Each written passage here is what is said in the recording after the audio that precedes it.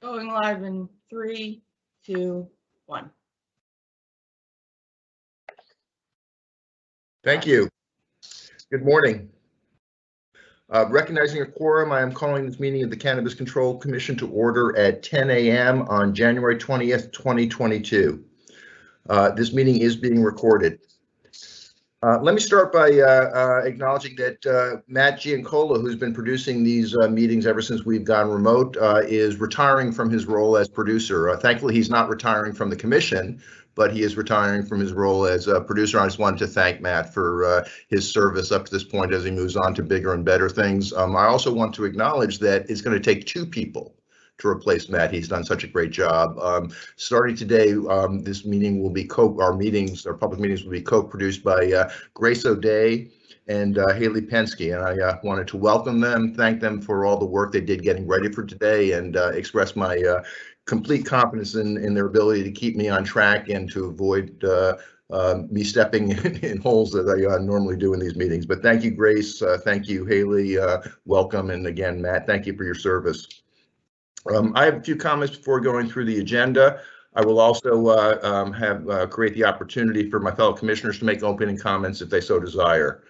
Let me start by welcoming everybody back after a month's hiatus. I want to offer everybody my best wishes for a happy and safe new year.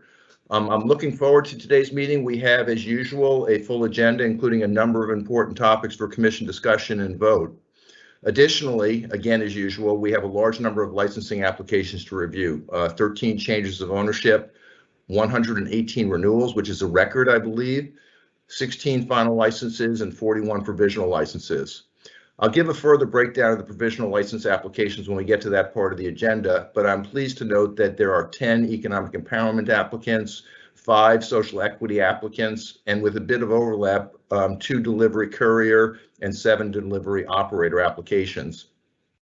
While it's great to see such momentum on the 2 types of delivery licenses, I am deeply troubled by continuing reports of predatory financing deals that are being offered to prospective delivery applicants. The proposed terms that I've seen include forced sales once the exclusivity period is ended, control over decision-making and the hiring of key personnel, and cash distribution significantly disproportionate to stated equity ownership. I have spoken about this before, but let me reiterate. While we have no jurisdiction over private negotiations between investors and prospective applicants, once we receive an application, we have the authority and will continue to use that authority to look at all relevant contracts, including financing contracts, to ensure compliance with our regulations as they relate to cap limits, required EE or SE control, and disclosure requirements. And if there are violations, we have the necessary tools to enforce compliance. I am determined to put an end to predatory lending practices in the industry and commit to use all the resources available to the Commission to do so. But I also recognize that prospective licensees often feel that they have no choice but to agree to egregious terms since there are no alternative sources of financing. In that context, I respectfully again implore the legislature to take action to create a public source of financing for these deserving entrepreneurs. Thank you. Let me ask my fellow commissioners if they have opening comments, starting with Commissioner Camargo. Sure. Thank you, Chairman. I'll try to be brief. Just last week on January 14th, I believe myself, Commissioner Stebbins, and I think Commissioner Concepcion may be a few days behind us, celebrated our 1-year anniversary of our first public meeting. Sorry for not acknowledging that, but congratulations. It's okay. It's okay. And it's been, obviously everybody knows this, it's an honor and a privilege to serve as a commissioner and to regulate cannabis laws that our voters and the legislators have put forth for us to interpret as commissioners and to build policies that make this a safe industry, right? And most importantly, an equitable one. You just hit some really important points, and thank you for saying that. But for me, with an emphasis on those who have been left out and left behind. I've mentioned in the past that this commissioner role doesn't come with a manual. We rely on our staff, the constituents, and the experts to help us regulate and create policy. There is an invisible playbook that only, I think, former commissioners, current commissioners, and staff have the privilege to understand of how all this comes about and how it works together. So I just want to say thank you to the CCC team for an amazing year last year, and I'm looking forward to a productive one. As commissioners, we are privileged to use this platform to bring up topics, issues, and create common sense policies.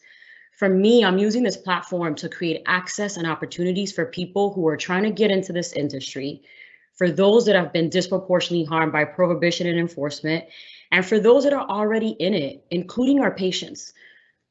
I also want to give the public a quick update on the Cannabis Advisory Board Industry Subcommittee. We met last week. I sit as a liaison on that committee, and it was very well attended in terms of also the public. And they worked on recommendations around vertical integration. The committee will be working on recommendations probably in the next 90 days. Their goal is to report back to the full advisory board with recommendations around vertical integration.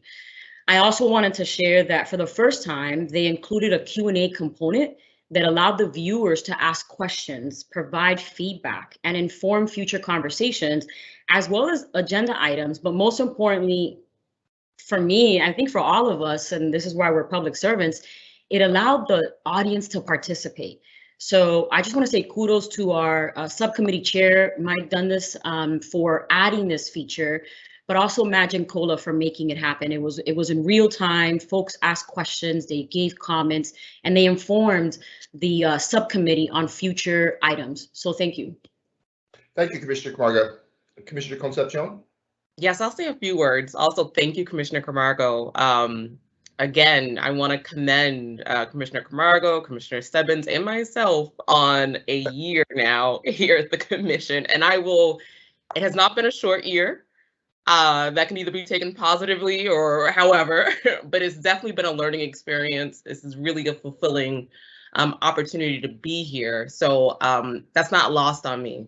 You know, I feel really, really fortunate to be in a position to work on things that I care about and to work with really good colleagues that also care about the work that we're doing and the importance of the work that we're doing. So I just want to say thank you to, you know, my fellow commissioners, to the staff who I think at this point has learned sort of the way that I operate and, you know, my questions, and always been available to give me information when necessary, particularly around this time of the month when we're going into meetings, which can be a lot. There's a lot of information that we have to comb through, but the team is always really there and willing and able to answer any questions that I have. It's been a little while now, so Happy New Year to everyone. You know, we haven't seen the public, we haven't really been in this space since November of last year. So just a few updates that have happened between that meeting and today. I wanted to thank the Massachusetts Black and Latino Legislative Caucus.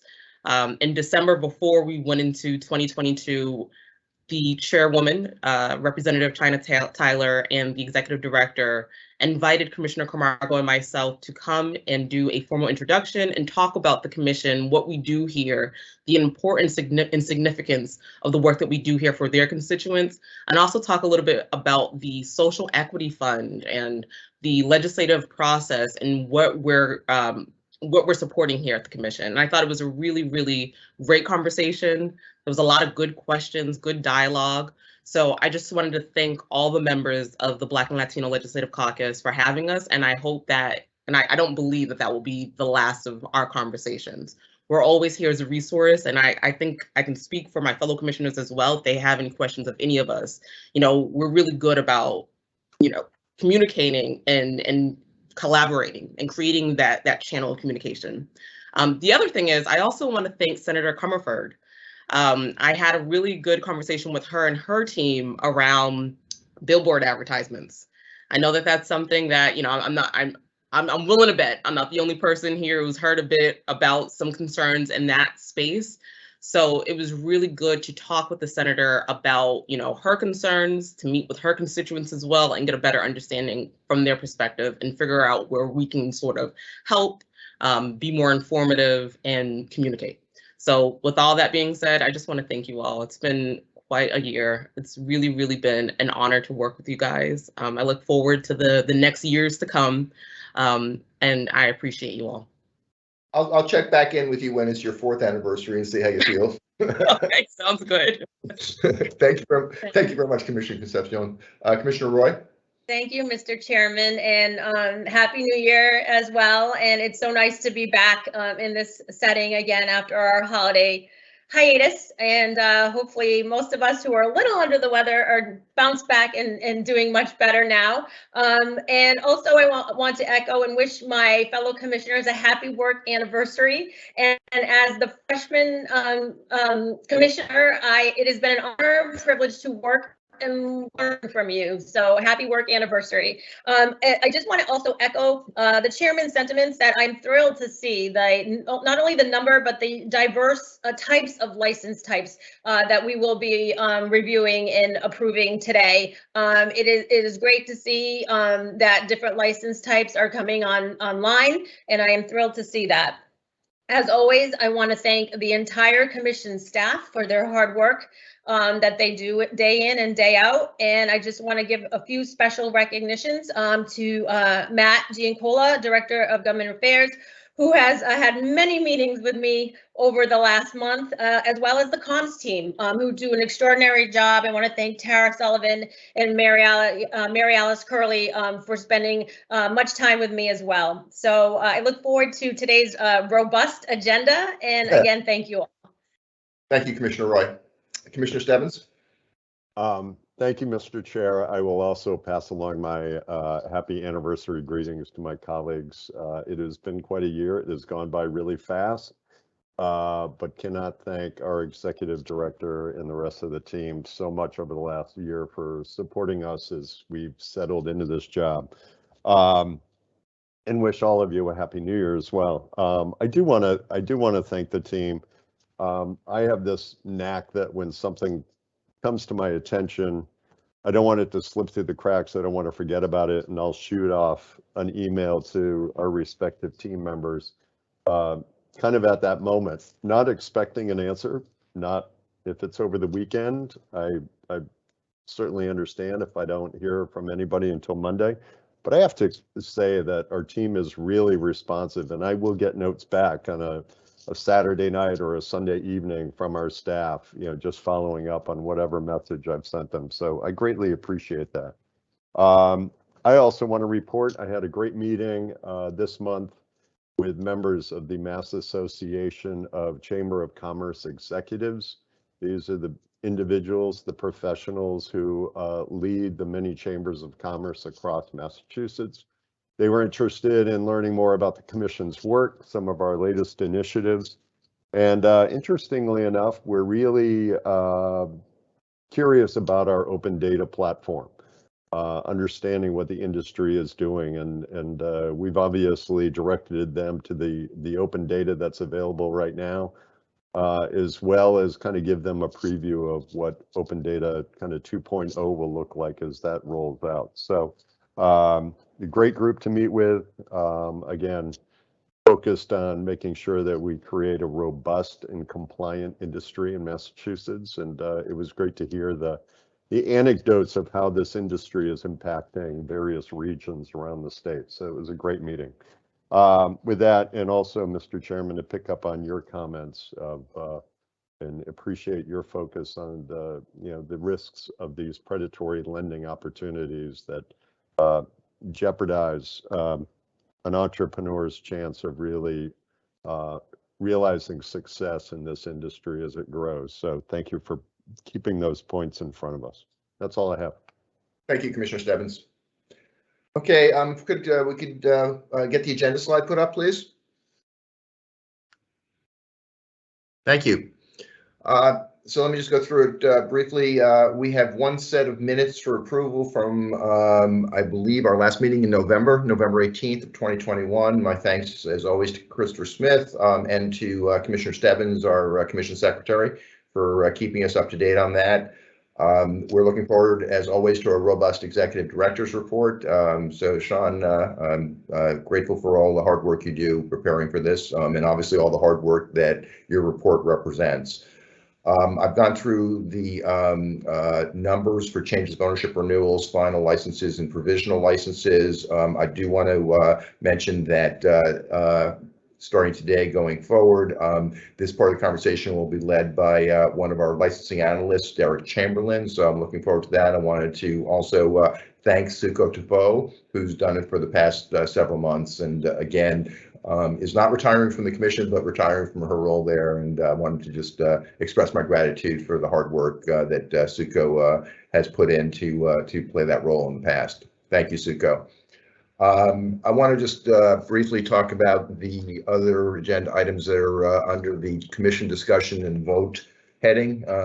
We have, in the context of our legislative and executive outreach policy, 2 policy statements that we are going to discuss and vote on. One as it relates to OUI, second as it relates to social consumption. We have, thanks to the hard work of staff and the support of MDAR, we have final guidance on hemp that we'll discuss and vote on. So thanks to everybody that was involved in that. You'll recall that we authorized the executive director several months ago to authorize waivers to our regulations as they relate to the initial consultation for medical patients, being allowed to do that through telehealth, as well as the allowance for curbside operations in medical marijuana. The authorization that we gave to the executive director expires in January. So it is appropriate to bring it up again and decide whether we wish to extend that authorization. So that is an agenda item. I will bring up the topic of regulations once again, and I appreciate the thoughtfulness of all the commissioners on how and when we attack this important topic. So that will be an agenda item. If you recall, we left open the topic of the executive director's goals for 2022 at our last meeting, and wanted to spend some more time thinking about not just the goals, but specifically metrics and measurements against those goals. My thanks to Commissioner Stebbins for his work on that, and we're prepared to discuss and vote on that. We do have, as is required by our legislation, to elect a secretary and a treasurer for the commission to another 1-year term. So we'll get into that. And then the final agenda item is we have some responsible vendor training approvals, 3 renewals and 3 new applications, and that will be our last agenda item. So as you can see, a pretty full agenda. I'm looking forward to the conversation we'll have around all these important topics. I suspect this is going to be a relatively long meeting given the number of licenses and the number of discussion topics. We'll take a break in the morning, probably when we're partway through the licensing discussion, just given that I always need a break after I've been leading that part of the conversation. We'll take a lunch break at an appropriate time, and depending how long we go, we'll probably take an afternoon break as well. I will, of course, at any time, upon the request of any commissioner, we can take a break if you need to. Just raise your hand and let me know if you'd like us to take a break at any other time. 2 requests of my fellow commissioners. One is, everybody does this pretty well, but please formally ask for the floor when you wish to speak, and that's really not just for me to try to keep the conversation orderly, but it's also for our new producers to ensure that they have time to put the person that wishes to, the commissioner that wishes to speak, to put them live so that the viewing audience can see them. So please formally ask for the floor when you wish to speak. I'd really appreciate that. And my continuing ongoing request to my fellow commissioners, particularly when we're doing our voting on licenses, please do not go on mute during that period so that I don't have to ask you to go off of mute on a regular basis. So my thanks in advance for that. That being said, I think we're ready to go. And the first item on the agenda is minutes for approval. Again, my thanks to Commissioner Stebbins for his leadership on minutes. The minutes that we are considering for approval, as I mentioned before, are from our November 2021 meeting. Can I ask my fellow commissioners, have you had a chance to review these minutes? Do you have any questions or comments or suggested edits? Then, as Commission Secretary, Commissioner Stebbins, would you please make a motion to approve the minutes from our public meeting on November 18th, 2021? I'm happy to do that, and also I want to thank Sabiel as well for his help in putting the minutes together. But I would move the approval of the November 2021 meeting minutes. Thank you very much. Could I have a second, please? So moved. Second. Oh. I'm sorry. Who was that? Sorry. Go ahead, Commissioner Kumar, go ahead. Okay, Commissioner Margo. Thank you. Let the record show that the motion was made by Commissioner Stebbins and seconded by Commissioner Camargo. Excuse me. Commissioner Camargo, your vote, please. Aye. Thank you. Commissioner Concepcion? Aye. Commissioner Roy? Aye. Commissioner Roy? Aye. Thank you. Commissioner Stebbins? Aye. Thank you. Commissioner Hoffman? Aye. Let the record show that the commission approved the minutes from November 18th, 2021 by a vote of 5 in favor. Commissioners Camargo, Concepcion, Roy, Stebbins, and Hoffman with none opposed. Thank you very much. And again, thanks, Commissioner Stebbins, for your thankless role as Secretary of the Commission. Mr. Executive Director, are you ready to go? I am. Well, thank you very much, and happy New Year to you as well. And looking forward to your report. Thank you, Mr. Chairman. Good morning, Commissioners. Happy New Year to you, and welcome back. I will start, as I always do, with some data from our Mass Cannabis Industry Portal, which does reflect a bit of the workload, especially for our licensing team, as they continue to process applications, as well as the folks in our equity and social equity program process that has now closed as far as applications and consideration is concerned, and I'll be updating you on that information as well. So first, you see here that we have 10 applications that are awaiting their initial review. Those are applications that have been submitted to us and we've not yet laid eyes upon, which is a manageable number that is well within reason and margin from the past calendar year, and certainly well below our peak high at the beginning of our application process many years ago. Well, it feels like many years ago, but it's approximately now 4 years ago. There are 41 applications before you today for your consideration, 20 applications that are awaiting a supplemental review. Those are applications that we have already reviewed at least one time. We've reopened those applications for any additional information that might be necessary or information needs to be supplemented or added to the application, and they've now returned to the queue for another review from our staff. As of right now, we have 99,108 certified active patients. As I noted earlier this morning, there's 446 individuals that have been accepted into Cohort 3 of the Social Equity Program, which I'm pleased to say is a new high watermark for the Commission, and something we're certainly proud and excited to invite those folks and welcome them into the Social Equity Program and begin the programming aspect of that course. So that's all good news as far as the Cohort 3. Those folks, and I'll touch on this later, that were not accepted into this third cohort will not be rejected, but instead will be placed into the next cohort for their review there as well, if there's information that needs to be updated or included. So again, I'll touch on that later in my presentation. Thank you.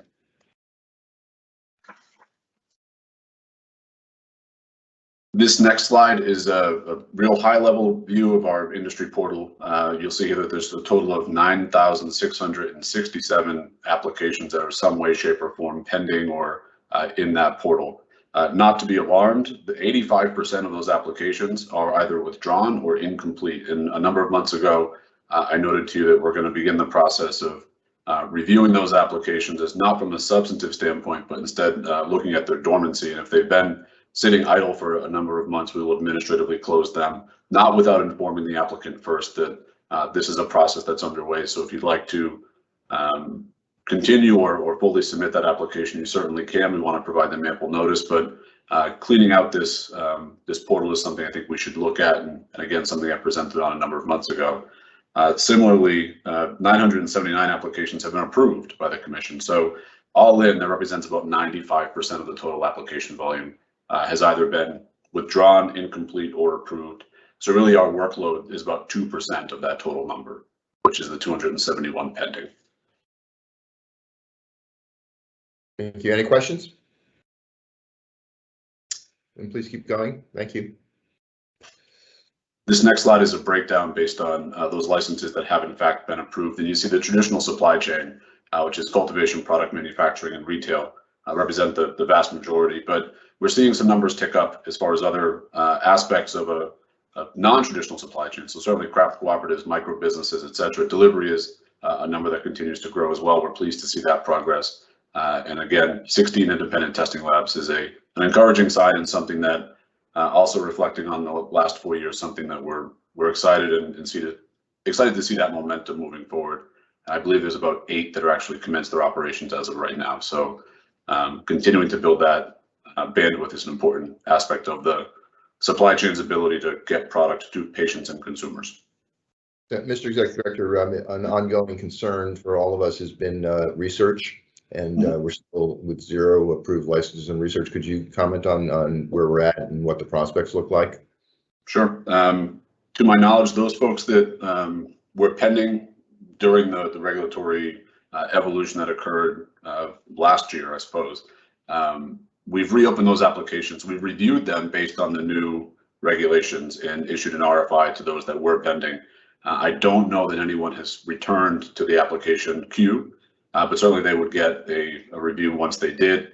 And I'm not aware of any new applications that have come in. As you may recall, the research facility license is really a 2-part process. First is being licensed as a facility, and then the research plan itself must be evaluated. Well, a research permit would need to be issued by the commission as well. So certainly would encourage anyone that is inclined to conduct research to explore that license opportunity. Folks that are looking to do R&D on products may be able to do that with their existing license type as well.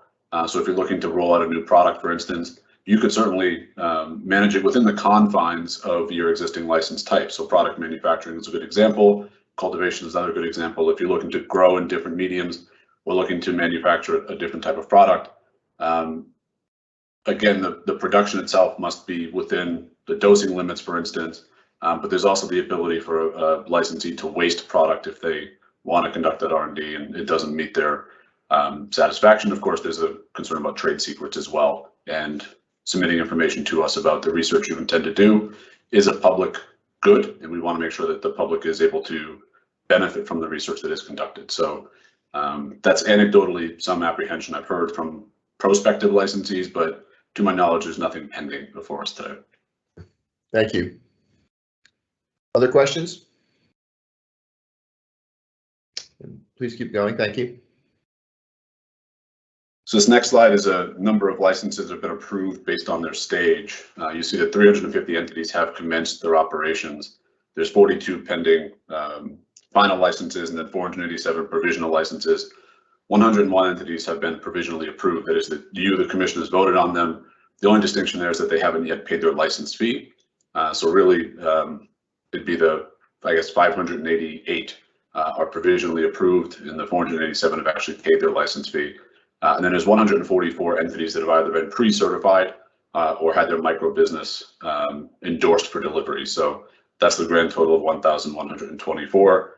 Breakdown is that about 43% would represent provisionally licensed, and 31% would be commencing in their operations to date. Thank you. As I noted earlier in the presentation, there's 10 applications that are awaiting their initial review. And again, that's a really manageable number for our staff. I anticipate they'd be able to get to those applications within a matter of business days at most.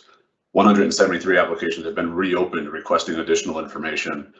Things that are typically missing or need to be updated, certainly diversity plans, positive impact plans, looking to see updates or modifications there, consistent with the commission's regulations. Information relative to a lease or property interest and things like that, disclosure of controlling or owning individuals that may own the business. And so it really is nuanced and specific to each application. 52 entities are awaiting a third-party response. In our context, third parties are the municipality within which the entity intends to be located, or the third-party background check, which is Creative Services. 41 are before you today, and then including delivery pre-certifications, the commission has considered 1,123 applications in its history. We've been busy. Indeed. This next slide here is relative to the status of each applicant and whether they've been prioritized, expedited, or are considered a general applicant. You see here that 574 entities out of that 1,399 have been general applicants, which is they don't enjoy a priority or expedited review status. 255 entities have utilized the existing medical marijuana treatment center status as priority applicants. 106 entities are economic empowerment applicants, and 464 applicants have been expedited based on the table to my right, your right, which is by license type. As a reminder, that's micro businesses, craft cooperatives, independent testing labs, and outdoor cultivators. 194 are social equity program participants. 139 are disadvantaged business enterprises. That's women, minority, and veteran-owned businesses as certified or begun the certification process through the Supplier Diversity Office. And 67 entities have actually qualified based on 2 or more categories of the expedited process.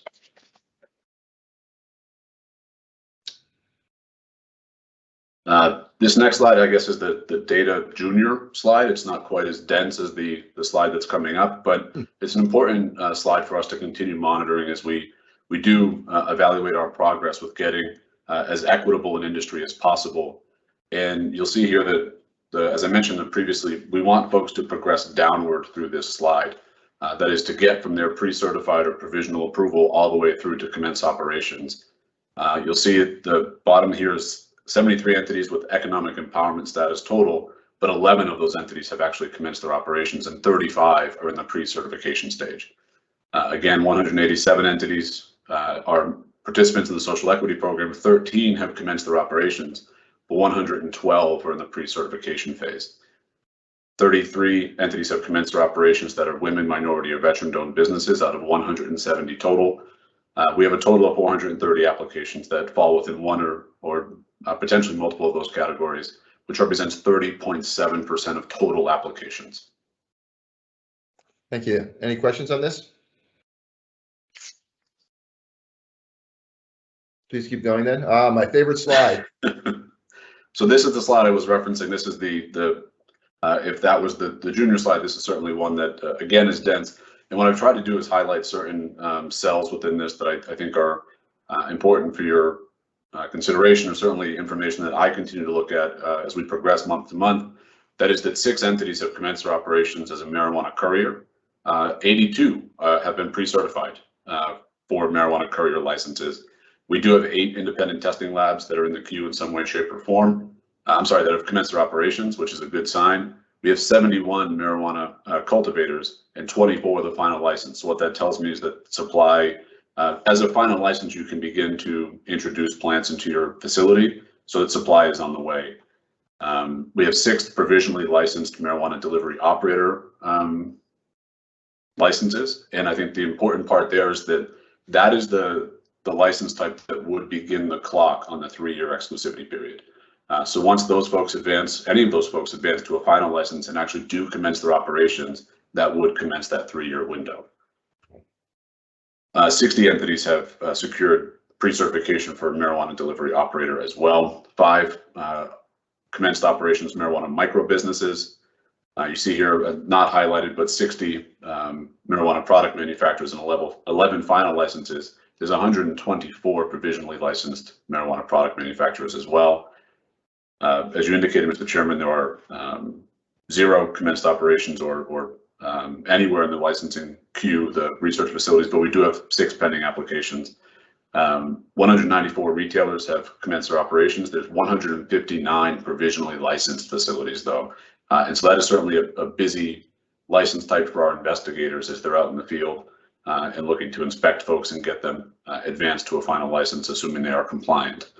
And then again, as I noted, there's 1 marijuana micro business that has a delivery endorsement that has commenced their operations, but there are 2 that are endorsed and not yet commenced their operations. So happy to take any questions you may have on this slide. I do realize it's data dense, but it's pertinent information that we continue to monitor on the staff side, especially as we look at supply chain and any concerns we may see or observe as these numbers evolve over the course of time. No, I have one question, then I'll turn it over to my fellow commissioners. So you referenced the fact that we now have 8 independent testing laboratories that have commenced operations, and the queue actually is pretty good too, with 6 provisionals and 1 final. There were concerns that periodically have been raised about turnaround times at labs. Do you feel comfortable that with the 8 operational and the 6 or 7 right behind in the queue that we have sufficient capacity in the state? That's a fair question. I think for the current supply, yes. However, seeing the numbers being somewhat disproportionate as far as what provisionally licensed for cultivators and product manufacturers in particular, as that's going to really be that inroad to a lab. I'd want to see those 6 provisionally licensed labs advance as well. Sure. I also want to acknowledge that inspecting a lab is something that is a complicated task for us, and certainly they are licensed facilities, so compliance applies to them as well. And so one of the things that we're trying to do and working very hard to do is identify the right resources to continue our ability to monitor not just turnaround time, but also the quality and accuracy of those tests as well. So the introduction of new labs does pose a new level of challenges for us that we have to continue to be sharp and smart about. So 8 currently, I feel like, is meeting the demand of the industry. Obviously, some licensees may not agree with that. I'm sure of it. And also some of these tests, in fact, do take time. Some tests take 72 hours just to conduct the test. So that turnaround time may not be satisfying to some. Okay, thank you very much. Any other questions for the executive director before asking to move on? Go ahead, Commissioner Roy. Thank you so much, Mr. Executive Director. It seems like, happy to see there's a robust response to pre-certification endorsement for the marijuana couriers, with 82 in the pre-cert endorsement phase. So it's good to see that. Any other questions or comments? Sean, Mr. Go ahead. Executive. Yeah, go ahead, Commissioner Camargo. Yeah, thank you. Mr. Executive Director. I think I've asked you this in the past, but I'll ask again. The craft marijuana cooperative, we keep seeing low numbers. I mean, not that we keep, there are low numbers. What are we thinking around this? Yeah, it's as a license type, I think it's complicated, and I'm not going to sugarcoat that. I think there are craft cooperative principles that folks need to abide by, and also pulling resources together. I think it's a really interesting model, but I think it's a complicated model for a number of reasons. They're largely outdoor operations, which poses and the upcoming slide speaks to outdoor grows, and we see that the numbers are disproportionately indoor. They favor indoor grows, and then finding multiple locations that would also entertain the craft business model, I think is not an easy task. But you have asked that question before, and I'm hoping that's a consistent answer that I've offered you. But I'd be willing to dig in a little deeper and see if there's anything else that I'm not seeing there, because you're right, the numbers are low. And I feel like some folks may be pursuing other license opportunities outside of the craft process. So it also requires Massachusetts residency, which is a complicating factor. So. Yeah, no, I appreciate that, and I know we learn something every meeting, so we could definitely talk next week around it. I'm definitely interested to understand, because when I look at the low number of applicants, I'm curious as to I think you said the same thing you said last time, so thank you. I just remembered, but is it the regs? Is it outside forces? But also I see it as an opportunity, right? So I think having more conversation around and sort of understanding it would be helpful for me for the future to kind of dive a little bit deeper in it. So thank you. Yeah, just to continue the thought there is having multiple locations may require multiple host community agreements, securing that property interest, requiring Massachusetts residency, securing outside funding without giving up that ownership stake, being an outdoor, largely an outdoor model. You can certainly pursue greenhouse as well, I suppose. All of those things are considerations that any applicant would have to take into account. And so as they review the license offerings, one may be more appealing than others. But one thing we do have a history of is surveying licensees and applicants and seeing what they have to tell us. So I don't want to rule that out. I'm sure some folks on the staff are cringing at me as I say that out loud, but it's a fair enough question that ought to be considered. So. Thank you so much. Thank you. Any other questions before I ask the executive director to keep going? Go ahead then, please, Sean. Sure. So this next slide, I forget which commissioner requested, but I think it's something we'll continue to update on a monthly basis, which is the breakdown between indoor versus outdoor. And the next slide, I think, is actually based on the tiers and square footage of canopy as well, which is another important data point. You see here that there's 60 indoor cultivators as well as 11 outdoor cultivators that have commenced their operation. So a bit of a mixture as far as that's concerned. This being Massachusetts and New England as far as climate and environment is concerned, that's I don't want to say it's an impressive number because I'm sure outdoor we can certainly trend that number upward, but it surprised me as far as the volume.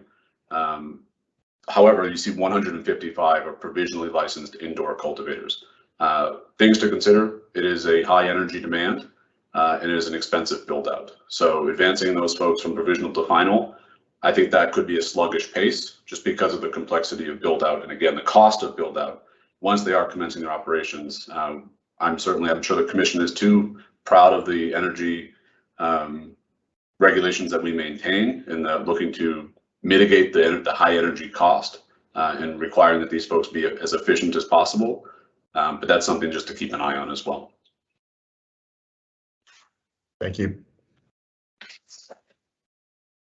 As I noted, this here is a breakdown based on tier, not so much based on indoor versus outdoor, but just total tier and total canopy. 71 entities have commenced their operations, which represents 2.18 million square feet of canopy.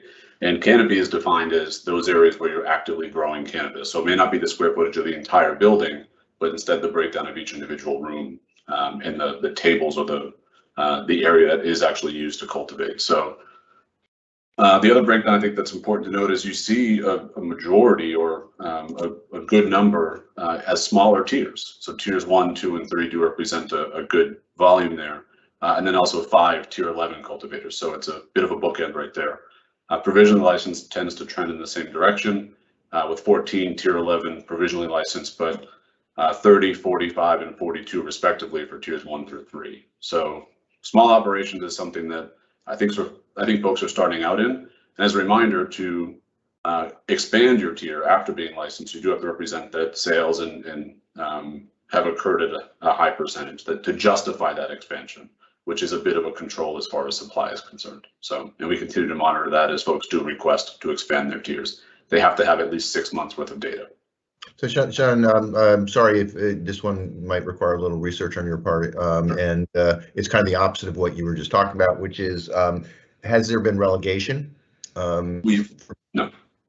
Okay. We've not, to your point though, it is an opportunity for the commission reserves the right to relegate under certain circumstances if sales or product has not yet been demonstrated to have been moving.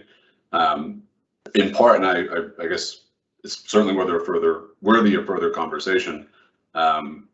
It's still an immature industry, and so the data is not quite there to justify that. But to your point, it's on the table. Yeah, no, that's fine, and that's actually not an unexpected answer, but I appreciate that. But yeah, I agree with your comment. Obviously, we're in the early stages of this. Commissioner Roy. Thank you, Mr. Chairman.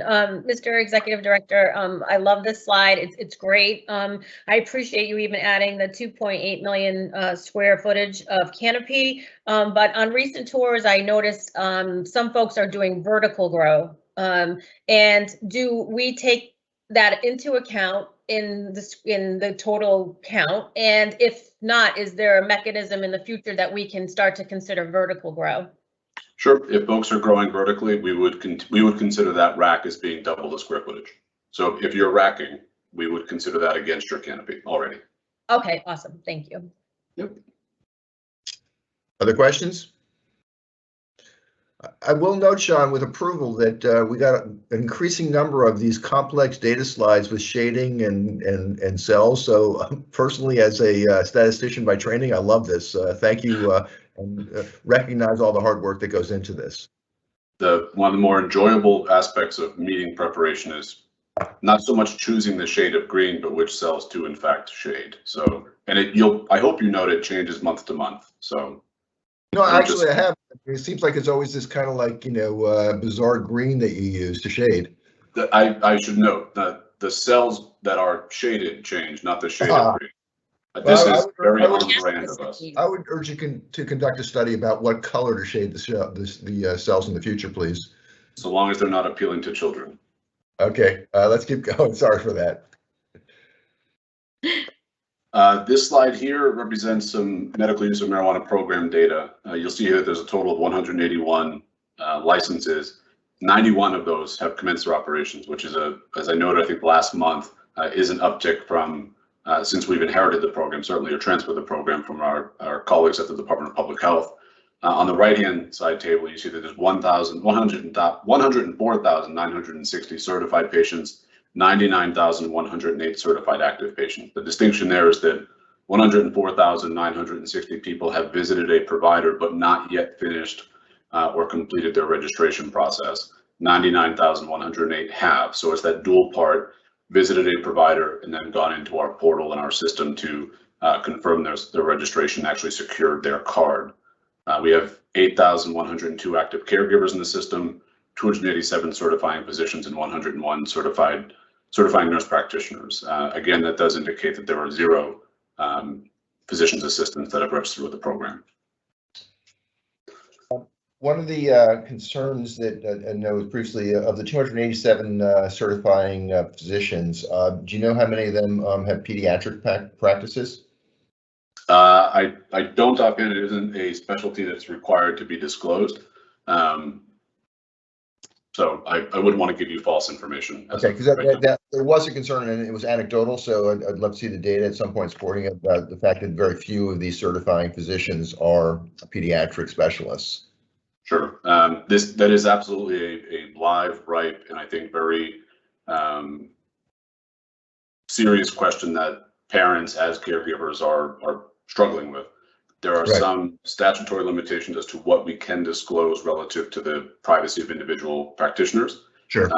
But it's something we field often with our constituent service folks as to how parents can gain access for their children to access medicine. So, yeah, I think you're right to raise it, and we can dig into it further with limitations as far as what can ultimately be disclosed publicly.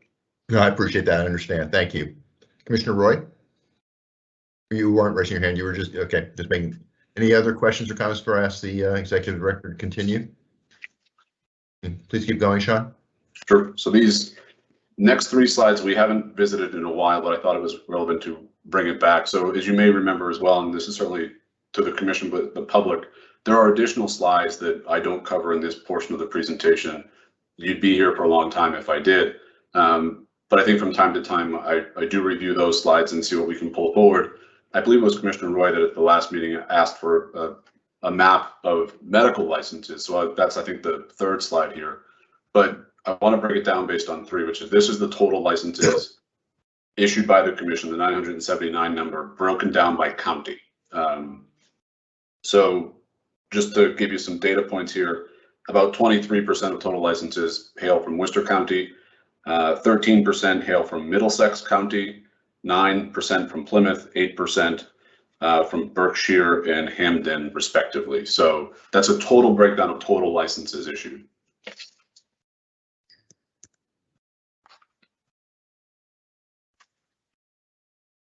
This slide here is retail licenses. So that's the distinction between the two, as well as perhaps, I guess, different colors, which is nice to see. That said, 18% of total retail licenses, or 73, are from Worcester County, and 16% are in Middlesex County. But this is a breakdown of retail licenses. This is not commenced operations. This is just retail licenses generally.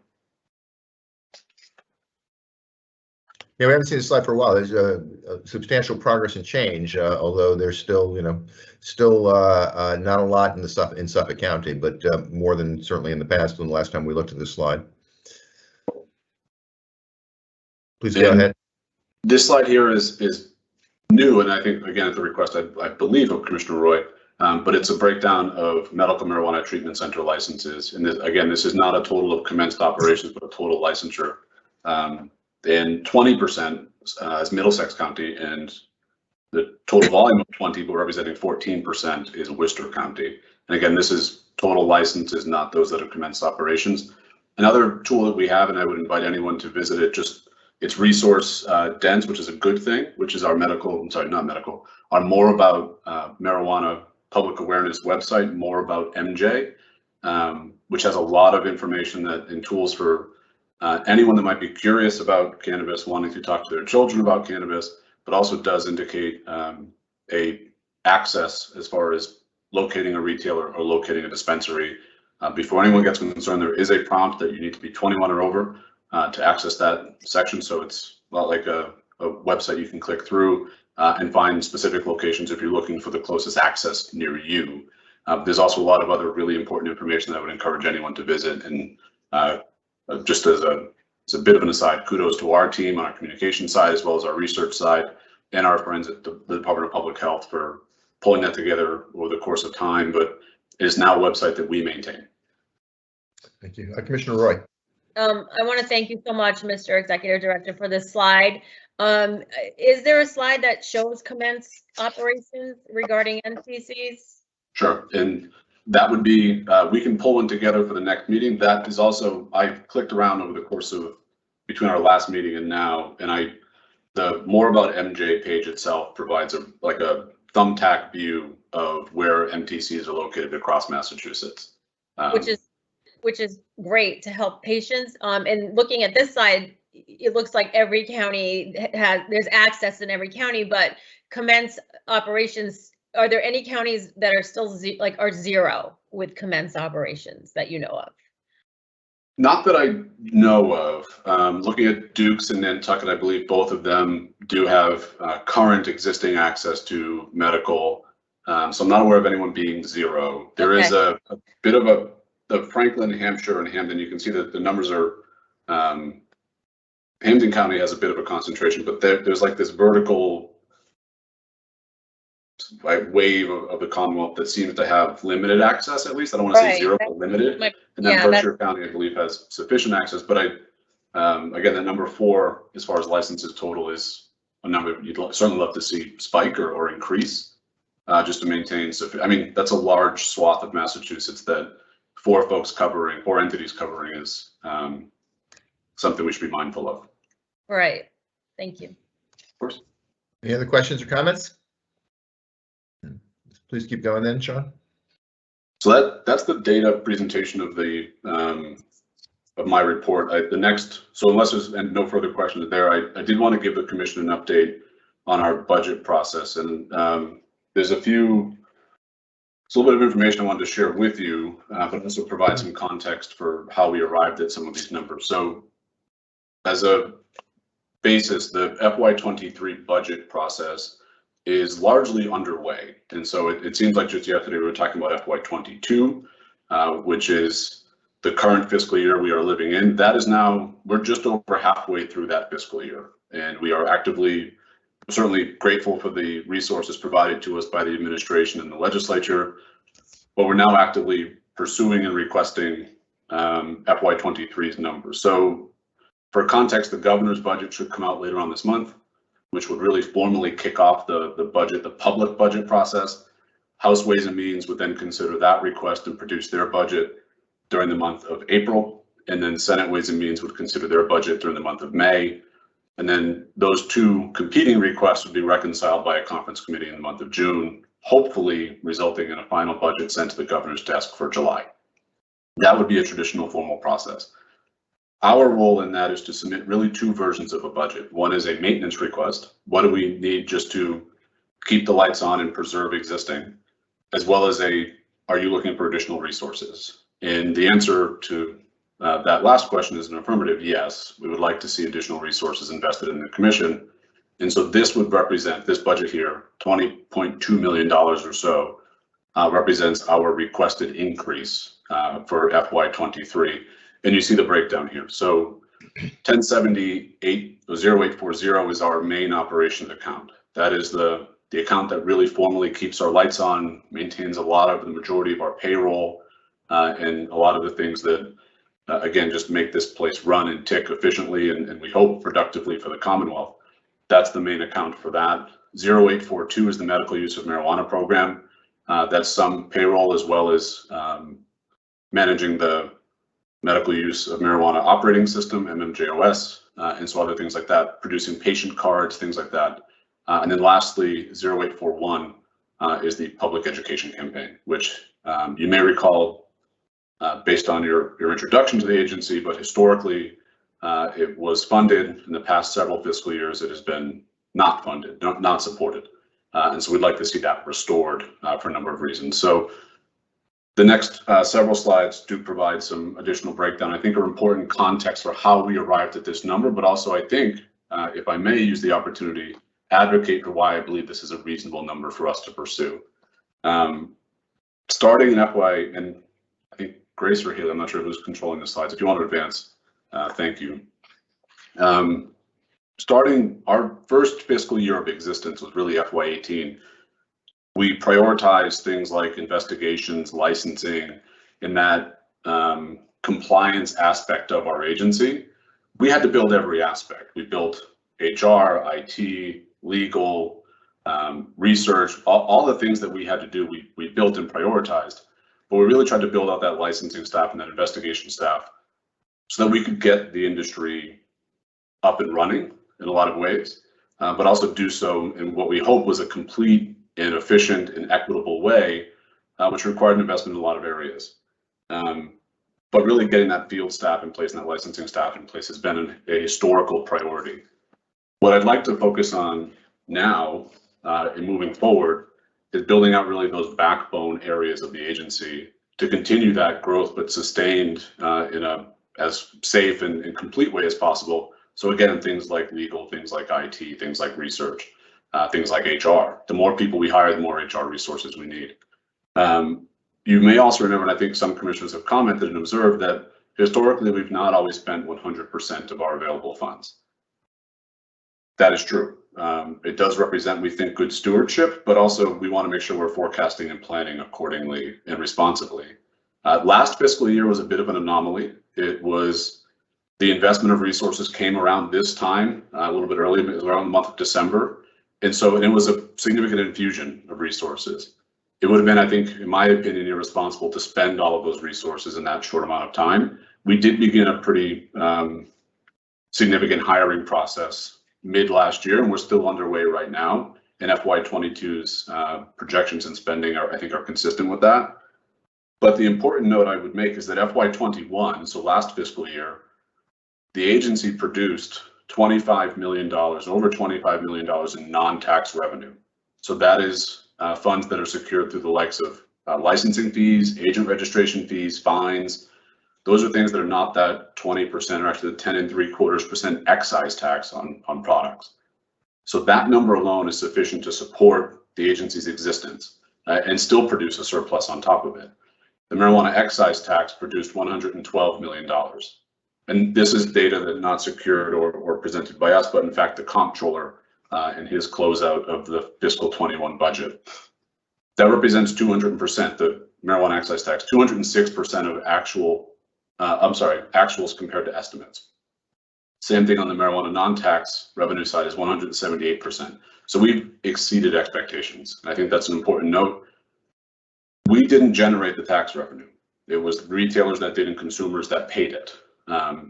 We have created the environment where that's possible. We did generate the non-tax revenue, which is license fees, agent registration fees, fines, and other, again, non-tax aspects. So I think that supports, at least when we come in and ask for a number around $20 million, there's a bit of a conservative nature to that, but also monitoring, I think, to some feedback from commissioners, how are we spending against that request? I can tell you as of today, in FY22, we're spending about 36% of our available budget. We're about halfway through the fiscal year though, so where that lines up, I think is important to note. We are in the process, as you've probably noted, and you'll see later on in my presentation, we're hiring. We're hiring as responsibly as we can, but we're trying to fill some of those roles. We're going to bring in additional investigators. We're going to bring in additional licensing staff. We're also going to continue to build out other departments, including research, including legal, including HR. We're also backfilling as we create additional roles in the agency that does result, hopefully, oftentimes in promotions of our staff. So as folks climb and see career growth here, we want to make sure we're sufficiently supporting those backfills. So again, I think this is an important slide for you to see. The Commonwealth, I think, has a good, wise investment in this agency, and I think we've represented a responsible steward of taxpayer resources. And I think that's an important point I wanted to leave you with today. I think there's one more slide. So this is the difference here. As I noted, we're looking for about $20.2 million. that would represent about a $4.5 million increase for the agency. And I'm happy to go into how some of that would be spent. $1 million clearly is going from $0 to $1 million. Public education is something I think is a wise investment. Just because the industry exists here does not mean that we're done creating a level of awareness and educating the public about what this product represents, but also what responsibility we all have as a collective society to be responsible about it. Medical use of marijuana program is largely an expected increase in patient registrations. We've seen that number grow astronomically and significantly over the past 2 years. We want to continue to support that. And patient registration cards in the operating system are not inexpensive to maintain. And then the $2.9 million largely is headcount and personnel.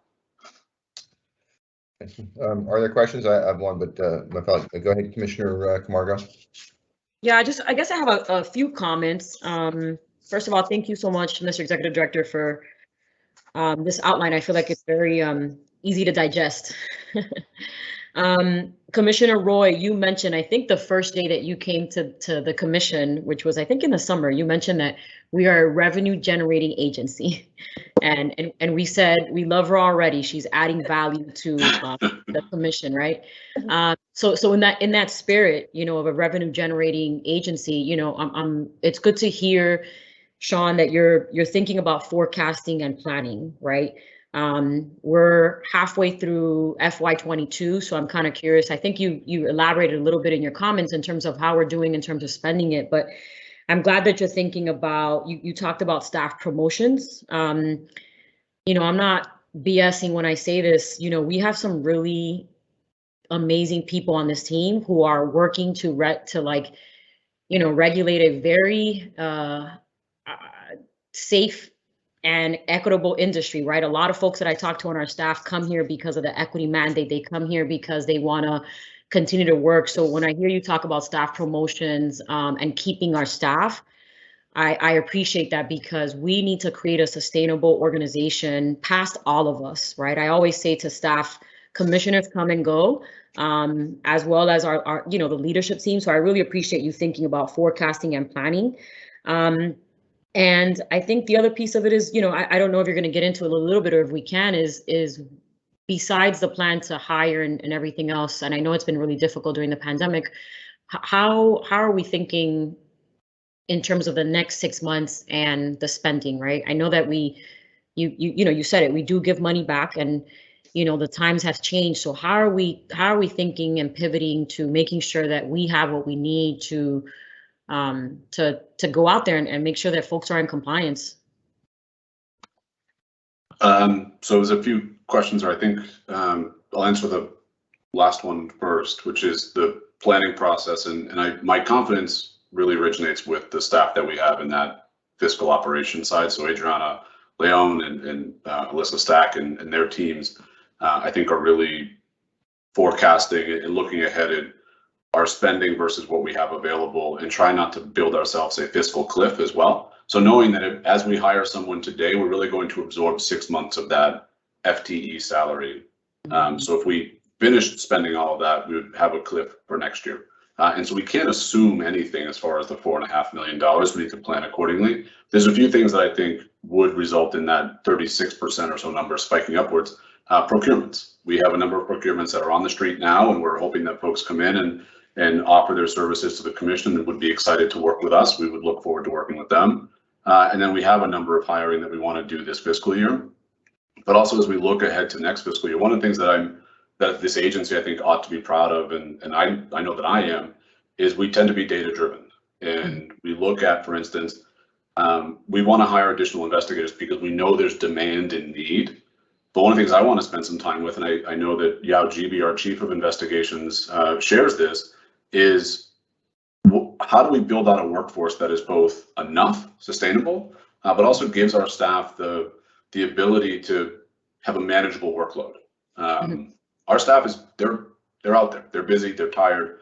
We're asking a lot of them. And so I think what I want to do is put in place some workforce planning and resource planning. If you ask me, what does it take to oversee or inspect or maintain compliance with a cultivation facility versus, as I noted earlier, an independent testing lab, I don't know, but it's also tough for us sometimes to forecast what's going to come through the door in licensing. What we're going to see a little bit potentially is a slowdown in licensing applications. We're seeing, as I noted a few months ago to the commission, an uptick though in change applications. And so how do we resource that in the right sufficient way? And so I've already spoken with Yao quite a bit about, let's put some energy into that and be able to say with data, this is how we're going to build our workforce.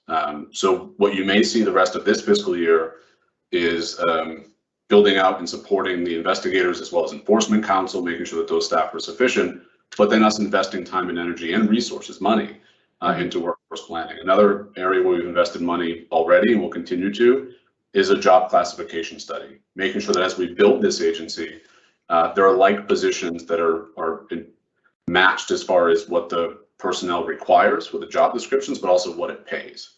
And it needs to be parity across departments as well as across, again, peers and like positions. So those are things I think we want to spend time, and it is an investment of both time and money. And I think that's one of the things we haven't always enjoyed is the time availability. But that's, I think that answers a lot of your questions, but I don't know if it's entirely. So if I missed something, I'm happy to revisit it. No, thank you so much. I know we have weekly meetings, right? But there's so much that we can get in weekly meetings. And I think this is important to hear for us as all the commissioners and the public. So I appreciate that. I like where it's going. So thank you.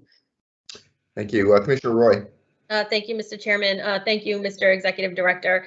I have one comment and one question. I appreciate your thoughtfulness around beefing up investigations, enforcement, and licensing. As we saw in some of your previous slides, there are so many in the queue that are ready to hit their final license stage and commence operations. And to your point about bandwidth and workload, I think it's super important that we're able to add to that staff. So thank you very much on that.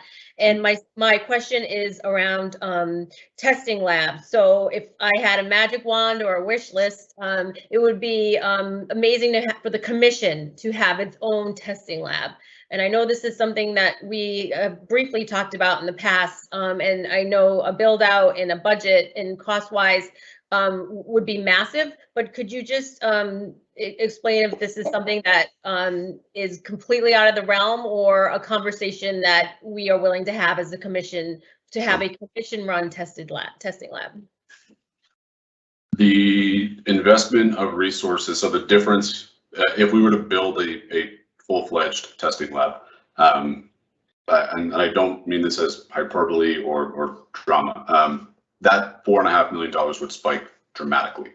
And I don't know that we could pull it off in one fiscal year, and then the ability to get accredited, I think, would be an entirely separate question. And I think this poses a massive challenge for the agency from an ongoing compliance standpoint, as well as a where are we going question mark.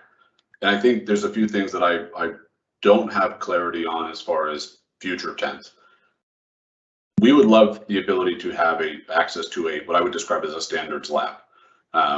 It's an operational challenge for us right now. There's a few instances that we've run into where we in fact send product during the course of an investigation to an existing independent testing lab. The challenge that represents is we are the regulator of that testing lab. So now we're a regulator and possibly a client as well. In the instance of, say, suspected pesticide use, the Department of Agricultural Resources, who is a good, valuable enforcement partner with us, has access to the University of Massachusetts Amherst pesticide lab, MPAL. And that's their contract, they maintain it, they enjoy access to it. The challenge it poses is that we're more often than not testing the plant or the flower itself, but testing things in the room. We're swabbing walls, we're swabbing HVAC vents, etc. That's the nature of cannabis. I think if cannabis were to be legalized federally, that could open up a number of opportunities and avenues for us. So it's a question of where do you invest the resources and when, or do you anticipate a change that could open up additional resources? So the state has labs, the Department of Public Health and the state's crime lab. We could certainly partner with a higher ed institution. We have our flagship university, University of Massachusetts, has a fantastic cohort of scientists and lab professionals that we would love to enjoy access to. The challenge we have is that they're largely supported by federal funding, including federally backed student loans and federally supported research grants. And so, to my knowledge, across the country, a lot of jurisdictions struggle with this very question. So the cost, time, and energy to build out a testing lab, I think, is astronomical. And I don't have a number to it. It's certainly something we could try to put some ballpark to. But the investment of resources, I think, would be, I just don't know how feasible it is. As much as I hate to say that, because it's a dire need that we have, it also would help us govern and oversee those ITLs. And that's a challenge I think we're going to continue to see. So having the independent testing labs be for-profit labs that we regulate is the nature of the cannabis industry across the country right now. And until something were to happen federally, I don't know how soon that changes or how quickly that could change. Okay, thank you. I just struggle with that conflict of interest that you mentioned. We That's are regulating them and we are their client. So that's, why I prompted my question. And I to that point, though, I think if that's it will never be an option to not ensure public health. So if that's something that we have to do, we will do it, and we won't hesitate to do it. And we will devote resources to pay for those testing labs and to secure those results. And the best example I can provide you is we did it during the course of Valley with the vaping crisis just before COVID.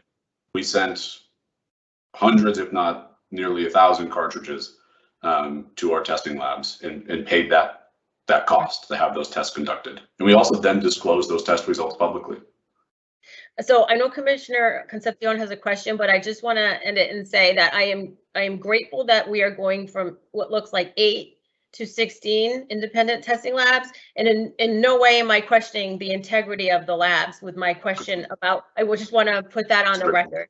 Okay, thank you. Thank you, Commissioner Roy. Commissioner Concepcion? Thank you. First, Commissioner Roy, thank you for bringing up the subject. I think our thoughts and our concerns are in the same place right now in terms of the creation of a standards lab. I think that, from a public safety and a compliance perspective, it's clear that it's in our best interest to work towards that. So I think maybe we should see, think about the feasibility, even if we talk about incremental progress. Maybe this isn't something that's like a one-off or that won't have such a major impact on our fiscal, on our budget, but something that we can sort of do down the line slowly but surely to a point where we're no longer relying on outside resources. So I think it's an important topic, and I think we need to sort of give some energy to figuring this out. Thank you. Other questions or comments? If I can just, to Commissioner Concepcion's point. Go ahead. Please go ahead. And very briefly, that is something Geneve Halverson and Yao GB and Alyssa Stack have all put their heads together, including our legal team as well, on what, in the interim, what options do we have? And so one of the things that we're looking at and exploring is, as I mentioned, as far as our spend is what procurement can we pull together? Can we bring in someone to help us either map out what a process would look like to scope out, or are there any other opportunities outside of, frankly, becoming both regulator and client? And so that procurement is underway, and I think part of it is we can certainly expand the scope into the value proposition of paying as a client for whether it be our licensed labs or building out the lab. What is a 10-year lookout? If we're going to spend $3 million over the course of 10 years, or we can spend $3 million now and have a state-of-the-art lab, my question ultimately is, who knows what the cannabis landscape looks like in 10 years? And so is it an investment that's worthy of it now? But that's a procurement that I know they've been working on and pulling together. It's not an easy question to answer, but it's something that they're spending the time on right now. Thank you, Sean. Okay. Yeah. Thanks, Sean. Let's keep going if we could. So that's the budget portion. Just a few other updates I wanted to apprise the commission of. Just before the new year, I did reach out to our staff. In addition to thanking them for all of their work throughout the course of the calendar year, wishing them certainly a happy new year, and ultimately trying to convey to them that we are grateful for their service and their choice of public service. Also providing them an update on our status as a remote agency for the time being, and what it looks like moving forward. I know that's a level of anxiety that our employees must be experiencing, not having really clarity on where we're headed. Not surprisingly, that the issue of COVID continues to loom. It continues to evolve, literally, as far as the variants are concerned. So I advise our staff that we will remain a remote agency for the time being, with no specific date at this point of when a return to our physical offices may be. That's both Worcester and Boston.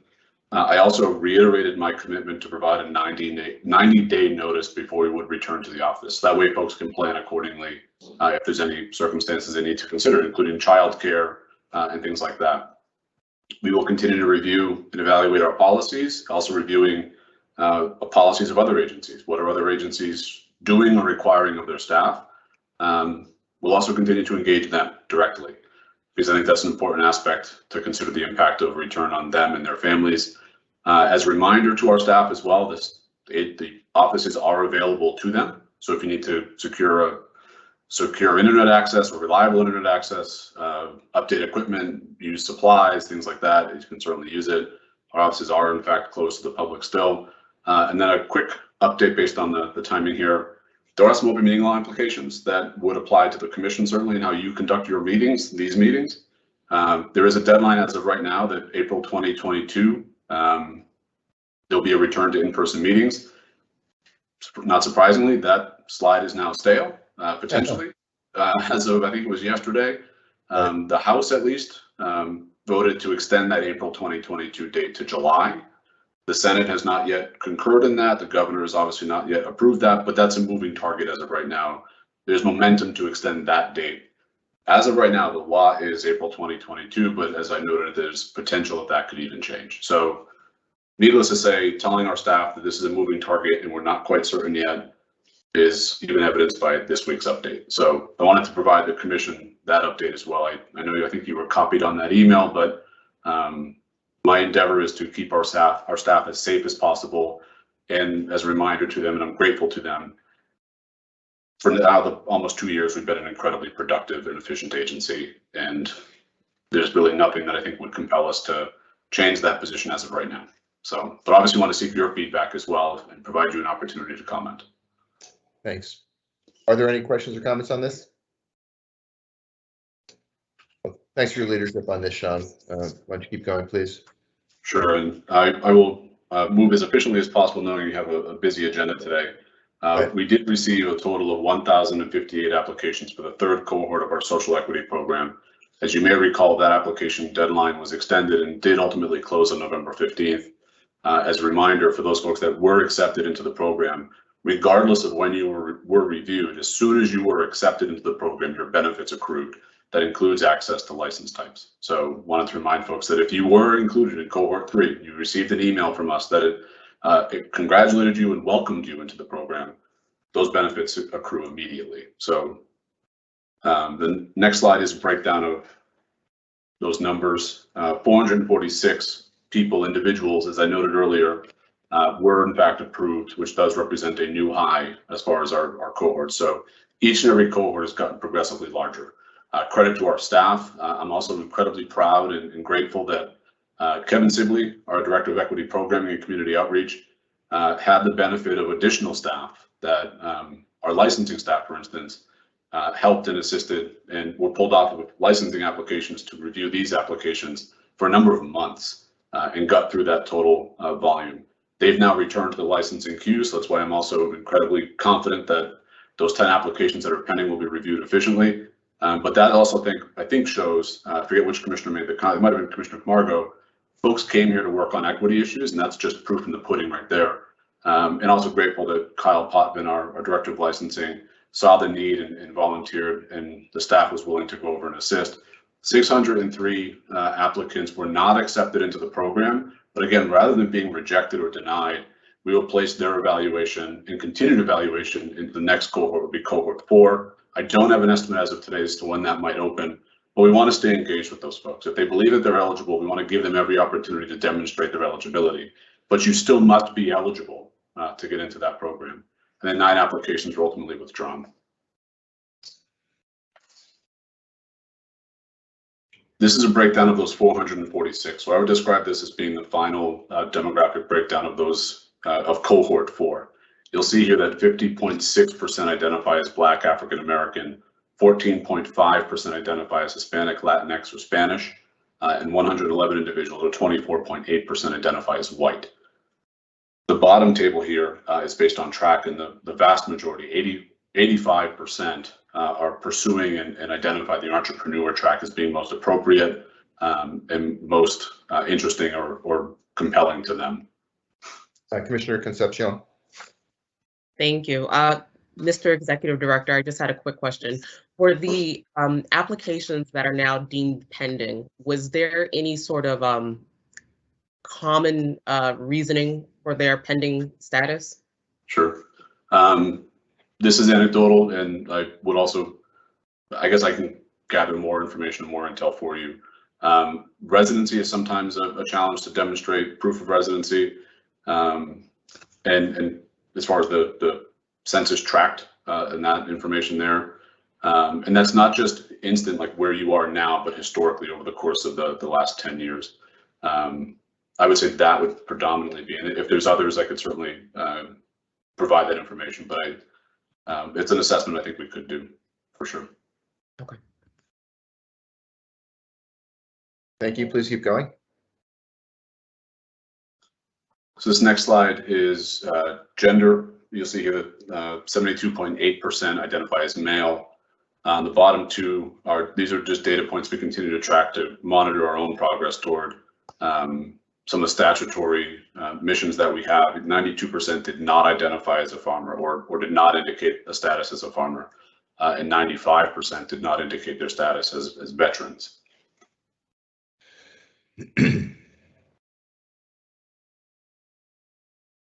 Just before getting into hiring, I want to give you another update. We are finalizing the cohort 3 instructors. So that was a procurement that was underway, as well as the orientation plan. So those folks that were accepted into the 3rd cohort, we've gotten a lot of questions about, well, when does the programming formally begin? We are finalizing that process right now. So more information will be available as soon as possible. We also released, and I believe commissioners received, a survey relative to the equity program and our mission. That went to industry leaders as well as equity participants, looking to inform our equity programming moving forward. That was specific to the strategic planning process, but I think it's also relevant in this context.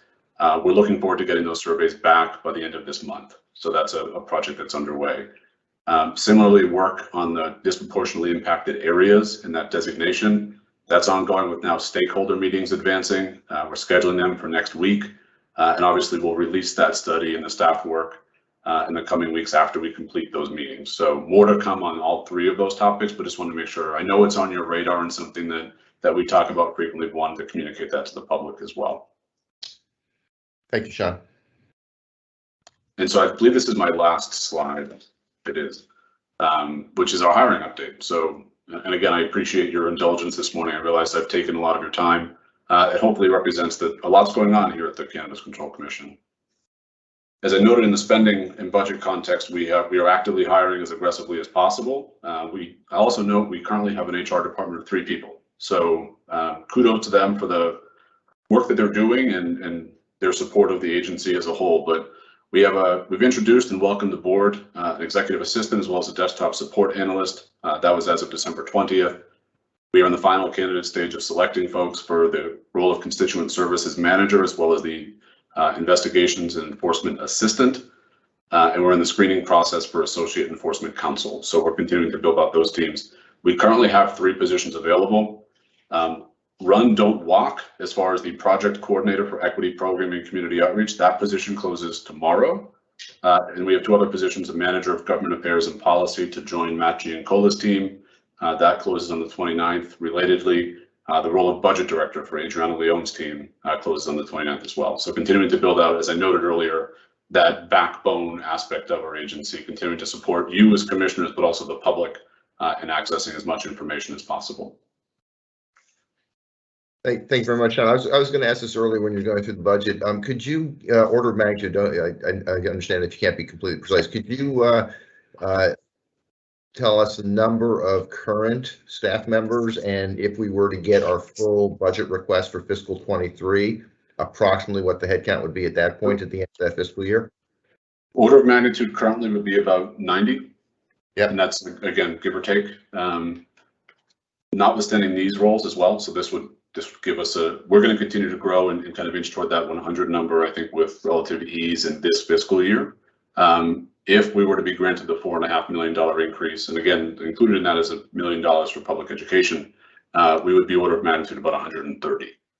Okay, that's great. And if we ever do get to go back to our offices, what's your guesstimate about the capacity that we have between Boston and Worcester? Less than those two numbers I just gave you. Okay. So a consideration that we absolutely have to account for is personnel and space, and also in part, we enjoy a mixture in both offices of cubicles as well as offices. And so mindful of what I believe will be an enduring approach to workforce planning and space planning is the physical separation. So you may recall that in Union Station, we have those workbench styles that the investigator space is contained. I have a recollection of what the office looks like. So I guess for the public's edification, one of those is, for instance, you could fit in that space probably 65, 70 people, and that's, again, order of magnitude. I don't think in today's day and age, so to speak, that we want to do that safely. So every consideration would be given to how do we manage our physical space. Yep, that's going to be an important issue. Thank you for that. Commissioner Camargo. Yeah, I just want to take a step back. This is our platform as commissioners to communicate with the public. So I just want to, and I think for a lot of us, I just want to take a quick step back to Sean, when you talked a little bit about the update for the process for the areas of disproportionately impacted report and the process that we're going through. And I know I know we're rushing and stuff, not rushing, but I know we got a lot on the plate. But I want to make sure folks know that, it's one of these topics that I think all of us are receiving emails, calls when we're going to, public and, stuff. People are asking us, right? I don't qualify for the social equity program for this reason, for that reason, census tracts, neighborhoods. Obviously, we all know we had a conversation in Lawrence, and you'll hear a little bit more about the update with Lawrence later this afternoon in our government affairs update. But I want to let folks know that this is a serious topic at the commission. And I know that our team has been working really hard to have conversations with all the commissioners in terms of where are we, how does this look like, how do we think innovative, but how do we also stay focused on those people and communities that have been disproportionately impacted by prohibition and enforcement, which is why we're here. I feel like for me today, it's about equity. So I just want to take a pause for that. And I know, Sean, you went through it, and let's just keep it on the radar because it's coming up. It's going to be for us, I would say a healthy conversation, but it's a huge process that we're going to take on this year. And as you all realize, saw, this first year went by so fast. So hopefully we'll get there, and the country's looking at us. We are Massachusetts. We like to be first in a lot of things, and this one topic is very important. So just wanted to mention that. Thank you. Thank you for that, Commissioner. Commissioner Roy. And just to echo Commissioner Camargo's point, especially around the stakeholder group that is going to meet next week, I'd love to learn more about that. And how many folks did we end up with who were willing to volunteer their time? Did we get a good sampling from throughout the state? Just to get a little bit of a handle about that group. And are commissioners able to participate or listen in, or I'm just curious to find out a little more about that group. Sean, you want to go and address that? Sure. Yeah, I think we'll follow up with each commissioner as far as what that process would be. It should be on commissioners' radars and schedules as far as those meetings. So We will double check and confirm that, but that would absolutely be a possibility without a doubt. My understanding is that the process is that each commissioner that wishes will participate in those outreach meetings. So if you're so inclined, Commissioner Roy, there'll be the opportunity to do that. Yep. Other questions or comments before we let the executive director go? I will not let you know. I didn't mean that the way it sounded. Let him get back to his day job. Don't let him go. We need No, him. no. As I said, I was not Off I precise, go. which I apologize for that. Well, in that case, first of all, thank you so much, Mr. Executive Director. Hour and 15 minutes of nonstop talking, I know is challenging, but we learned a lot. Obviously, what you went through represents not just your own leadership, but obviously a lot of hard work and great work by our staff. So thank you for that. I'm going to suggest, since it is 11:30, before we jump into the next agenda item, which is starting our licensing process, let's take a short, 10-minute break. Then we'll come back and we'll go through as much of the licensing agenda as we can get to before we take a luncheon break. But I think it's a good juncture for us to take a short recess. So if it's okay, it's 11:30. Can we be in recess until 11:40? Is that okay with everybody? Sure. Okay, then we are in recess until 11:40 a.m. Thank you, and thank you, Mr. Executive Director. Yeah, thank you so much. Thank you. Don't go too far.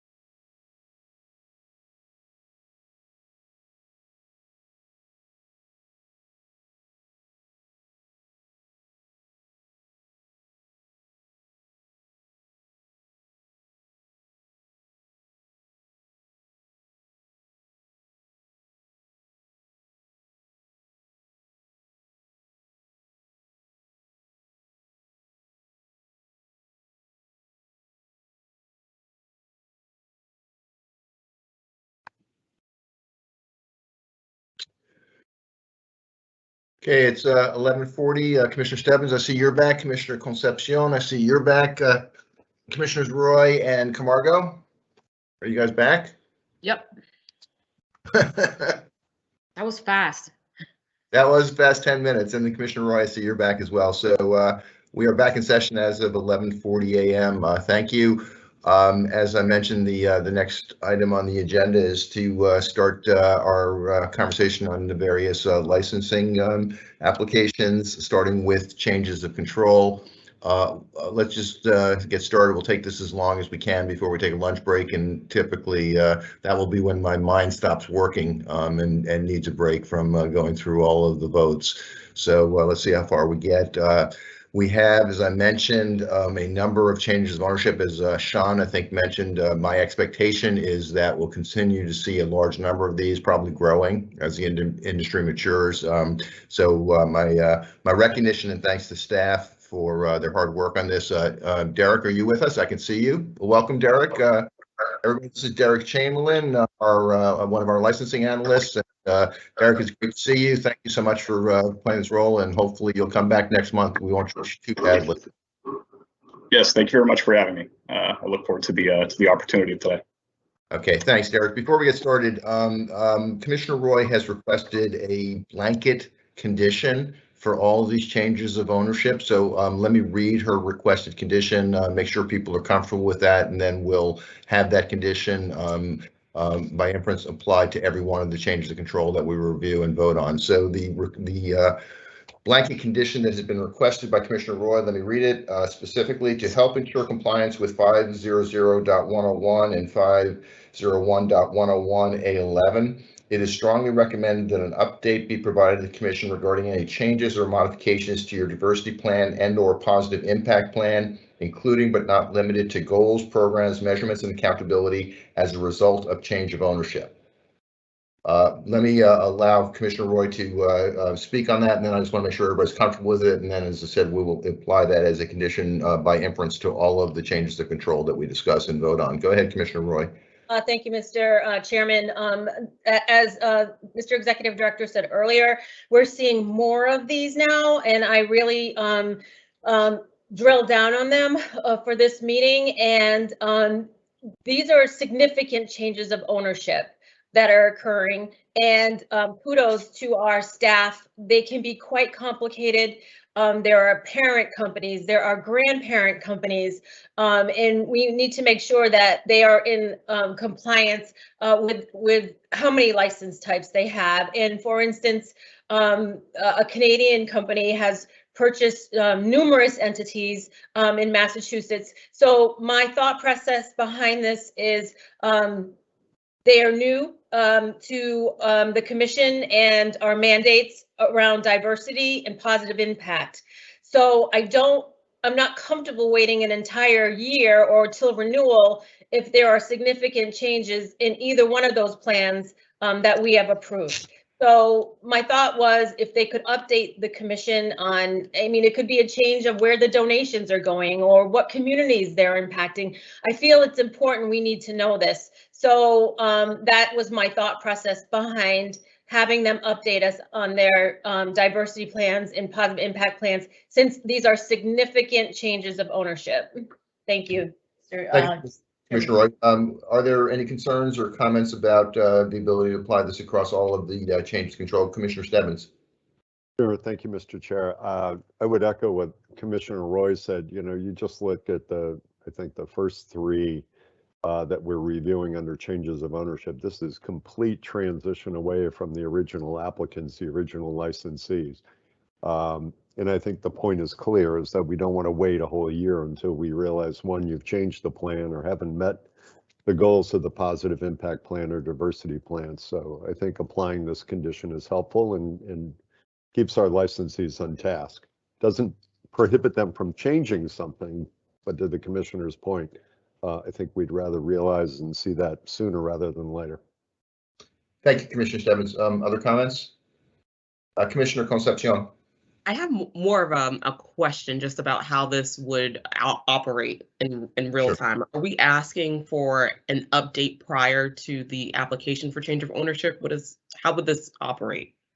No, it would be before renewal. So we're strongly recommending either like 6 months or prior to renewal. So we're not waiting, in some cases, a calendar year. So this is, to your point, it's after the change of ownership, not prior to. I think that was your question. Yes. So Okay. we're asking that with the chain of ownership, the positive impact plan that was in place prior to is still abided by. Or if there's changes or modifications, like, because those were approved, please update the commission. Like Commissioner Stebbins said, they can change them, but we should be updated on that. Yeah, I think Commissioner Concepcion raises a good point, and I guess I'm asking you, Commissioner Roy, can we amend your proposed blanket condition to create some kind of time frame or expectation of time frame? If it changes, at what point do we need to be notified, or should we be notified? I think that's what Commissioner Concepcion was driving at. So is there something you suggest that we could amend or add to your proposed condition? I originally had put 6 months. I had spoken to Kyle Potman, and originally it was 6 months or date of renewal, whichever occurs first. Okay. Go ahead, Commissioner Roy, sorry. So I just want to make sure legal is okay with that. So I don't know, or do we have the authority as commissioners to just do that? Can I give a suggestion, Chairman? Go ahead, please, Commissioner. Yeah, Commissioner Roy, I think in the operational aspect of it, I guess what's the goal, right? So we want their information, we want them to update us. They get approved today as change of owners, yay. Do we want to know, maybe you say, within the next 90 days to update us on any changes around the diversity plan or positive impact plan.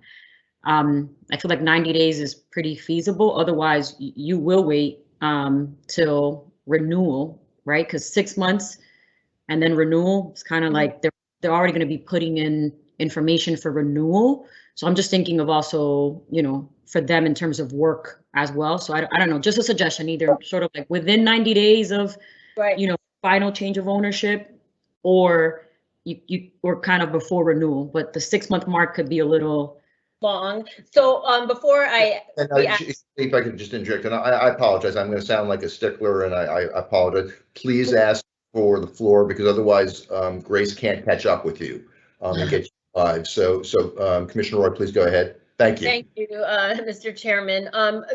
So I agree with you 100%, Commissioner Camargo.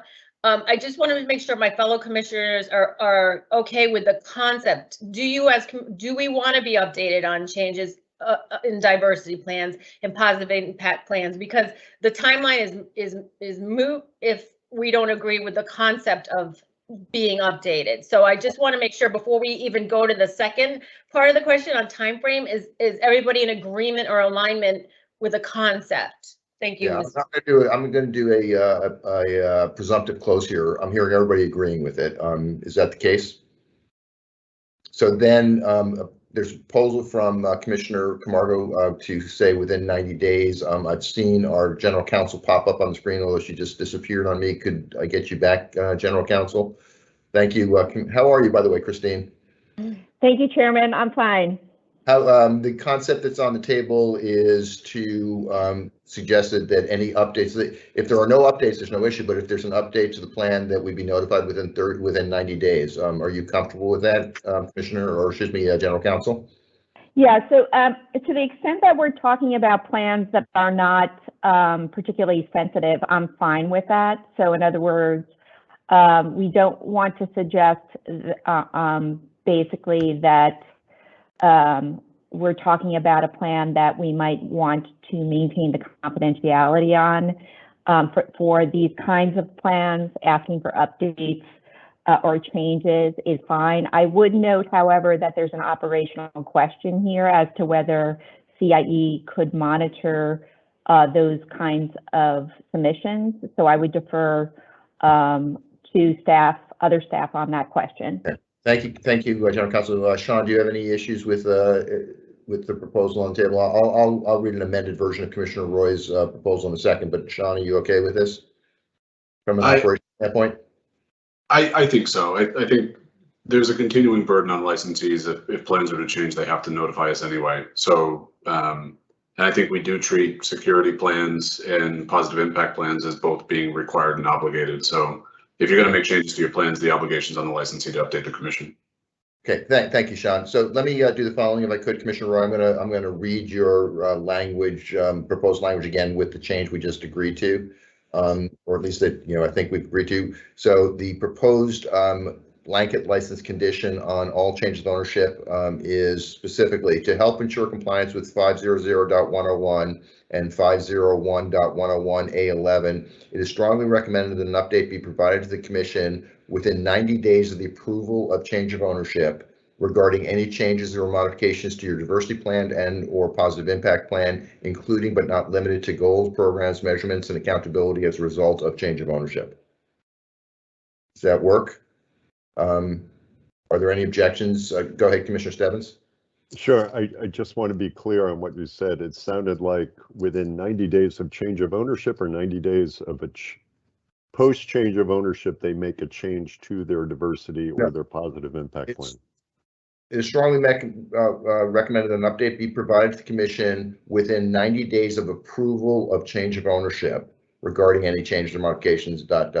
So this is about if there are changes, we need to be notified within 90 days of approval. As Sean pointed out, if they change it anytime subsequently, there's a requirement they notify the Commission. So we're just specifically focusing on these 90 days. If the change of ownership causes a change, we'd be notified within 90 days. Any subsequent changes we'd be notified of as a matter of course anyway. Thank you. Sure. Is everybody comfortable with this? Chairman, go ahead, Commissioner. Go. just a point of information for 1 second before we go into the motion. Yep. I just want to be very clear, Commissioner Roy. The goal that you were thinking, I want to make sure that we're in the same. We understand. You really just want to know or give them the option to know in terms of the diversity plans or the positive impact plans when it comes to sort of what they're doing, right? Like if the former owner was going to do 5 cleanups in Fitchburg, but now the new owner says, hey, we're not going to do that. We're going to do expungement clinics.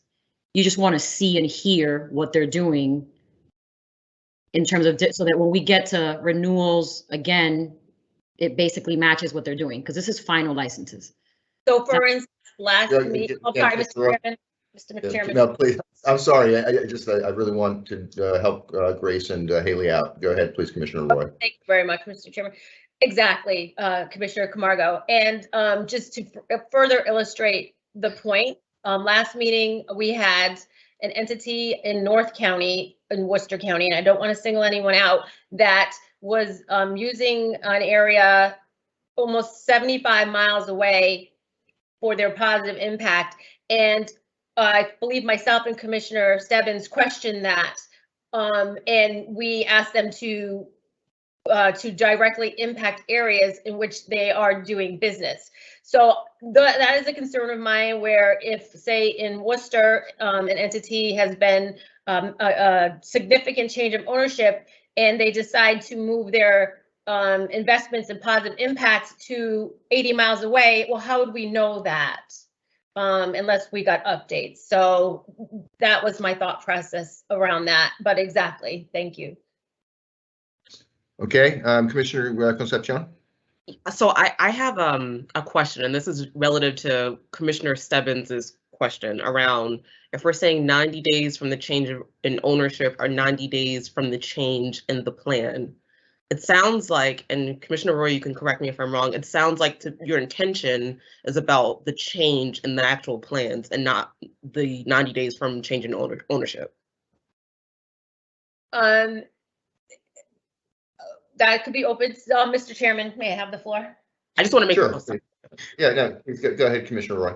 Thank you, by the way. So appreciate that. And for discussion, whatever the commission feels is most beneficial. So we could do 90 days from change of ownership for any updates, or 90 days from any update, but from any changes made. So I guess that is open for discussion, but my intent was, I didn't say the 90 days, so would maybe Commissioner Camargo, you could help me out in your thought process with the 90 days. Go ahead, Commissioner Camargo. Yeah, so that was just a suggestion, right? And again, I want to make sure that we're slowing down the process a little bit so we understand this, because there's a lot of companies that we are going to impact. But we also want to know what they're doing, right? So let's just think about this for a second. I'm sorry. Let me finish. I apologize. Yeah. Yeah. Please go ahead. Yeah, I think Commissioner Roy, think about it for a second, right? Think about what is your goal, and what is it that we're trying to do here. I don't know. Like I said, these folks get final change of ownership today. I don't know. I don't even know what the process is after today, right? How long is it going to take them for change of ownership? You know, operationally, they gotta swap out things. I don't know, right? So let's think about that to make it fair. My other recommendation, Commissioner Roy, is that maybe it's, you know, prior to renewal, right? So so that's my comment. But let's just be very clear on what kind of condition we're putting on, and the goal, which is important. So. Yeah, if I could comment, you know, it strikes me the rationale behind this, and I'm speculating, so Commissioner Roy disagrees with me if I'm getting this wrong, but it sounds like the rationale is that if there are changes to either plan precipitated by the change of ownership, we would like to know about them. If there are changes in the plan that happen just in the course of events or right before new, we have the right to be notified about that already, so we don't need to take any action here. To me, the objective here, at least as I understand it, Commissioner Roy, is changes precipitated specifically because of the change of ownership, which is why, if I'm right, I propose the specific language that we be notified of any changes within 90 days of the approval of the change of ownership. Did I get that right? That is accurate, Mr. Chairman. So are we all comfortable with that as a specific? Let me rephrase that. Is there anybody an objection to that? Go ahead, Commissioner Camargo. I don't have an objection. I have a question. Okay. And I don't know if Kyle is on, but maybe an operational person can. I think we'll let the executive director handle any operational questions. So go ahead, please. Yeah. So, Mr. Executive Director, what is the operational impact, and how is the process after someone has gotten a final change of ownership? Do you know that, like, what does that look like? So For part the of purpose of this condition, you know? Sure, fair. And so a change of ownership also then must be effectuated, so they can't actually make the change until the commission were to bless it. In some instances, there's changes in multiple jurisdictions if they're acquiring either a stake or in the entirety of a multi-state operator. And so a change of ownership approved by the commission also has another administrative step, which is has to be effectuated, and we get notification of that. What you're ultimately doing is allowing them to make the change at a later date, potentially. Sometimes it's really as simple as adding an individual or an investor. So that prospective date could be a week from now, it could be a month from now. To be honest, it may never occur as well, if the deal ultimately falls apart for whatever reason, that notwithstanding the commission's approval. And then we received notice of that. So I think there's also an update or required update upon renewal of any plans. It's another opportunity for licensees to provide updates to the commission. So I guess there's a number of bites at this apple that you could certainly consider. And then, as I mentioned earlier, changes or updates to any plans we're required to be notified of. So. Okay. So once again, are we okay with 90 days upon the commission approval of change of ownership? Then I'm going to suggest we get into the actual change of ownership. And as I ask for a vote, I will explicitly state that the vote is to approve the staff recommendation on change of ownership, subject to the additional condition requested by Commissioner Roy. Okay. Derek, I think we're finally ready for you. Sounds good. Thank you, Mr. Chairman. So let's start with A, Ashley's Extracts Incorporated. Yep, the licensee here is Ashley's Extracts Incorporated. They're seeking a change of ownership and control of one adult use license and are requesting to add 6 individuals and 7 entities. Additional information is contained within the executive summary for the Commission's review and consideration. Therefore, Commission staff do recommend review and decision on this request, and if approved, do request your approval be subject to the conditions before you. Thank you very much, Derek. Are there questions or comments on this application for change of ownership? Then may I ask please for a motion to approve the staff recommendation on change of ownership for Ashley's Extracts Incorporated, subject to the additional condition requested by Commissioner Roy. Can I have such a motion, please, Commissioner Camargo? So moved. Thank you. Commissioner Concepcion, would you second that motion, please? Second. Thank you. Let the record show that Commissioner Camargo made the motion to approve, seconded by Commissioner Concepcion. Commissioner Camargo, your vote, please. Aye. Thank you. Commissioner Concepcion. Aye. Thank you. Commissioner Roy. Aye. Thank you. Commissioner Stebbins. Aye. Thank you. Commissioner Hoffman, aye. Let the record show the Commission approve the staff recommendation by a vote of 5 in favor. Commissioners Concepcion, Camargo, Roy, Stebbins, and Hoffman with none opposed. Thank you very much. Next up, Derek, Ashley's Farm Incorporated. Yep, the licensee here is Ashley's Farm Incorporated, seeking a change of ownership and control of one adult use license and requesting to add 6 individuals and 7 entities. Additional information is contained within the executive summary for the Commission's review and consideration. Therefore, Commission staff do recommend review and decision on this request, and if approved, do request your approval be subject to the conditions before you. Thank you very much, Derek. Are there questions or comments before I ask for a motion? Commissioner Roy, could I ask for a motion, please, to approve the staff recommendation on change of ownership for Ashley's Farm Incorporated, subject to the additional condition requested by Commissioner Roy? So moved. Thank you. Commissioner Stebbins, could I ask for a second, please? Second. Thank you. Let the record show that Commissioner Roy made the motion to approve, seconded by Commissioner Stebbins. Can I have your vote, please, Commissioner Camargo? Aye. Thank you. Commissioner Concepcion? Aye. Thank you. Commissioner Roy? Aye. Thank you. Commissioner Stebbins? Aye. Thank you. Commissioner Hoffman, aye. Let the record show that the Commission approved the staff recommendation on change of ownership for Ashley's Farm Incorporated by a vote of 5 in favor. Commissioners Camargo, Concepcion, Roy, Stebbins, and Hoffman with none opposed. Thank you. Next up, Derek, Ashley's Incorporated. Yep, the licensee here is Ashley's Incorporated. They're seeking a change of ownership and control of one adult use license and requesting to add 6 individuals and 7 entities. Additional information is contained within the executive summary for the Commission's review and consideration. Therefore, Commission staff do recommend review and decision on this request, and if approved, do request your approval be subject to the conditions before you. Thank you very much, Derek. Any questions or comments on this application for change of ownership? Could I ask Commissioner Concepcion, would you please make a motion to approve the staff recommendation on change of ownership for Ashley's Incorporated, subject to the additional condition requested by Commissioner Roy? So moved. Thank you. Commissioner Camargo, would you second that motion, please? Second. Thank you. Let the record show that Commissioner Concepcion made the motion to approve, seconded by Commissioner Camargo. Commissioner Camargo, your vote, please. Aye. Thank you. Commissioner Concepcion? Aye. Thank you. Commissioner Roy? Aye. Thank you. Commissioner Stebbins? Aye. Thank you. Commissioner Hoffman, aye. Let the record show that the Commission approved the staff recommendation on change of ownership for Ashley's Incorporated by a vote of 5 in favor. Commissioners Camargo, Concepcion, Roy, Stebbins, and Hoffman with none opposed. Thank you very much. Next up, Derek, Berkshire Roots LLC. Yep, the licensee here is Berkshire Roots LLC, seeking a change of ownership and control of 5 adult use licenses and 1 medical license, and requesting to add 1 individual. Additional information is contained within the executive summary for the Commission's review and consideration. Therefore, Commission staff do recommend review and decision on this request, and if approved, do request your approval be subject to the conditions before you. Thank you very much, Derek. Are there any questions or comments on this application for change of ownership?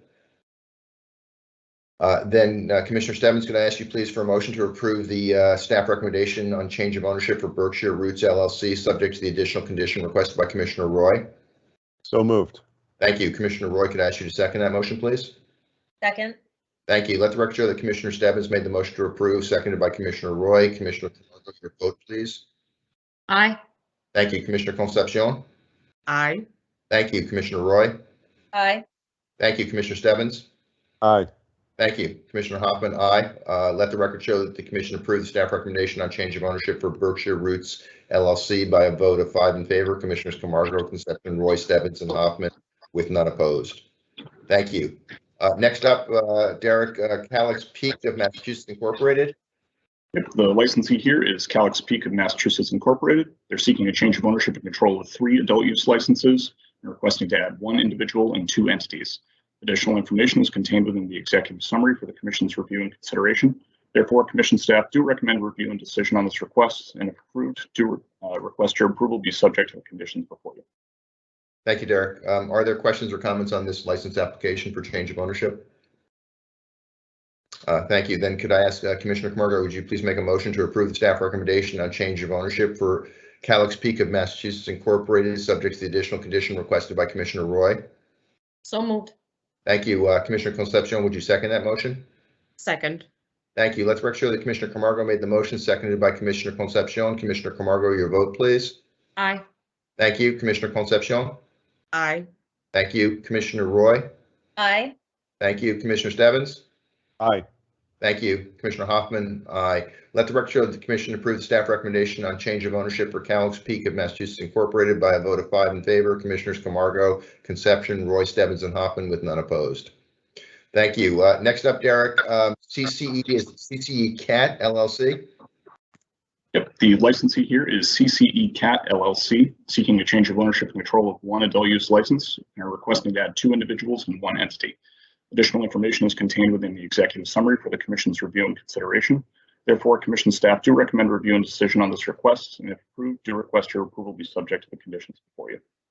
Thank you, Derek. Are there any questions or comments on this license application for change of ownership?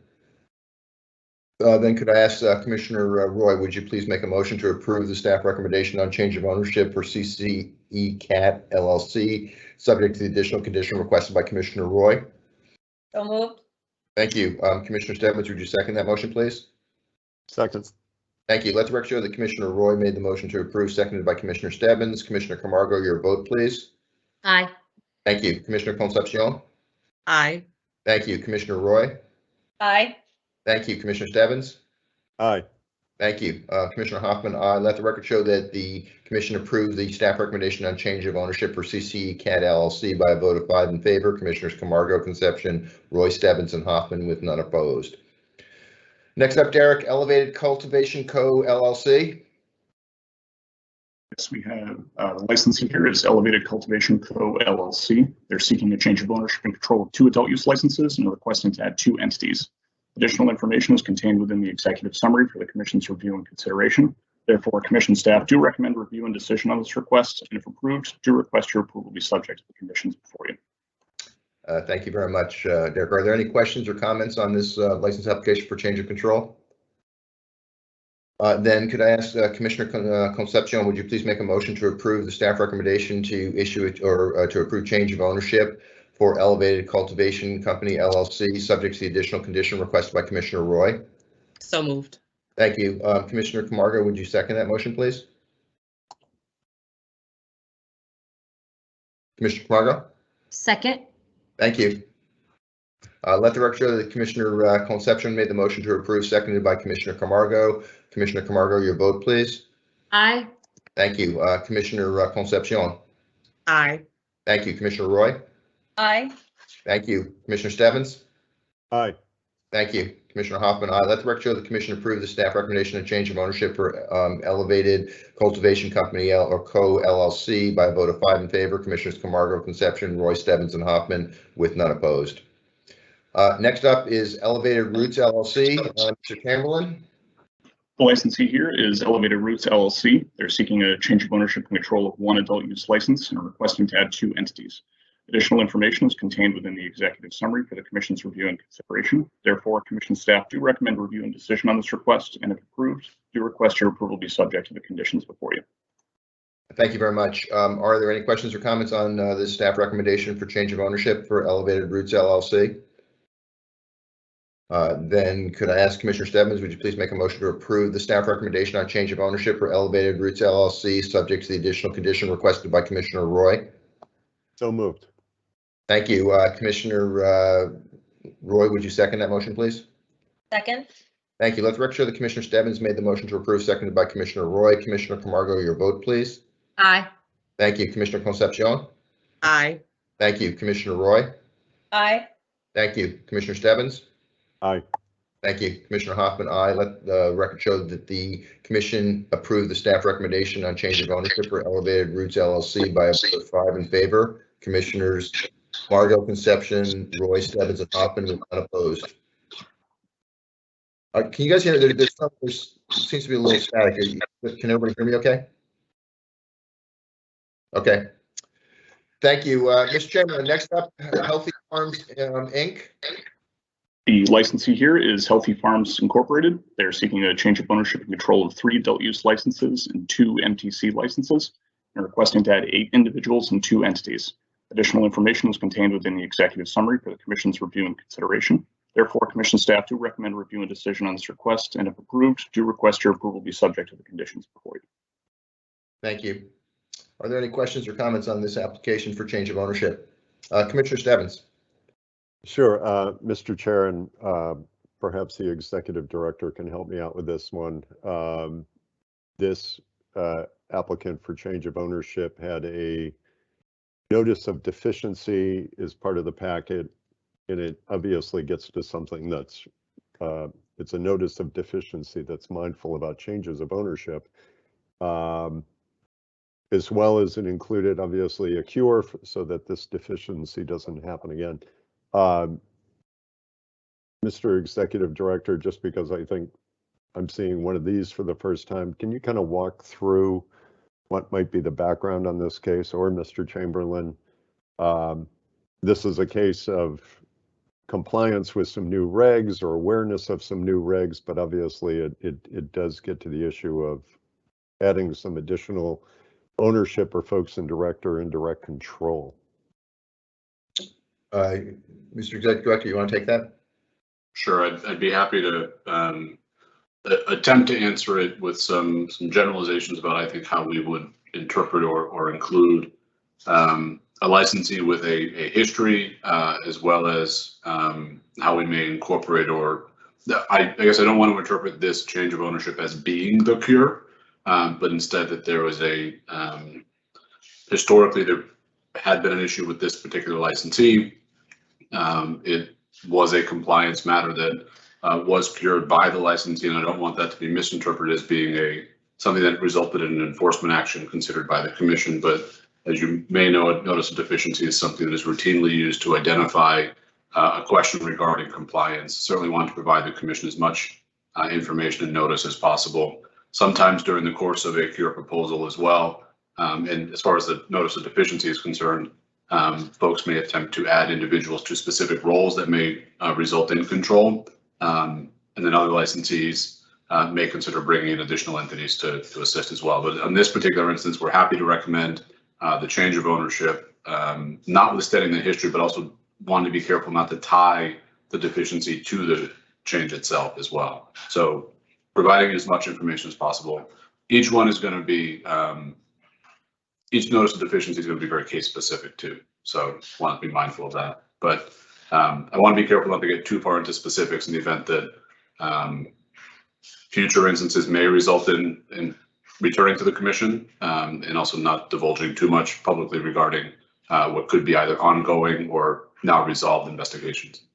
But to be explicit, thank you, Mr. Executive Director. But to be explicit, the opinion of enforcement staff is that the deficiency has been cured prior to our consideration of this change of ownership. Is that correct?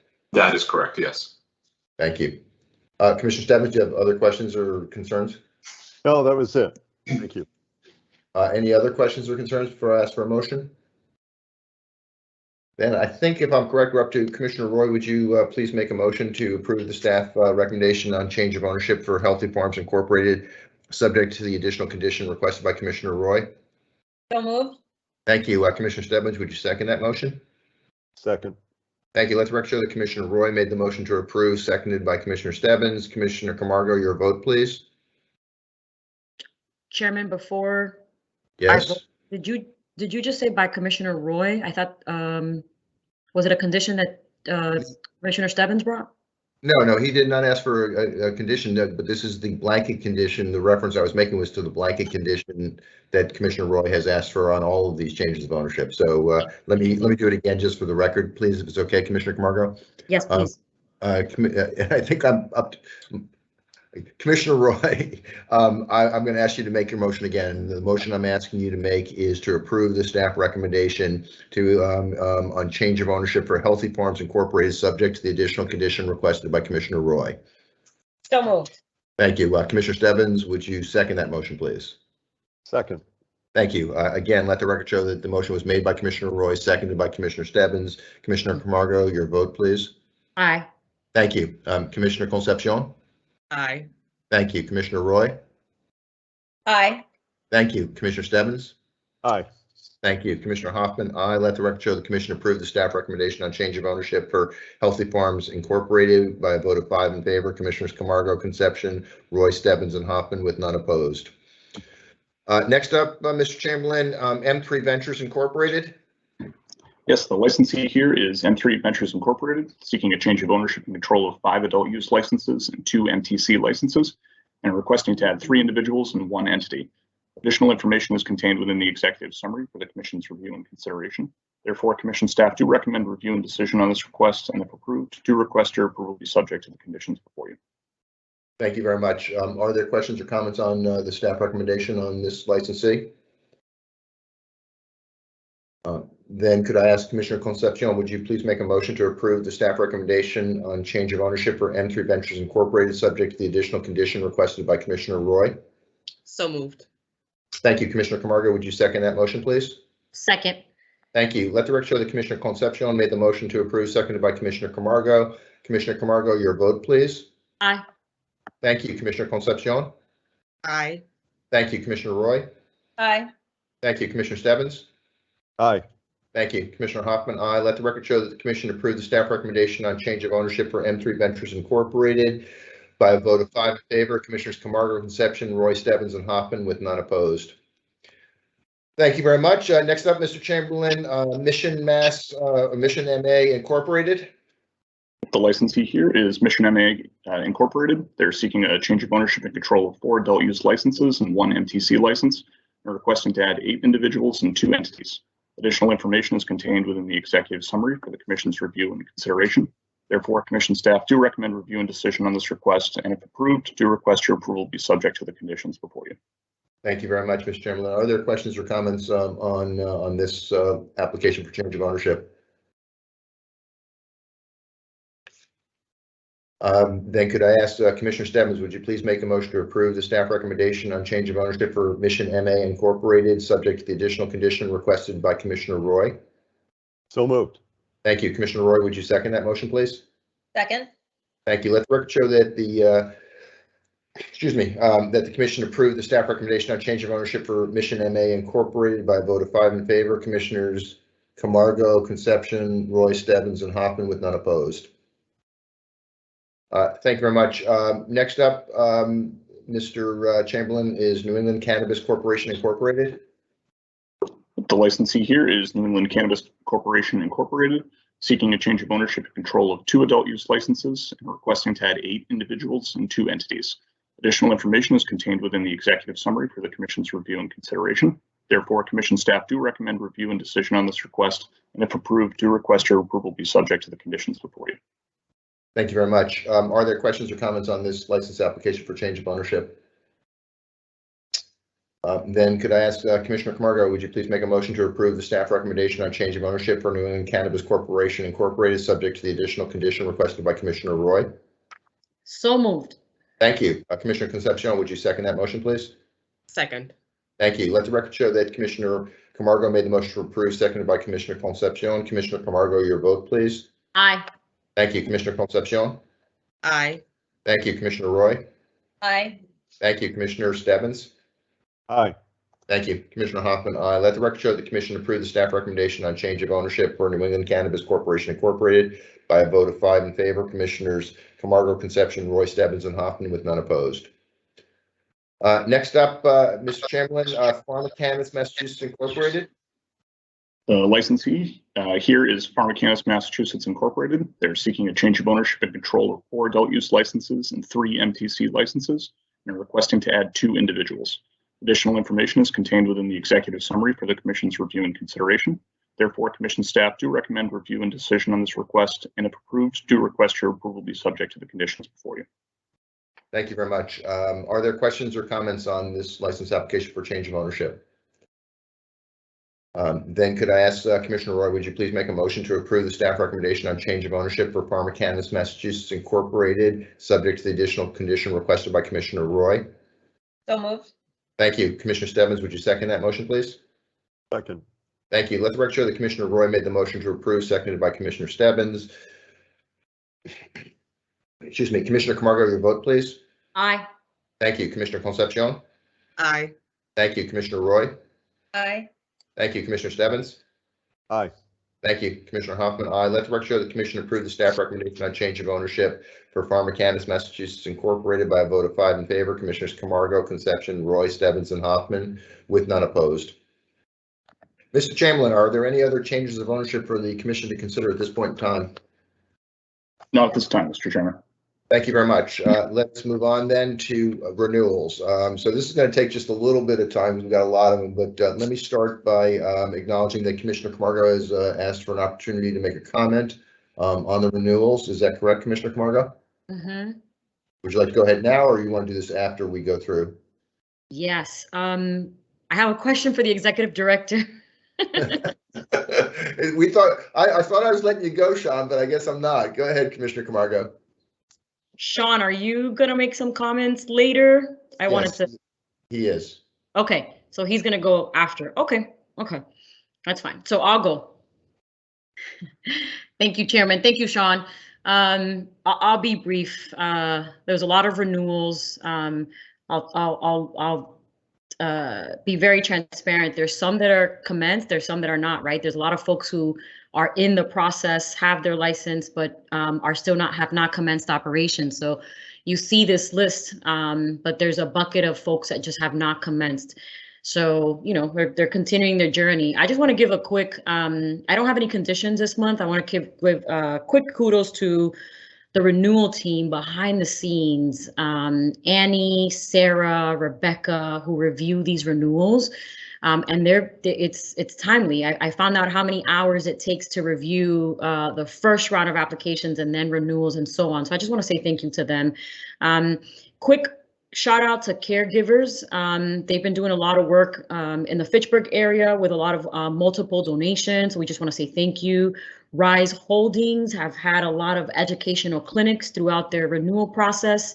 Rise Holding, I just want to say that your diversity plan is very clear, very concise, very organized. And you know, we go through hundreds of these, so it's very nice to see something just very simple.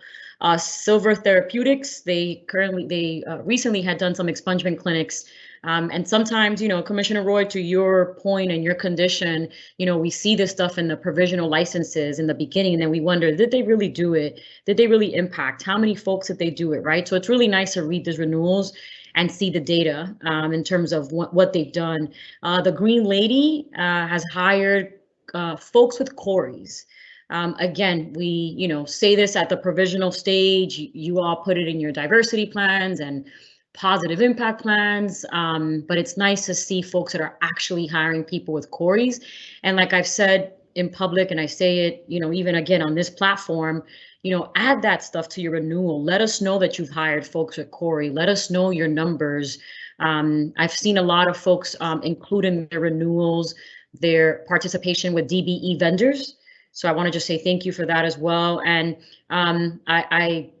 y'all gonna hear from Sean afterwards, but you know, renewals are very important, and you know, folks are waiting to the last minute to submit their applications for renewal. And I would plead with the public to not do that, because there's a lot of staff time behind the scenes, and you don't want to run the risk of not getting your application in on time at renewal. So that's my spiel on renewals. Thank you. I didn't know you spoke Yiddish. I speak a lot of languages, Chairman. That's great. And Sean, you would like to comment afterwards, right? Is that correct? Okay.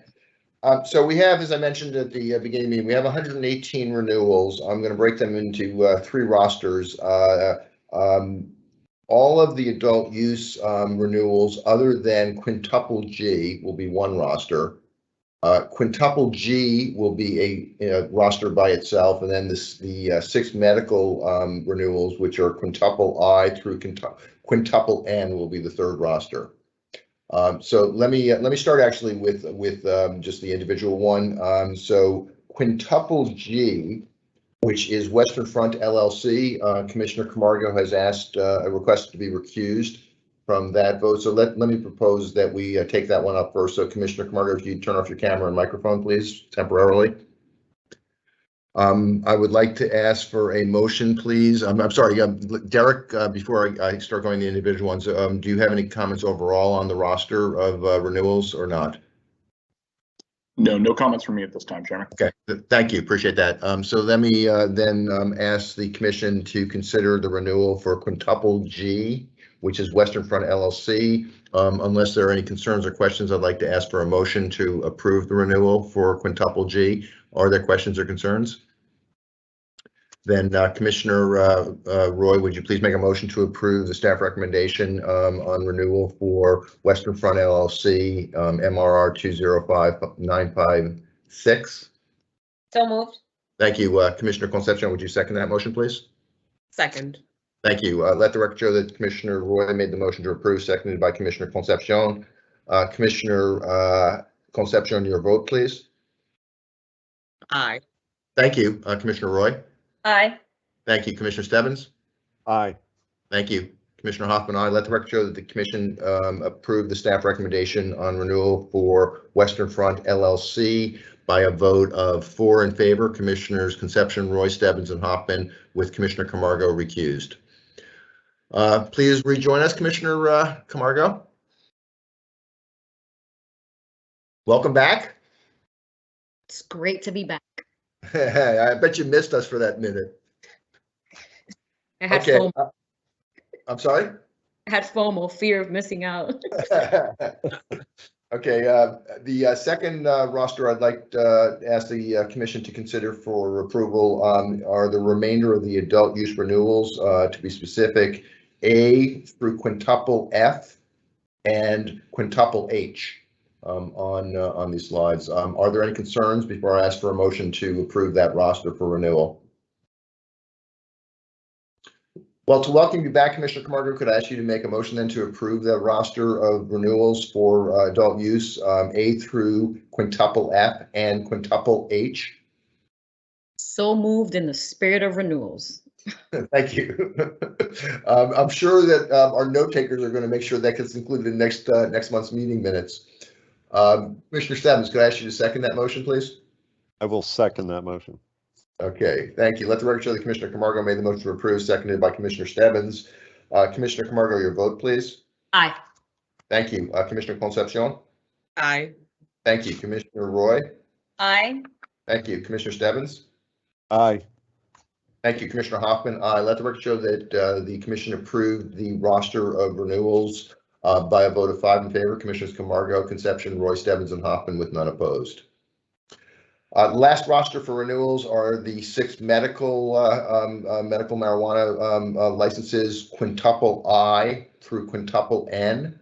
Are there any questions or concerns on these licenses before I ask for a motion?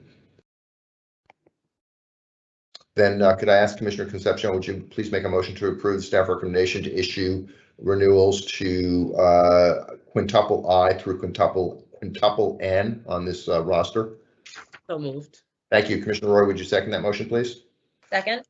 Thank you. Let the record show that Commissioner Concepcion made the motion to approve, seconded by Commissioner Roy. Commissioner Camargo, your vote, please. Aye.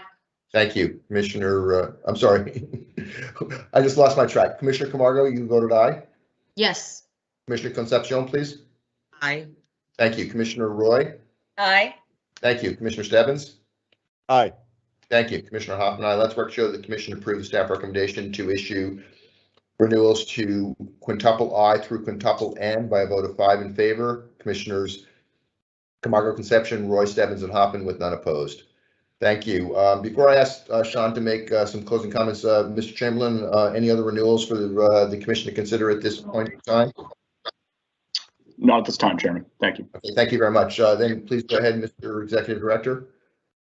Sure. Thank you, Mr. Chairman, and I'm grateful to the commission for the opportunity to really piggyback off of what Commissioner Camargo had indicated. And so she, I think, was a bit of a preview of upcoming events as far as I'm concerned here, which is I'm seeing and continue to see, and I mentioned this to the commission a while back, a somewhat troubling trend of licensees, and I'm painting with a broad brush, and I apologize for that. A lot of our licensees are in fact compliant and timely filing their applications for renewal. But as a reminder to every licensee, you're obligated to file your renewal application within 60 days of the expiration of your license. The license date is the day within that day that you pay your license fee. That's the issuance of your license when it becomes formal, and it's valid for a calendar year. So your license is effectively your livelihood here. And I'm seeing, again, as I indicated, a troubling trend of folks not filing within that 60-day time period. And an example I can offer you that is a problem for us as a staff as we try to process as many as possible. The agency and the commission did not meet in the month of December. We made every effort to claw as many applications forward to the November meeting to ensure that nobody's license lapsed during that period. But when folks are not applying within that 60-day window, it makes our job more difficult, if not impossible. And what we're also seeing is a growing trend of folks asking us to, well, can you just give me another month? That is not something that we're prepared and really authorized to allow. It's a commission decision. It's a commission vote as to the renewal of a license. And failure to comply with the 60-day window is a compliance matter as far as we're concerned. What we do offer for every licensee, and it's an automated system, so I'm confident that every licensee receives this notice, is 150 days prior to the expiration date of your license, you receive an automated message from the industry portal, Mass CIP.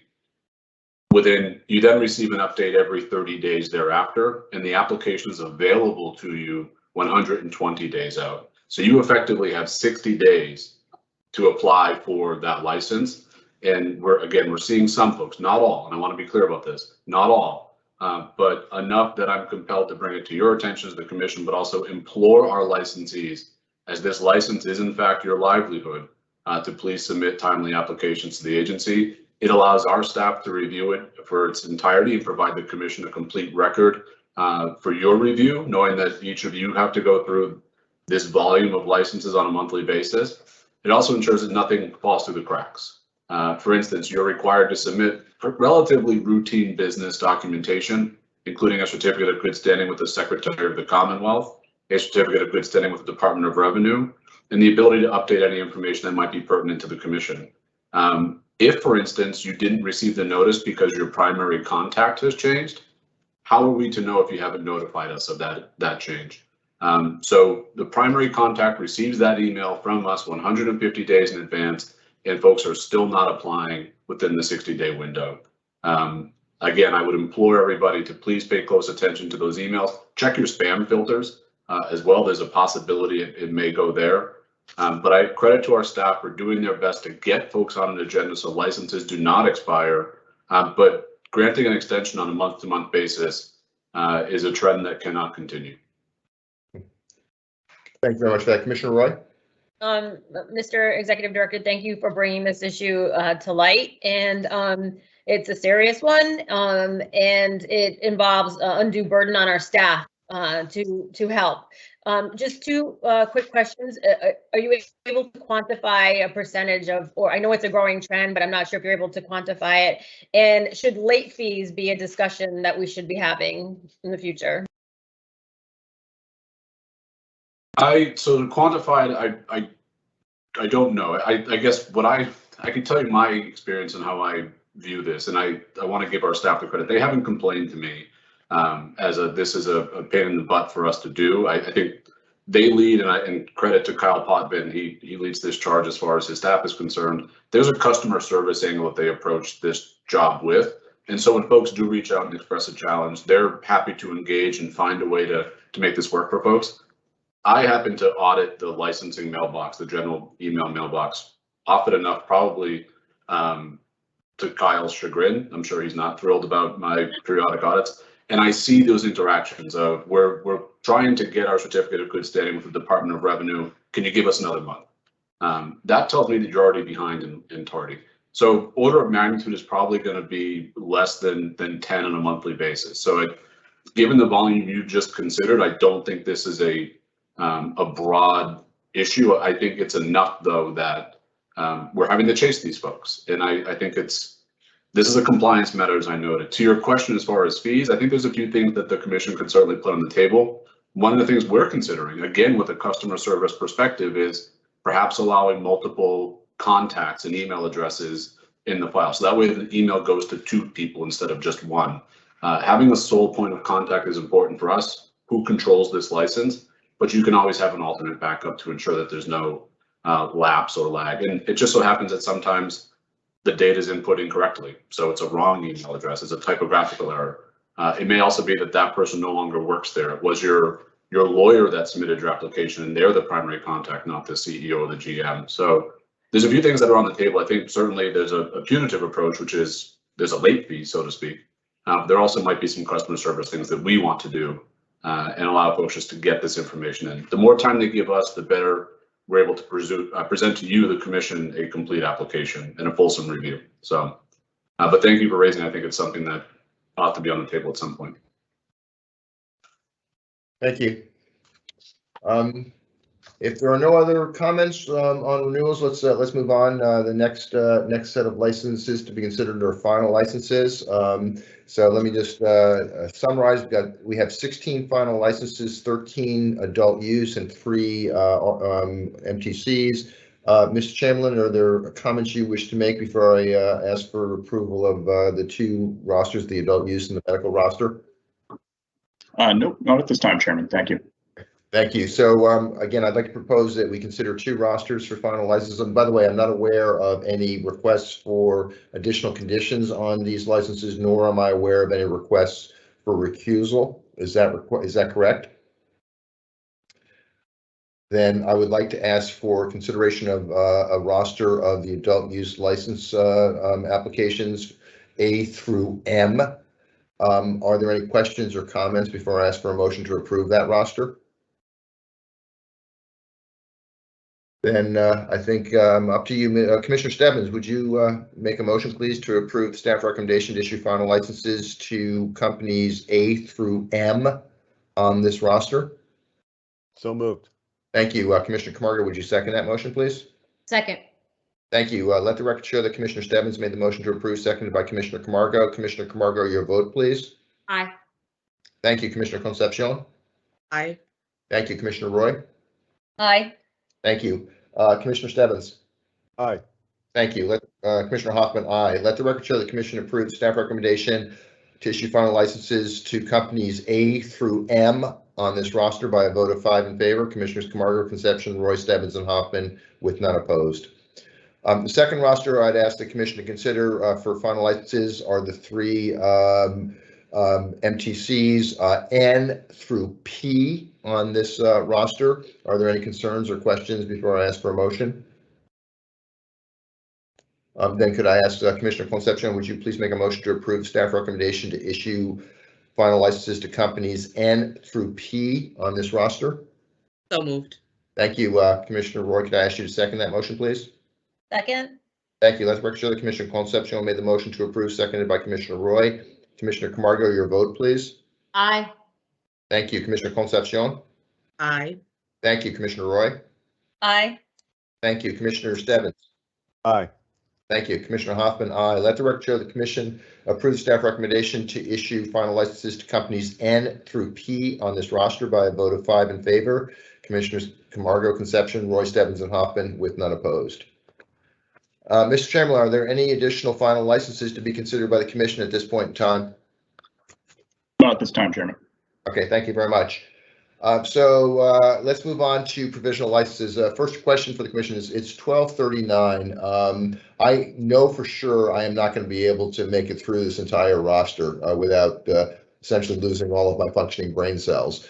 So I think we have 2 choices, and I'm open-minded. We can take a lunch break right now, take a half hour, and then refresh, come back and go through the entire roster, or we can get started on the roster and take a break sometime in the middle. What's the preference of my fellow commissioners?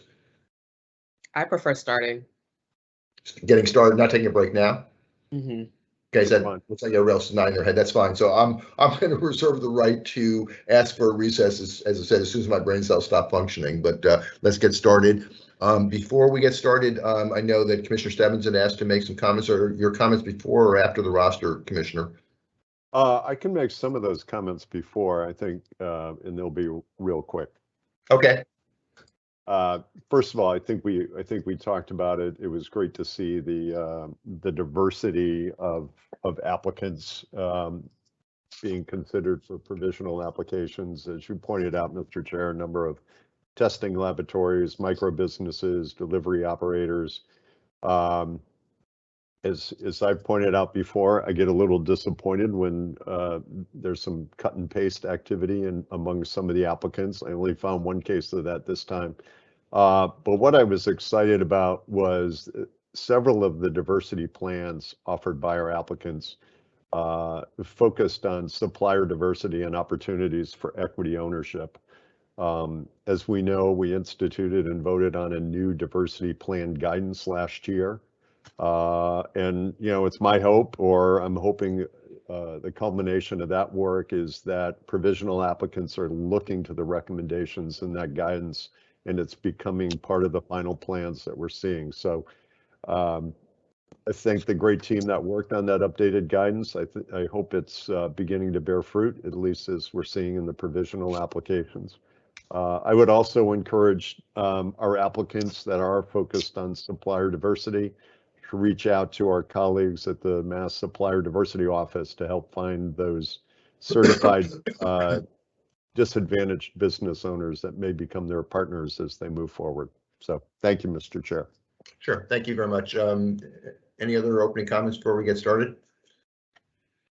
Just to quantify some of the points that Commissioner Stebbins just made. So, but by my count, and I hope it's accurate, we have among the 41 provisional license applications, 2 delivery couriers, 7 delivery operators, 2 independent testing labs, 3 micro businesses, 4 outdoor cultivation applications, which is nice to see. 10 of the applicants, and there's some overlap between that list and what I'm going to go through now. 10 of the applicants are economic empowerment applicants, 5 are social equity program participants, 4 are minority disadvantaged business enterprises, minority owned businesses, 1 are disadvantaged business enterprises, women-owned businesses, and 3 are DBEs owned by veterans. So more diversity. We still obviously know we have a lot of work to do, but it's good to see the diversity both in terms of the kinds of licenses being applied for as well as the applicants themselves. So I consider that good news, but I certainly know we have more work to go. Okay, let's get started. The first 2 applications are co-located. Alchemy League applying for both a marijuana courier and a marijuana delivery operator. These are both economic empowerment applications. So we'll go through one summary, Derek, and then we'll have 2 separate discussions. Both, yes, Commissioner Roy. So like I did last meeting, Mr. Chairman, around RVT training, there is a condition applied to all, like we did last meeting. I don't have that in your notes. I have you do have a request for a blanket condition for, I'm sorry, I missed it. I apologize. Okay. Yeah, I saw what you said, which is RVT training blanket condition, and I assumed it applied to the RVT license. The application itself. We did last month. Yeah, no, my fault, and thank you for pointing that out. So let me read the blanket condition that Commissioner Roy has requested for all provisional licenses. Specifically, prior to performing job functions, all provisional licensees shall ensure that all current marijuana establishment, medical treatment center, and independent testing laboratory agents involved in the handling or sale of marijuana for adult and medical use shall have attended and successfully completed a basic core curriculum of the responsible vendor training program to be designated a responsible vendor and provide a certificate of completion to the commission upon request. In addition, all newly hired employees involved in the handling or sale of marijuana or marijuana products must also successfully complete the basic core curriculum of the responsible vendor training program within 90 days of hire in compliance with 935 CMR 500.1052 or 935 CMR 501.1052. Are there any questions or concerns? And again, I'm just going to, if we're comfortable with this, ask the record to show that this condition is by inference applied to every provisional license that we consider. Are there any concerns with the proposed condition? Okay, thank you. Again, my apologies for the misreading of your title. I should have read the entire title instead of the first three words. So my fault. My apologies. Thank you. Okay.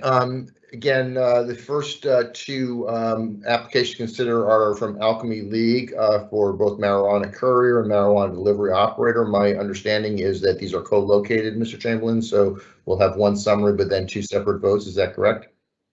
That is correct. Okay, then please go ahead. The applicant here is Alchemy League. The proposed location is 15 Main Street, located in Holyoke, Massachusetts. They're seeking both a marijuana courier and marijuana delivery operator license. This applicant received priority review. Additional information is contained within the executive summary for the Commission's review and consideration. Therefore, Commission staff do recommend the issuance of a provisional license subject to the conditions before you. Thank you very much. I am aware of a request for additional conditions on this license, on these two licenses, separately from Commissioner Stebbins. Let's begin with the first application, DOA 100144, marijuana courier. The additional condition requested by Commissioner Stebbins on this license is prior to final application for licensures, identify any hiring goals for LGBTQ residents. Are there any questions, concerns, or requests for additional conditions on this license before I ask for a motion? Okay, and again, just to be explicit, all of the provisional licenses that we will consider include the additional condition requested by Commissioner Roy, so I won't repeat myself 41 times. That being said, could I ask please for a motion to approve the staff recommendation to issue a provisional license to Alchemy League for a marijuana courier license subject to the additional condition requested by Commissioner Stebbins? Could I ask for such a motion, please, Commissioner Camargo? So moved. Thank you. Could I ask for a second, please, Commissioner Concepcion? Second. Thank you. Let's make sure that Commissioner Camargo made the motion to approve, seconded by Commissioner Concepcion. Commissioner Camargo, your vote, please. Aye. Thank you, Commissioner Concepcion. Aye. Thank you, Commissioner Roy. Aye. Thank you, Commissioner Stebbins. Aye. Thank you, Commissioner Hoffman. Aye. Let the record show the Commission approved staff recommendation to issue a provisional license to Alchemy League for marijuana courier, subject to the additional condition requested by Commissioner Stebbins by a vote of 5 in favor. Commissioners Camargo, Concepcion, Roy, Stebbins, and Hoffman, with none opposed. Next, the second application from Alchemy League, this one for marijuana delivery operator. And again, I have a request from Commissioner Stebbins for an additional condition on this license. Specifically, prior to final application for licensures, identify any individual hiring goals for women, minorities, veterans, and individuals with disabilities and LGBTQ residents. Are there any additional conditions requested or questions or comments on this application? Then could I ask please for a motion to approve the staff recommendation to issue a provisional license to Alchemy League for marijuana delivery operator, subject to the additional condition requested by Commissioner Stebbins. Can I ask for such a motion, please, Commissioner Concepcion? So moved. Thank you. Could I ask for a second, please, Commissioner Roy? Second. Thank you. Let the record show that Commissioner Concepcion made the motion to approve, seconded by Commissioner Roy. Commissioner Camargo, your vote, please. Aye. Thank you, Commissioner Concepcion. Aye. Thank you, Commissioner Roy. Aye. Thank you, Commissioner Stebbins. Aye. Thank you, Commissioner Hoffman. Aye. Let the record show that the Commission approved the staff recommendation to issue a provisional license to Alchemy League for marijuana delivery operator, subject to the additional condition requested by Commissioner Stebbins by a vote of 5 in favor. Commissioners Camargo, Concepcion, Roy, Stebbins, and Hoffman, with none opposed. Thank you. Next up, Mr. Chamberlain, Aspen Blue Mashpee Incorporated. The applicant here is Aspen Blue Mashpee Incorporated. The proposed location is 14 Wags Road, located in Mashpee, Massachusetts. They're seeking a cultivation license. This applicant received general review. Additional information is contained within the executive summary for the Commission's review and consideration. Therefore, Commission staff do recommend the issuance of a provisional license subject to conditions before you. Thank you very much. I am aware of a request by Commissioner Stebbins for 2 additional conditions on this license. First, prior to final application for licensure, and we're on, just want to make sure, Mashpee. Excuse me. Prior to final application for licensures, identify organizations intended to receive contributions through annual donation to the Cape Cod Canal Regional Chamber of Commerce. And then the second requested additional condition, prior to final application for licensure, align diversity plan career advancement program with career advancement program measurement and accountability. Commissioner Roy, I know that you've requested a condition on Aspen Blue Wareham, the next license coming up, but do you have, is there a condition you would like on the current Mashpee license or not? Mr. Chairman, my condition is extremely similar to Commissioner Stebbins, so I'm willing to withdraw my condition on Aspen Blue Wareham.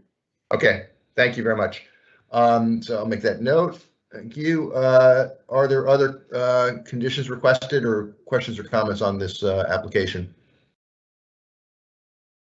Then Commissioner Roy, would you please make a motion to approve the staff recommendation to issue a provisional license to Aspen Blue Mashpee Incorporated, subject to the additional conditions requested by Commissioner Stebbins? So moved. Thank you. Commissioner Stebbins, would you second that motion, please? Second.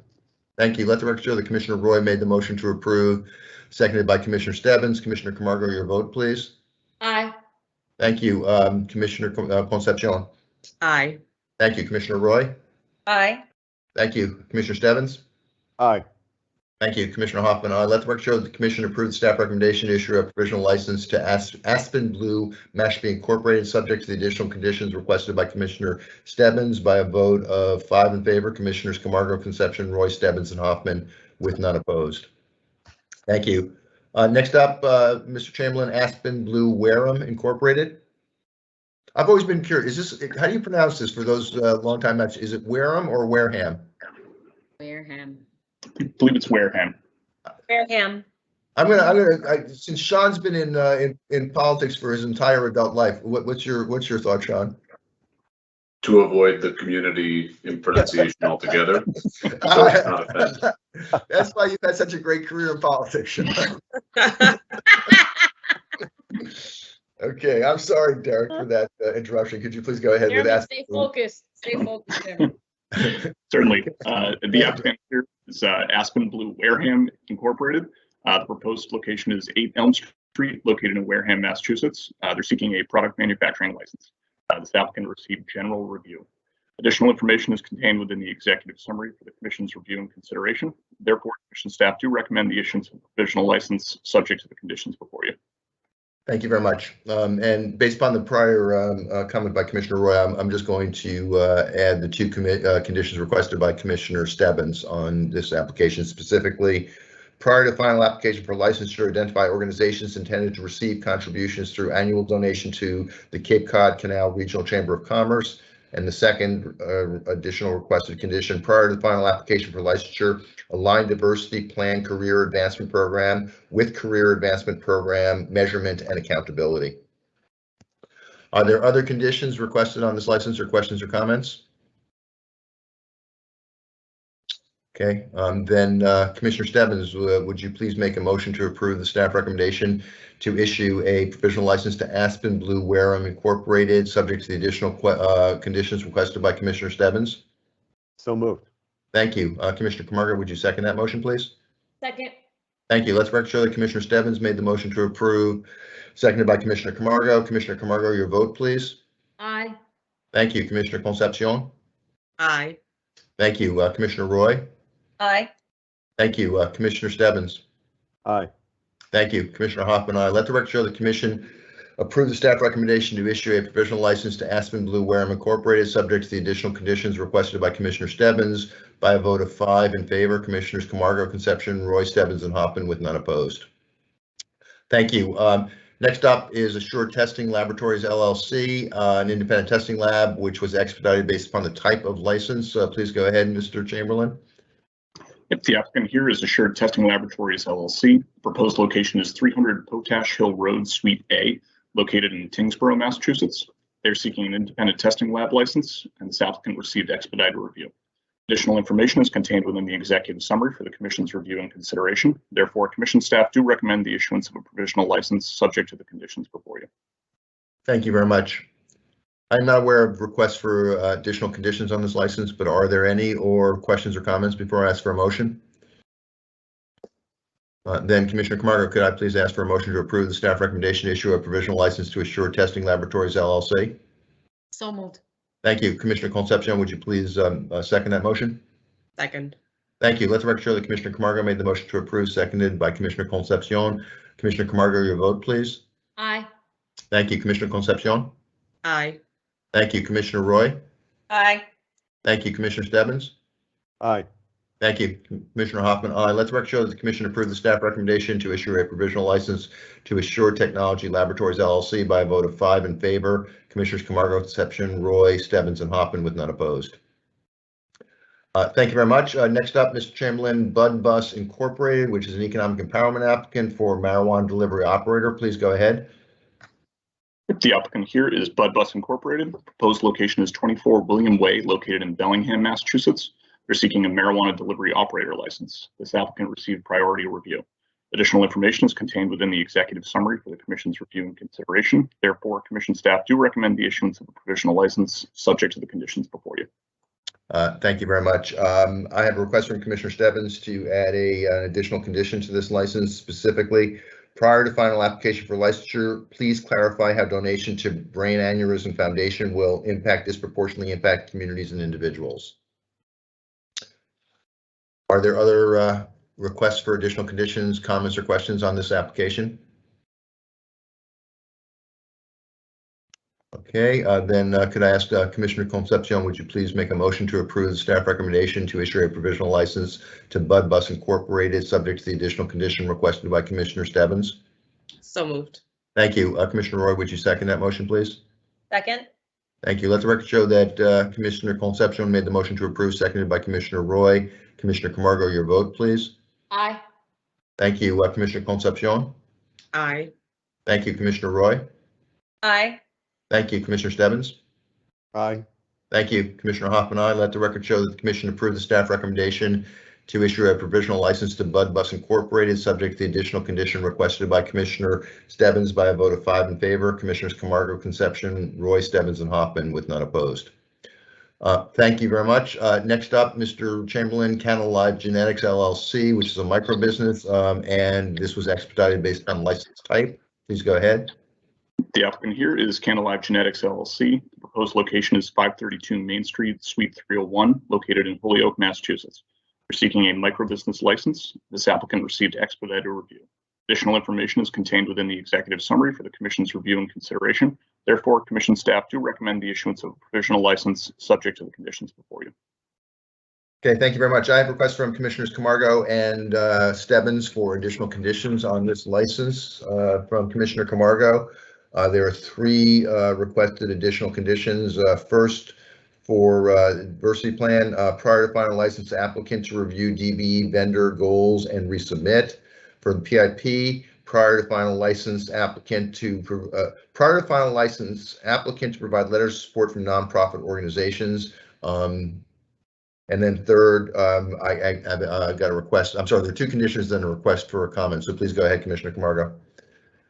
Yeah, thank you, Chairman. So my comment is just, and I don't know if I'm anticipating Commissioner Stebbins' condition, because I think he may have a condition as well, but. Do you want me to read it first, and then you can? Yes, please. So let me read the requested condition for Commissioner Stebbins. Prior to final application for licensures, identify any supplier goals for disability-owned business enterprises. So go ahead, Camargo. Okay, all right. I just want, my quick comment is that in their positive impact plan, so if they're listening, in goal 1, they talk about doing some outreach and working with folks who have had spouse or parents in prison in terms of their goal. But I just want to say as a comment, also think about siblings. I know that it's not part of our social equity language, but just want to put it out there. Sometimes there are folks that, you know, and may not have that parent or spouse in prison or had a prior conviction, but they do have a sibling. So I want them to think about that.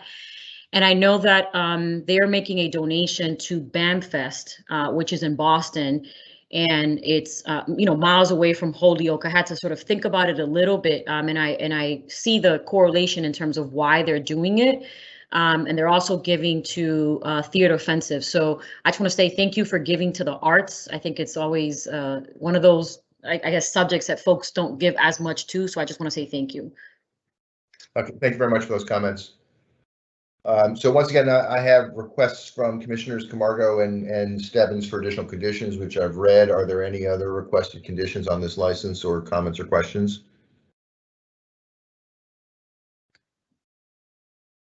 Then Commissioner Roy, then could I ask you please to make a motion to approve the staff recommendation to issue a provisional license to Canalive Genetics LLC, subject to the additional conditions requested by Commissioners Camargo and Stebbins? So moved. Thank you. Commissioner Stebbins, would you second that motion, please? Second. Thank you. Let's record that Commissioner Roy made the motion to approve, seconded by Commissioner Stebbins. Commissioner Camargo, your vote, please. Aye. Thank you. Commissioner Concepcion. Aye. Thank you. Commissioner Roy. Aye. Thank you. Commissioner Stebbins. Aye.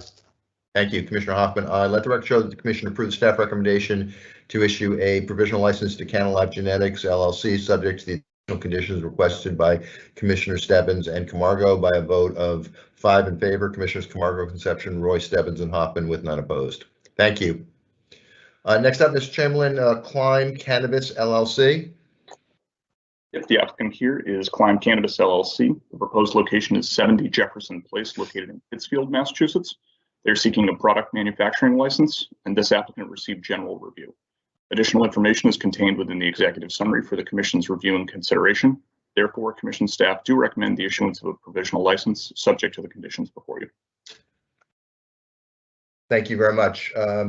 I have a request from Commissioner Camargo for an additional condition on this license, specifically for the PIP prior to final license applicant to review women, minority, and LGBTQ hiring numbers and resubmit. Are there other conditions requested on this license or questions or comments?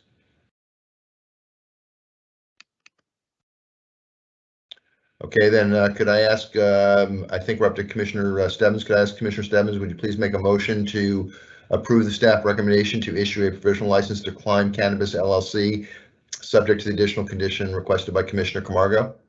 So moved. Thank you. Commissioner Camargo, could I ask you to second that motion, please? Second. Thank you. Let's make sure that Commissioner Stebbins made the motion to approve, seconded by Commissioner Camargo. Can I have your vote, please, Commissioner Camargo? Aye. Thank you. Commissioner Concepcion? Aye. Thank you. Commissioner Roy? Aye. Thank you. Commissioner Stebbins? Aye. Thank you. Commissioner Hoffman, aye. Let the record show the Commission approved the staff recommendation to issue a provisional license to Climb Cannabis LLC, subject to the additional condition requested by Commissioner Camargo by a vote of 5 in favor. Commissioners Camargo, Concepcion, Roy, Stebbins, and Hoffman with none opposed. Thank you very much. Next up, Mr. Chamberlain, Community Growth Partners Delivery Incorporated, doing business as Community Growth Partners, which is a marijuana delivery operator. And this is an economic empowerment applicant. Please go ahead. The applicant here is Community Growth Partners Delivery Incorporated, doing business as Community Growth Partners. The proposed location is 20 Ladd Avenue, located in Northampton, Massachusetts. They're seeking a marijuana delivery operator license. This applicant received priority review. Additional information is contained within the executive summary for the Commission's review and consideration. Therefore, Commission staff do recommend the issuance of a provisional license subject to the conditions before you. Thank you very much. I'm not aware of any requests for additional conditions on this license. Are there any conditions requested, questions or comments? Then Commissioner Camargo, could I ask you please to make a motion to approve the staff recommendation to issue a provisional license to Community Growth Partners Delivery Incorporated, doing business as Community Growth Partners? So moved. Thank you. Commissioner Concepcion, would you second that motion, please? Second. Thank you. Let's make sure that Commissioner Camargo made the motion to approve, seconded by Commissioner Camargo, Concepcion. Commissioner Camargo, your vote, please. Aye. Thank you. Commissioner Concepcion. Aye. Thank you. Commissioner Roy. Aye. Thank you. Commissioner Stebbins. Aye. Thank you. Commissioner Hoffman, aye. Let the record show the commission approve the staff recommendation to issue a provisional license to DB Delivery MA LLC, or excuse me, Community Growth Partners Delivery Incorporated DBA, doing business as Community Growth Partners by a vote of 5 in favor. Commissioners Camargo, Concepcion, Roy, Stebbins, and Hoffman with none opposed. Just got ahead of myself. I'm sorry. So the next one up, Mr. Chamberlain, is DB Delivery MA LLC, doing business as Doobie. And this is also a marijuana delivery operator applications and an economic empowerment applicant. Please go ahead. The applicant here is DB Delivery Massachusetts LLC, doing business as Doobie. The proposed location is 4 Recovery Road, located in Wareham, Massachusetts. They're seeking a marijuana delivery operator license. This applicant received priority review. Additional information is contained within the executive summary for the commission's review and consideration. Therefore, commission staff do recommend the issuance of a provisional license subject to the conditions before you. Thank you very much. I'm not aware of any requests for additional conditions on this license. Are there any or questions or comments before I ask for a motion? Then could I ask Commissioner Concepcion, would you please make a motion to approve the staff recommendation to issue a provisional license to DB Delivery MA, doing business LLC, doing business as Doobie? So moved. Thank you. Commissioner Roy, would you second that motion, please? Second. Thank you. Let the record show that the motion to approve was made by Commissioner Concepcion and seconded by Commissioner Roy. Commissioner Camargo, your vote, please. Aye. Thank you. Commissioner Concepcion. Aye. Thank you. Commissioner Roy. Aye. Thank you. Commissioner Stebbins. Aye. Thank you. Commissioner Hoffman, aye. Let the record show the commission approve the staff recommendation to issue a provisional license to DB Delivery MA LLC, doing business as Doobie by a vote of 5 in favor. Commissioners Camargo, Concepcion, Roy, Stebbins, and Hoffman with none opposed. Thank you. Next up is Delivered Incorporated, again, a marijuana delivery operator, and this was expedited as the applicant is a social equity program participant. Please go ahead, Mr. Chamberlain. Yep, the applicant here is Delivery Incorporated. The proposed location is 101 North Bridge Street, located in Holyoke, Massachusetts. They're seeking a marijuana delivery operator license, and this applicant received expedited review. Additional information is contained within the executive summary for the commission's review and consideration. Therefore, commission staff do recommend the issuance of a provisional license subject to the conditions before you. Thank you very much. I have a request from Commissioner Stebbins for an additional condition on this license, specifically prior to final application for licensure, review diversity hiring goals and projected number of employees and provide any updates. Are there any additional conditions requested, questions or comments on this application? Then I think if I'm right, could I ask Commissioner Roy, please, to make a motion to approve the staff recommendation to issue a provisional license to Delivered Incorporated, subject to the additional condition requested by Commissioner Stebbins? So moved. Thank you. Commissioner Stebbins, would you second that motion, please? Second. Thank you. Let the record show that the motion was made by Commissioner Roy, seconded by Commissioner Stebbins. Commissioner Camargo, your vote, please. Aye. Thank you. Commissioner Concepcion. Aye. Thank you, Commissioner Roy. Aye. Thank you, Commissioner Stebbins. Aye. Thank you, Commissioner Hoffman. Let the record show that the commission approved the staff recommendation to issue a provisional license to Delivered Incorporated, subject to the additional condition requested by Commissioner Stebbins by a vote of 5 in favor. Commissioners Camargo, Concepcion, Roy, Stebbins, and Hoffman with none opposed. Thank you very much. Next up, yes, I'm sorry. I have a quick point of information for you. Yes. So I have a correction to be made at Canna Live. My question to you is, do you want me to tell you now, or do you want to just wait to the end? Let's go back and if I miss something, let's address it now. So go ahead. What is your point of correction? So I wanted to, on the conditions, did we include, and I believe we did because I sent it to you, for them to add their nonprofit partnership letters? No, let me see. Hold on a second if I missed that. On Canna Live, here's what I've got from you, Commissioner Camargo, and obviously if it's incorrect or you need to amend it, it's fine. So I had, you asked to make a comment, which you did, but then you had 2 conditions that I read. First, with respect to the diversity plan, prior to final license, applicant to review DBE vendors' goals and resubmit. That was the first condition. Second was for the PIP, prior to final license, applicant to provide letters of support from nonprofit organizations. Okay, so can we strike that, because I have some fact finders all the time, which is great, and I must have not seen their letters of support in their file. So they're actually in there, so I do not want to put that condition when it's not true. Okay. Right? I just got some Okay. information. No, thank you for that catch, and whoever is doing fact finding for you, kudos to them. I'm So- telling you, the staff is on it, so this is the staff. I thought it was one of your outside fact finders that you employ to keep me honest. No, well, I do employ people outside of here to keep you honest, but How's that going, by the way? It's going pretty good. I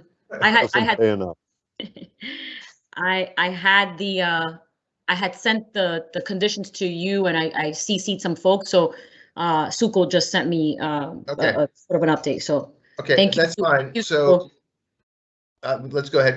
Can I, General Counsel, can I just ask for a new motion, or do we have to undo the previous vote? Yeah. That was not it. That was not a yes or no question. That was an either or question. Yeah. So I think. By the way, guys, this is making it really clear to me that we need to take a lunch break relatively quickly. But go ahead, please. I think for the sake of clarity, Chair, I would suggest that you do a new motion. That way you can be clear on the record. That's fine, but I don't need to. Do I need to undo the previous motion or the previous vote? So I think the ED would like for you to undo the previous vote as part of as well, if that's what he's indicating. Yep. Okay, so can we go ahead? Could either Sean or Christine, either of you, could you propose motion language for the commission? Mr. Chairman, I'm happy to procedurally. So this is Cannabis genetics item G on the agenda. Yeah, and again, there will be conditions once we take a vote. There will be conditions from Commissioner Stebbins and one condition from Commissioner Camargo. So the way to handle this would be to reconsider. So the motion would be to reconsider item G, Cannalib Genetics LLC. Okay. Once that motion is seconded and subsequently approved, that's then back on the table. Okay, so that's fine. So the answer was that we have to do both, undo it and then redo it. So that's fine. Thank you. Motion to reconsider. Yeah. Okay. So I would appreciate then if we can have a motion to reconsider the provisional license application of, we're talking about Canalive Genetics. Could I ask Commissioner Camargo to make such a motion? To reconsider Canalive, and then we'll again, after you make this motion, we take a vote, then we will reconsider it. But right now the motion is just to reconsider it. So do you want me to say that to reconsider? Yes, I would like you to, well, you can just say that you make the motion. I'd like you to make a motion to reconsider the provisional license application for Canalive Genetics. Okay, so I'm making a motion to reconsider the license for Canalive Genetics. Thank you very much. Commissioner Concepcion, would you second that motion, please? Second. Thank you. So let the record show that Commissioner Camargo made the motion to approve, seconded by Commissioner Concepcion. Commissioner Camargo, your vote, please. Aye. Thank you. Commissioner Concepcion. Aye. Thank you. Commissioner Roy. Aye. Thank you. Commissioner Stebbins. Aye. Thank you. Commissioner Hoffman, aye. Let the record show that the commission approved the motion by a vote of 5 in favor. Commissioners Camargo, Concepcion, Roy, Stebbins, and Hoffman with none opposed. I would now like to ask, and again, I'll ask you, Commissioner Camargo, would you please make a motion to approve the staff recommendation to issue a provisional license to Canalive Genetics, subject to the additional condition requested by Commissioner Stebbins and the one condition requested by Commissioner Camargo, specifically prior to final license applicant to review DB vendors' goals and resubmit. So could I have such a motion, please, Commissioner Camargo? So moved, and thank you. Sure, no problem. Thank you for catching this. And thank you to staff who helped you catch it. Commissioner Concepcion, could I have a second to that motion, please? Second. Thank you. Let the record show the motion was made by Commissioner Camargo, seconded by Commissioner Concepcion. Commissioner Camargo, your vote, please. Aye. Thank you. Commissioner Concepcion. Aye. Thank you. Commissioner Roy. Aye. Thank you. Commissioner Stebbins. Aye. Thank you. Commissioner Hoffman, aye. Let the record show the commission or approve the staff recommendation to issue a provisional license to Canalive. Excuse me. Let me just get back to that. Canalive Genetics LLC by a vote of 5 in favor. Commissioners Camargo, Concepcion, Roy, Stebbins, and Hoffman with none opposed. Okay, guys. That's it. We're taking a break. It is 1:14. Can we do a half hour? Would that work for everybody for lunch? Can you give us that extra minute? Get us to. I'm giving you 31 minutes because I'm so generous. So we are recessed until 1:45 p.m. Thank you, everybody. Thank you. Hurry up and eat. Go Suco. Quickly. Okay, cameras off, guys.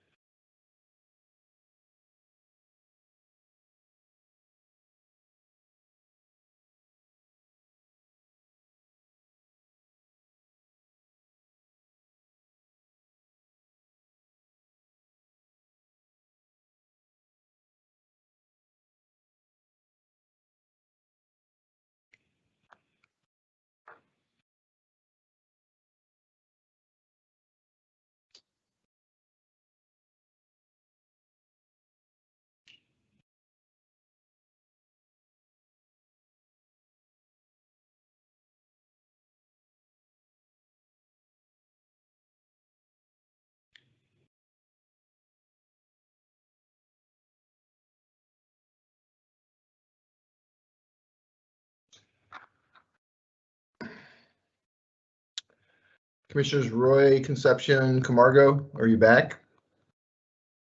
I am here, Commissioner Concepcion. Thank you. Commissioner Roy, Commissioner Camargo. There you go.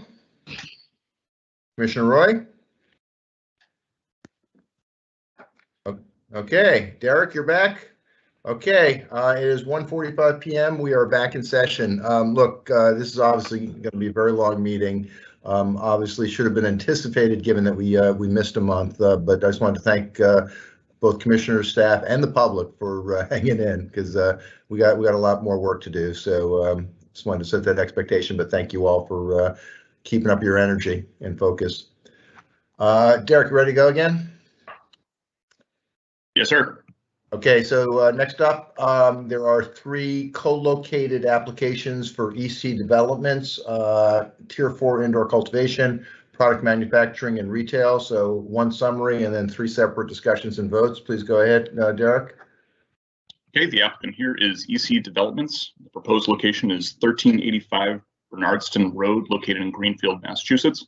They're seeking a cultivation, product manufacturing, and retail license. This applicant received general review. Additional information is contained within the executive summary for the Commission's review and consideration. Therefore, Commission staff do recommend the issuance of a provisional license subject to the conditions before you. Thank you very much, Derek. I have requests from both Commissioners Concepcion and Stebbins for additional conditions. Commissioner Concepcion has made it very clear that her conditions apply to all 3 of these licenses. Commissioner Stebbins, is that the case for you as well? Yes, it is.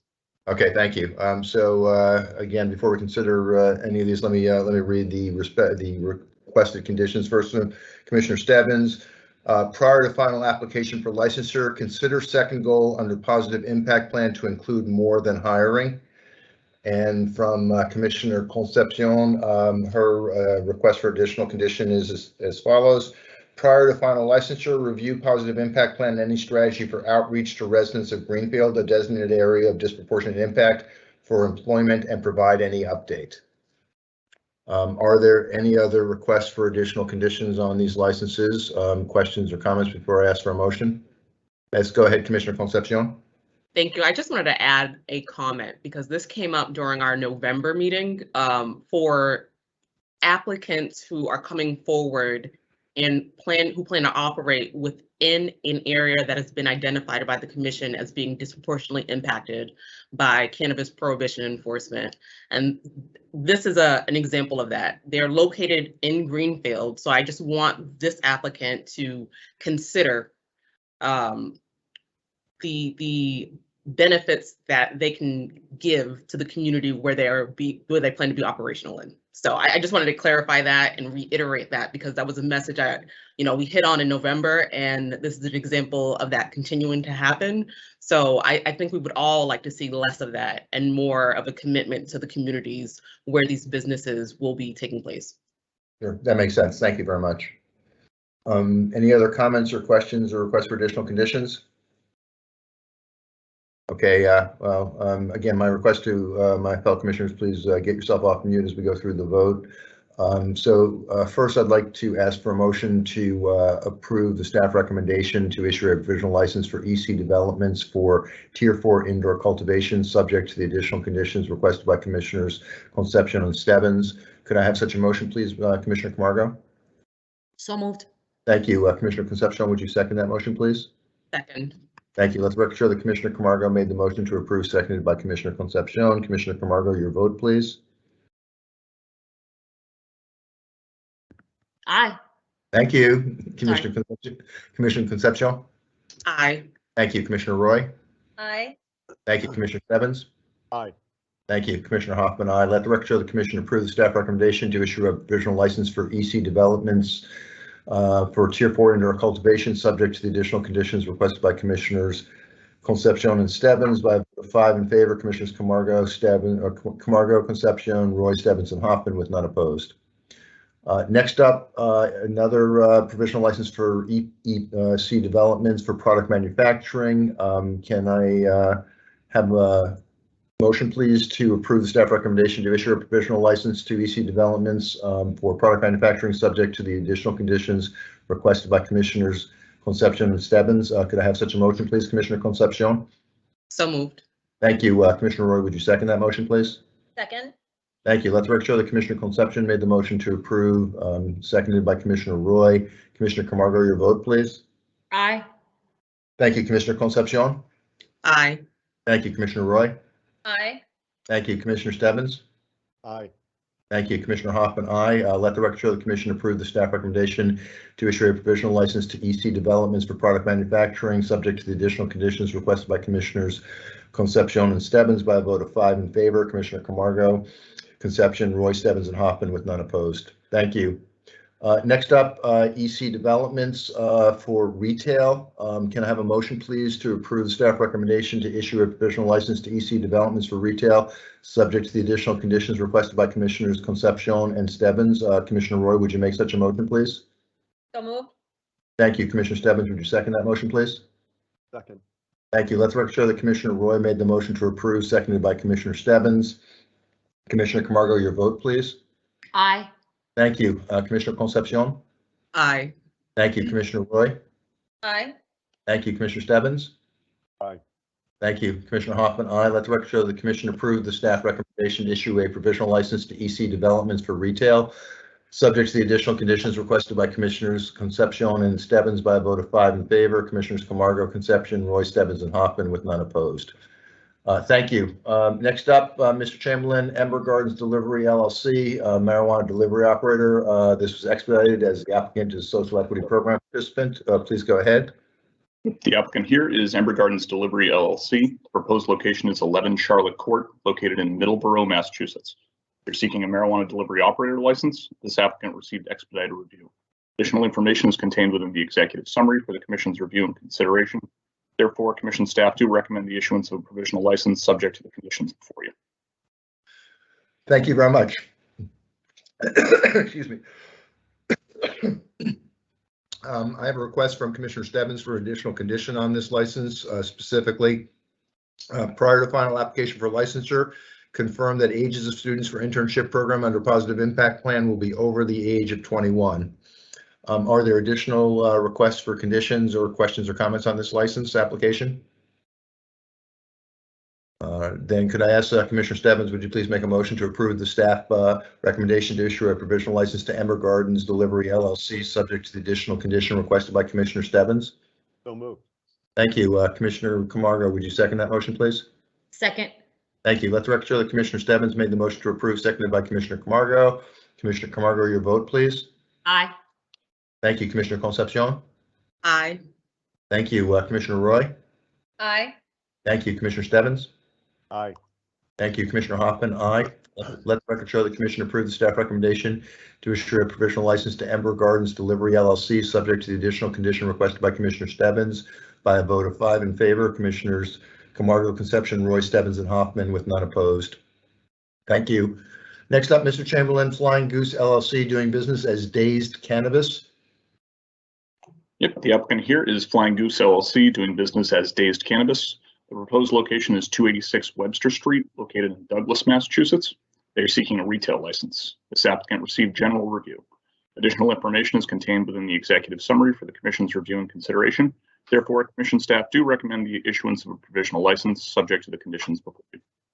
Thank you very much, Mr. Chamberlain. I have a request from Commissioner Stebbins for an additional condition on this license, specifically prior to final application for licensure, verify any hiring goal for women. Are there other conditions or questions or comments on this license? Then Commissioner Camargo, could I please ask you for a motion to approve the staff recommendation to issue a provisional license to Flying Goose LLC, doing business as Dazed Cannabis, subject to the additional condition requested by Commissioner Stebbins? So moved. Thank you. Commissioner Concepcion, would you second that motion, please? Second. Thank you. Let the record show that the motion was made by Commissioner Camargo, seconded by Commissioner Concepcion. Commissioner Camargo, your vote, please. Aye. Thank you, Commissioner Concepcion. Aye. Thank you, Commissioner Roy. Aye. Thank you, Commissioner Stebbins. Aye. Thank you, Commissioner Hoffman. Aye. Let the record show the commission approves the staff recommendation to issue a provisional license to Flying Goose LLC, doing business as Dazed Cannabis by a vote, subject to the additional condition requested by Commissioner Stebbins by a vote of 5 in favor. Commissioners Camargo, Concepcion, Roy, Stebbins, and Hoffman with none opposed. Thank you. Next up are two applications co-located for Ganor LLC, one for Tier 1 indoor cultivation, second for product manufacturing. These applications were expedited given the applicant status as social equity program participant. Mr. Chamberlain, please go ahead. If the applicant here is Ganor LLC, proposed location is 60 Damon Road, located in Northampton, Massachusetts. They're seeking a cultivation and product manufacturing license. This applicant received expedited review. Additional information is contained within the executive summary for the Commission's review and consideration. Therefore, Commission staff do recommend the issuance of a provisional license subject to the conditions before you. Thank you very much, Mr. Chamberlain. I have a request from Commissioner Stebbins for an additional condition on both of these license applications, specifically prior to final application for licensure, review diversity hiring goals and projected number of employees and provide any updates. Are there any additional conditions requested on either of these two license applications, or questions or comments? Then could I ask Commissioner Concepcion, could you please make a motion to approve the staff recommendation to issue a provisional license to Ganor LLC for Tier 1 indoor cultivation, subject to the additional condition requested by Commissioner Stebbins? So moved. Thank you. Commissioner Roy, would you second that motion, please? Second. Thank you. Let the record show that Commissioner Concepcion made the motion to approve, seconded by Commissioner Roy. Commissioner Camargo, your vote, please. Aye. Thank you. Commissioner Concepcion. Aye. Thank you. Commissioner Roy. Aye. Thank you. Commissioner Stebbins. Aye. Thank you. Commissioner Hoffman, aye. Let the record show that the Commission approved the staff recommendation to issue a provisional license to Ganor LLC for Tier 1 indoor cultivation, subject to the additional condition requested by Commissioner Stebbins by a vote of 5 in favor. Commissioners Camargo, Concepcion, Roy, Stebbins, and Hoffman with none opposed. Next up is the second application from Ganor LLC for product manufacturing. Again, subject to the additional condition requested by Commissioner Stebbins. Could I have a motion, please, to approve the staff recommendation subject to that condition, please? Commissioner, let's see, where are we at? I think Commissioner Roy, you're up. Could you make that motion, please? So moved. Thank you. Commissioner Stebbins, would you second that motion? Second. Thank you. Let the record show that Commissioner Roy made the motion, seconded by Commissioner Stebbins. Commissioner Camargo, your vote, please. Aye. Thank you. Commissioner Concepcion. Aye. Thank you. Commissioner Roy. Aye. Thank you. Commissioner Stebbins. Aye. Thank you. Commissioner Hoffman, aye. Excuse me. Let the record show the Commission approved the staff recommendation to issue a provisional license to Ganor LLC for product manufacturing, subject to the additional condition requested by Commissioner Stebbins by a vote of 5 in favor. Commissioners Camargo, Concepcion, Roy, Stebbins, and Hoffman with none opposed. Thank you. Next up, Greater Goods LLC, which is a micro business and was therefore expedited based upon the type of license. Please go ahead, Mr. Chamberlain. If the applicant here is Greater Goods LLC, the proposed location is 445 Miles Standish Boulevard, located in Taunton, Massachusetts. They're seeking a micro business license. This applicant received expedited review. Additional information is contained within the executive summary for the Commission's review and consideration. Therefore, Commission staff do recommend the issuance of a provisional license subject to the conditions before you.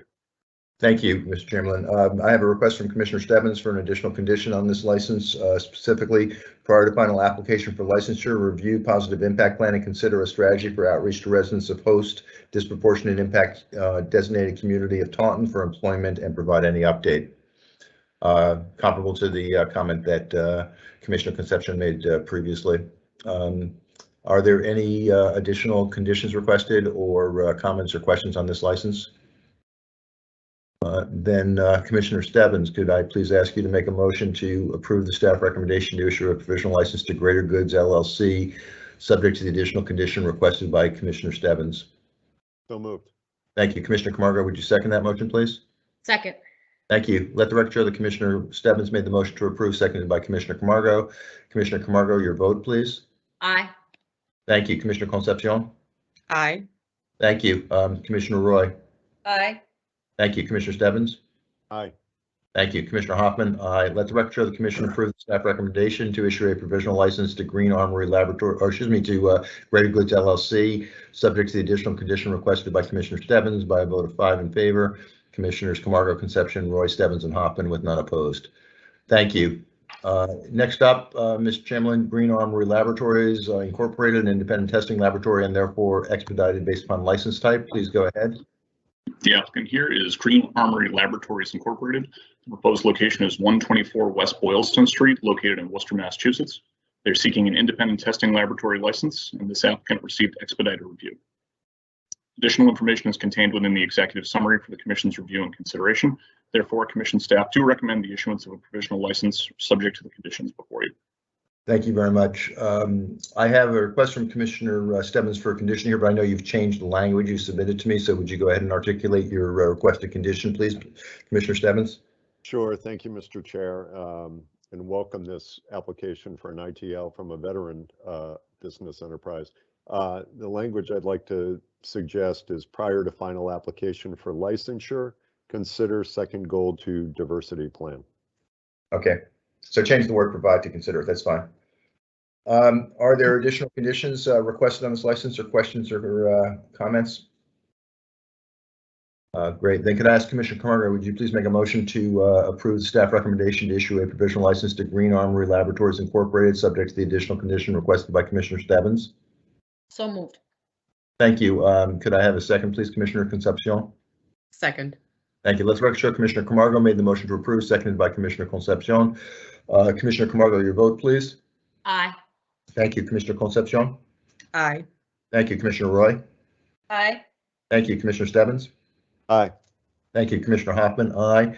Let the record show the Commission approve the staff recommendation to issue a provisional license to Green Armory Laboratories Incorporated, subject to the additional condition requested by Commissioner Stebbins by a vote of 5 in favor. Commissioners Camargo, Concepcion, Roy, Stebbins, and Hoffman with none opposed. Thank you. Next up, Ms. Chemlin, Green Patriot LLC, Tier 2 Outdoor Cultivation. Please go ahead. The applicant here is Green Patriot LLC. The proposed location is 110 Bullard's Crossing, located in Hinsdale, Massachusetts. They're seeking a cultivation license. This applicant received expedited review. Additional information is contained within the executive summary for the Commission's review and consideration. Therefore, Commission staff do recommend the issuance of a provisional license subject to the conditions before you.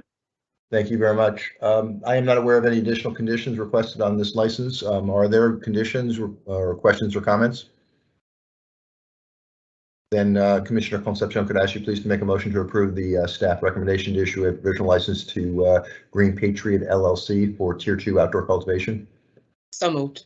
Thank you. Commissioner Roy, would you second that motion, please? Second. Thank you. Let's make sure the Commissioner Concepcion made the motion to approve, seconded by Commissioner Roy. Commissioner Camargo, your vote, please. Aye.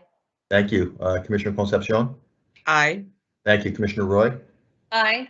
Thank you, Commissioner Stebbins. Aye. Thank you, Commissioner Hoffman. Aye. Let the record show the Commission approve the staff recommendation to issue a provisional license to Green Patriot LLC by a vote of 5 in favor. Commissioners Camargo, Concepcion, Roy, Stebbins, and Hoffman with none opposed.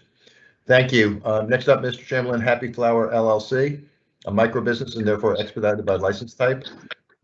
The applicant here is Happy Flower LLC. The proposed location is 41 Fremont Street, located in Worcester, Massachusetts. They're seeking a micro business license. This applicant received expedited review. Additional information is contained within the executive summary for the Commission's review and consideration. Therefore, Commission staff do recommend the issuance of a provisional license subject to the conditions before you. Thank you very much. I'm not aware of any requests for additional conditions on this license. Are there conditions, questions, or comments before I ask for a motion? Then could I ask Commissioner Roy, would you please make a motion to approve the staff recommendation to issue a provisional license to Happy Flower LLC? So moved. Thank you. Commissioner Stebbins, would you second that motion, please? Second. Thank you. Let the record show that Commissioner Roy made the motion to approve, seconded by Commissioner Stebbins. Commissioner Camargo, your vote, please. Aye. Thank you. Commissioner Concepcion. Aye. Thank you. Commissioner Roy. Aye. Thank you. Commissioner Stebbins. Aye. Thank you. Commissioner Hoffman. Aye. Let the record show the Commission approve the staff recommendation to issue a provisional license to Happy Flower LLC by a vote of 5 in favor. Commissioners Camargo, Concepcion, Roy, Stebbins, and Hoffman with none opposed. Thank you. Next up is Healing Calyx LLC, doing business as Green Rush Delivery, which is a marijuana courier. Mr. Chamberlain, please go ahead. The applicant I'm sorry, here is, excuse me, I should mention this is prioritized as an economic empowerment applicant. I apologize. Please go ahead. it's okay. The applicant here is Healing Calyx LLC, doing business as Green Rush Delivery. The proposed location is 380 Dwight Street, located in Holyoke, Massachusetts. They're seeking a marijuana courier license. This applicant received priority review. Additional information is contained within the executive summary for the Commission's review and consideration. Therefore, Commission staff do recommend the issuance of a provisional license subject to the conditions before you.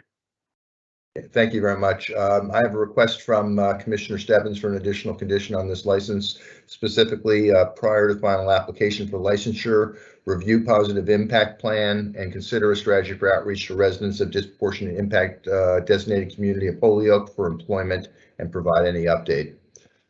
Are there additional questions, comments, or requests for additional conditions on this license?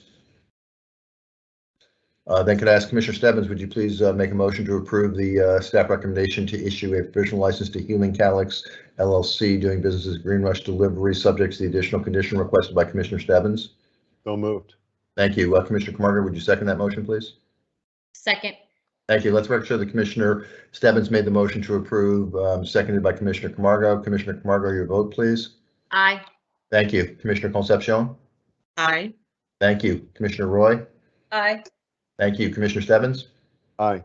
Thank you. Commissioner Hoffman? Aye. Let the record show the commission approve the staff recommendation to issue a provisional license to Healing Calyx LLC doing business as Green Rush Delivery, subject to the additional condition requested by Commissioner Stebbins by a vote of 5 in favor.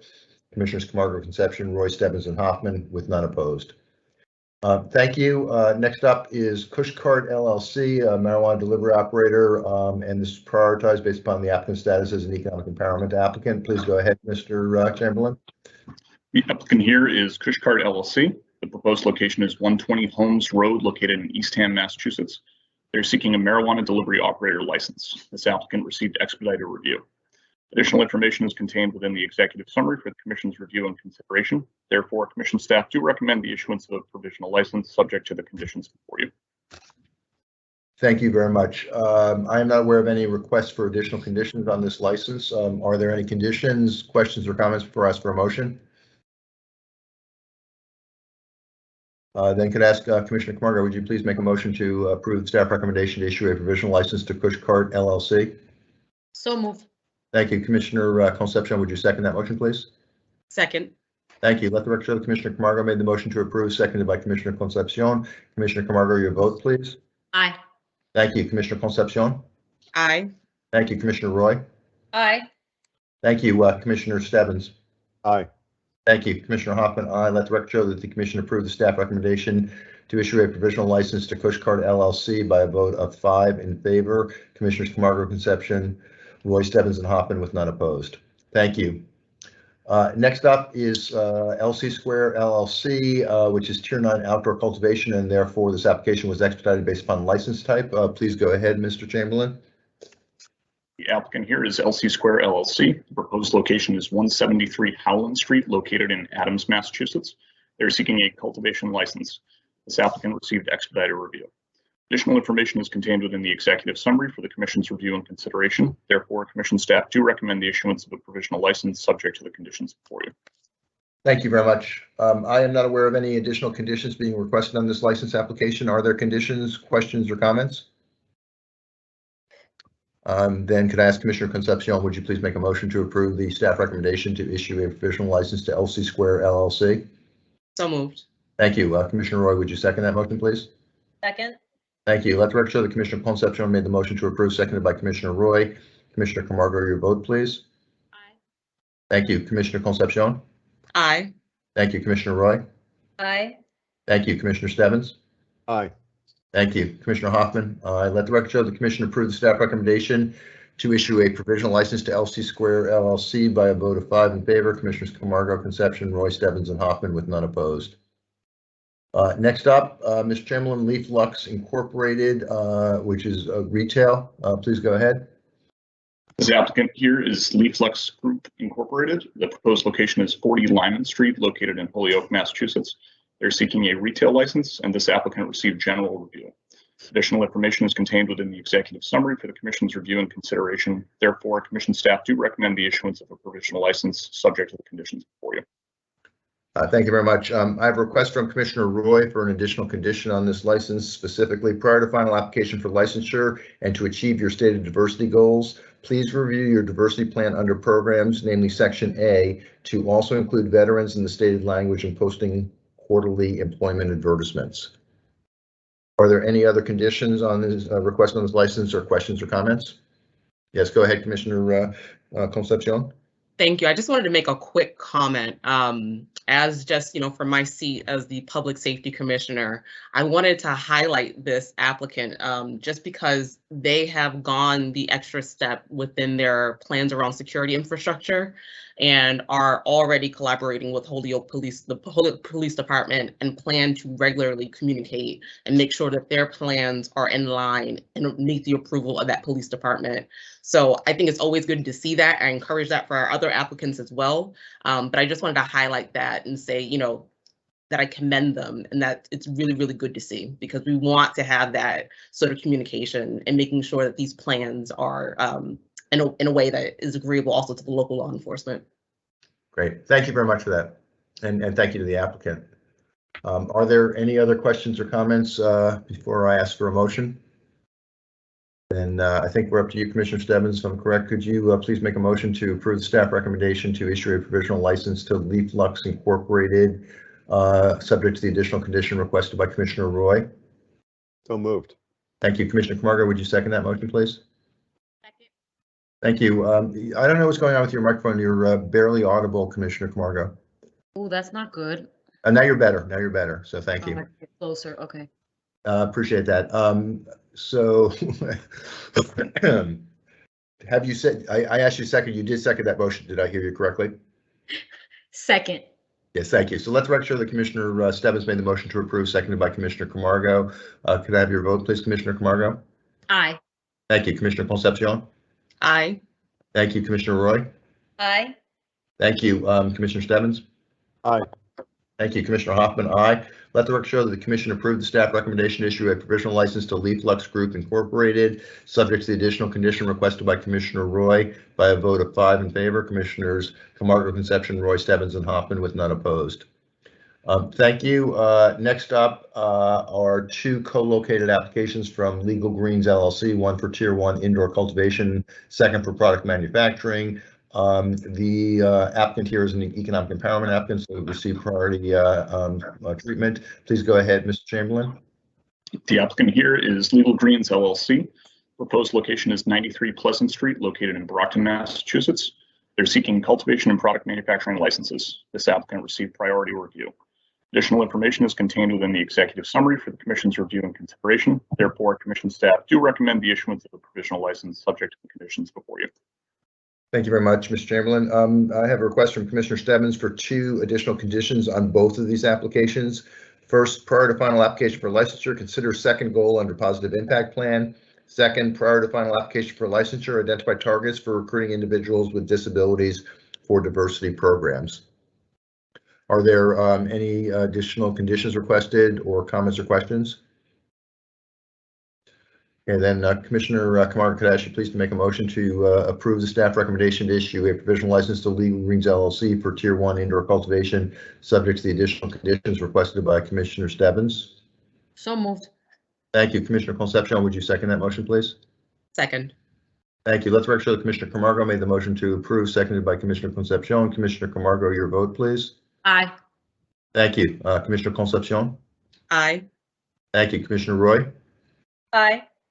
Thank you. Commissioner Stebbins? Aye.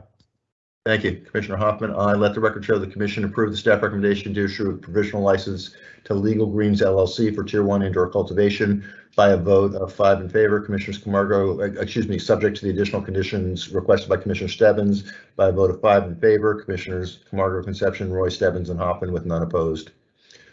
Next up is a second application, co-located application for Legal Greens LLC for product manufacturing. Again, subject to the 2 additional conditions requested by Commissioner Stebbins. Could I ask for a motion to approve the staff recommendation to issue a provisional license subject to those conditions? Commissioner Concepcion, would you make that motion, please? So moved. Thank you. Commissioner Roy, would you second that motion, please? Second. Thank you. Let the record show that Commissioner Concepcion made the motion to approve, seconded by Commissioner Roy. Commissioner Camargo, your vote, please. Aye. Thank you. Commissioner Concepcion? Aye. Thank you. Commissioner Roy? Aye. Thank you. Commissioner Stebbins? Aye. Thank you. Commissioner Hoffman, aye. Let the record show the commission approve the staff recommendation issue a provisional license to Legal Greens LLC for product manufacturing, subject to the additional conditions requested by Commissioner Stebbins by a vote of 5 in favor. Commissioners Camargo, Concepcion, Roy, Stebbins, and Hoffman with none opposed. Thank you. Next up is Lucky Green Ladies LLC, a marijuana delivery operator, and this application was expedited based upon both their status as a social equity applicant as well as a woman-owned business. Please go ahead, Mr. Chamberlain.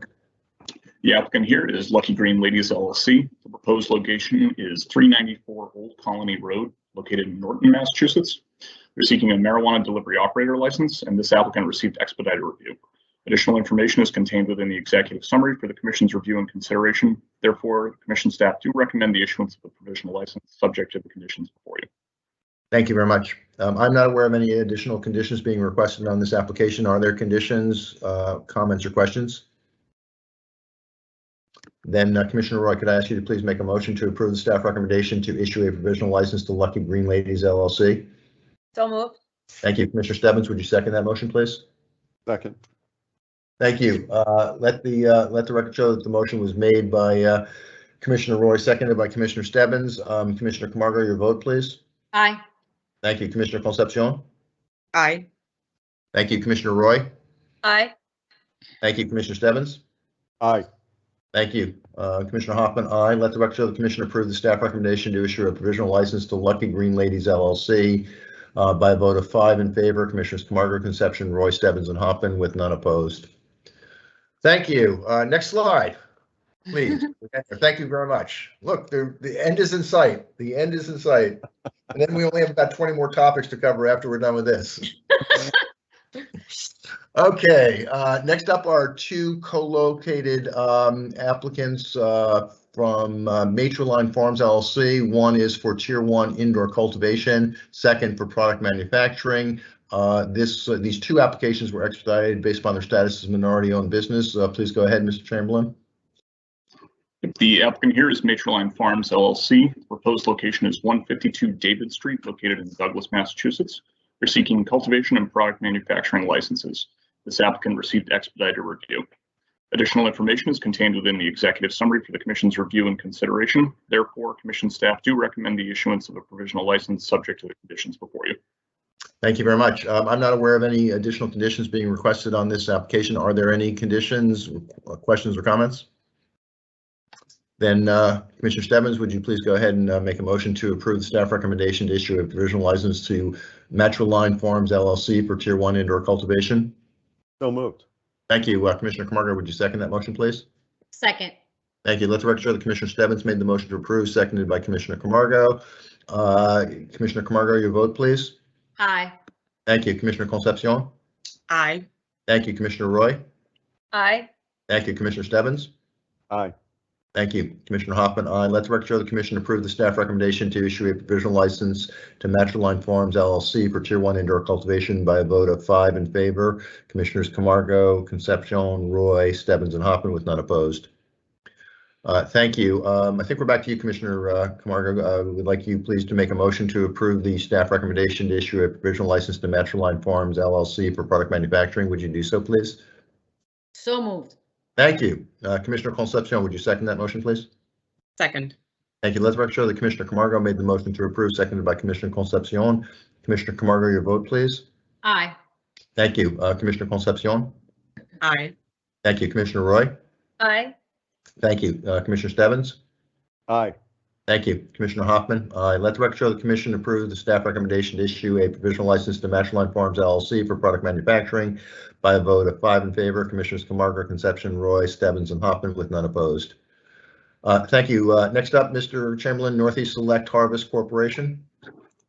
The applicant here is Northeast Select Harvest Corporation. The proposed location is 378-380 Highland Avenue, located in Somerville, Massachusetts. They're seeking a retail license. This applicant received general review. Additional information is contained within the executive summary for the Commission's review and consideration. Therefore, Commission staff do recommend the issuance of a provisional license subject to the conditions before you. Okay, thank you very much. I'm not aware of any conditions being requested on this application. Are there conditions, questions, or comments? Mr. Chairman, I Yes, think I do have one for Northeast. Oh, sorry, excuse me. I know that. just a little bit. I apologize for that. So there is a request from Commissioner Stebbins to add an additional condition to this license, specifically prior to final application for licensure, identify target communities for focus of positive impact plan programs. My apologies. Are there additional conditions or comments or questions on this application?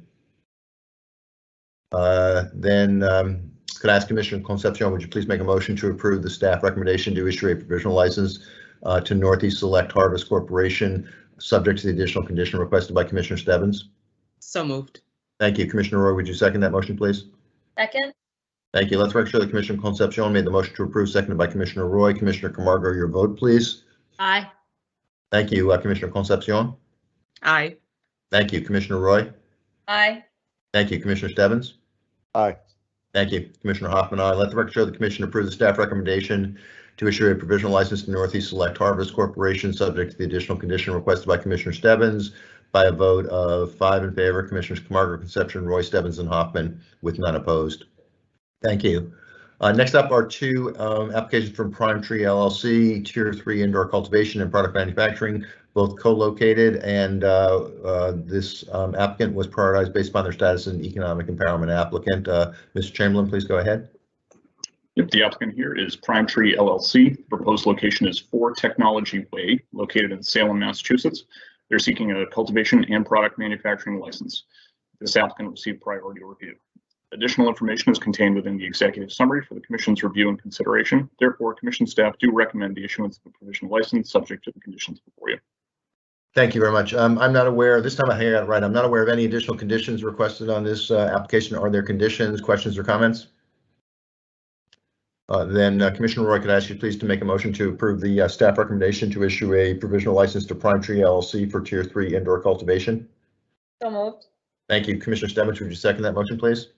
Second. Thank you. Let the record show the motion to approve was made by Commissioner Roy, seconded by Commissioner Stebbins. Commissioner Camargo, your vote, please. Aye. Thank you. Commissioner Concepcion. Aye. Thank you. Commissioner Roy. Aye. Thank you. Commissioner Stebbins. Aye. Thank you. Commissioner Hoffman, aye. Let the record show the commission approve the staff recommendation to issue a provisional license to Prime Tree LLC for Tier 3 Indoor Cultivation by a vote of 5 in favor. Commissioners Camargo, Concepcion, Roy, Stebbins, and Hoffman, with none opposed. Commissioner Stebbins, could I ask you please to make a motion to approve the staff recommendation to issue a provisional license to Prime Tree LLC for product manufacturing? So moved. Thank you. Commissioner Camargo, would you second that motion, please? Second. Thank you. Let the record show that Commissioner Stebbins made the motion to approve, seconded by Commissioner Camargo. Commissioner Camargo, your vote, please. Aye. Thank you. Commissioner Concepcion. Aye. Thank you. Commissioner Roy. Aye. Thank you. Commissioner Stebbins. Aye. Thank you. Commissioner Hoffman, aye. Let the record show the commission approve the staff recommendation to issue a provisional license to Prime Tree LLC by a vote of 5 in favor. Commissioners Camargo, Concepcion, Roy, Stebbins, and Hoffman, with none opposed. Thank you. Next up is Pudding Hill Farm LLC. This application, no, go ahead. I'm sorry. Please go ahead, Mr. Chamberlain. The applicant here is Pudding Hill Farm LLC. The proposed location is 1 Julius Hall Road, Parcel A, located in Blandford, Massachusetts. They're seeking a cultivation license, and this applicant received general review. Additional information is contained within the executive summary for the Commission's review and consideration. Therefore, Commission staff do recommend the issuance of a provisional license subject to the conditions before you.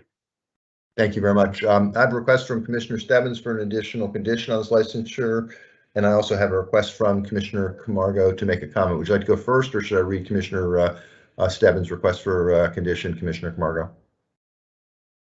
Stebbins. Okay, so the request for, thank you, the request for additional condition from Commissioner Stebbins is as follows. Prior to final application for licensure, consider second goal under positive impact plan to include more than mentoring. Go ahead, Commissioner Camargo, please. Yeah, my comment's simple. I just wanted to kind of commend them for their vendor numbers. You could see that our diversity guidelines have been somewhat helpful, so I see it in this. Great, thank you. Are there any other conditions besides the one I mentioned from Commissioner Stebbins? Questions or comments? Okay, then I think we're back to you, Commissioner Camargo. If you would please make a motion to approve the staff recommendation to issue a provisional license to Pudding Hill Farm LLC, subject to the additional condition requested by Commissioner Stebbins. So moved. Thank you. Commissioner Concepcion, would you second that motion, please? Second. Thank you. Let the record show that Commissioner Camargo made the motion to approve, seconded by Commissioner Concepcion. Commissioner Camargo, your vote, please. Aye. Thank you. Commissioner Concepcion. Aye. Thank you. Commissioner Roy. Aye. Thank you. Commissioner Stebbins. Aye. Thank you. Commissioner Hoffman, aye. Let the record show the commission approve the staff recommendation to issue a provisional license to Pudding Hill Farm LLC, subject to the additional condition requested by Commissioner Stebbins by a vote of 5 in favor. Commissioners Camargo, Concepcion, Roy, Stebbins, and Hoffman with none opposed. Thank you very much. Next up, Mr. Chamberlain, Roster Roots LLC. This application was expedited given the applicant status as a minority-owned business. Please go ahead, Mr. Chamberlain.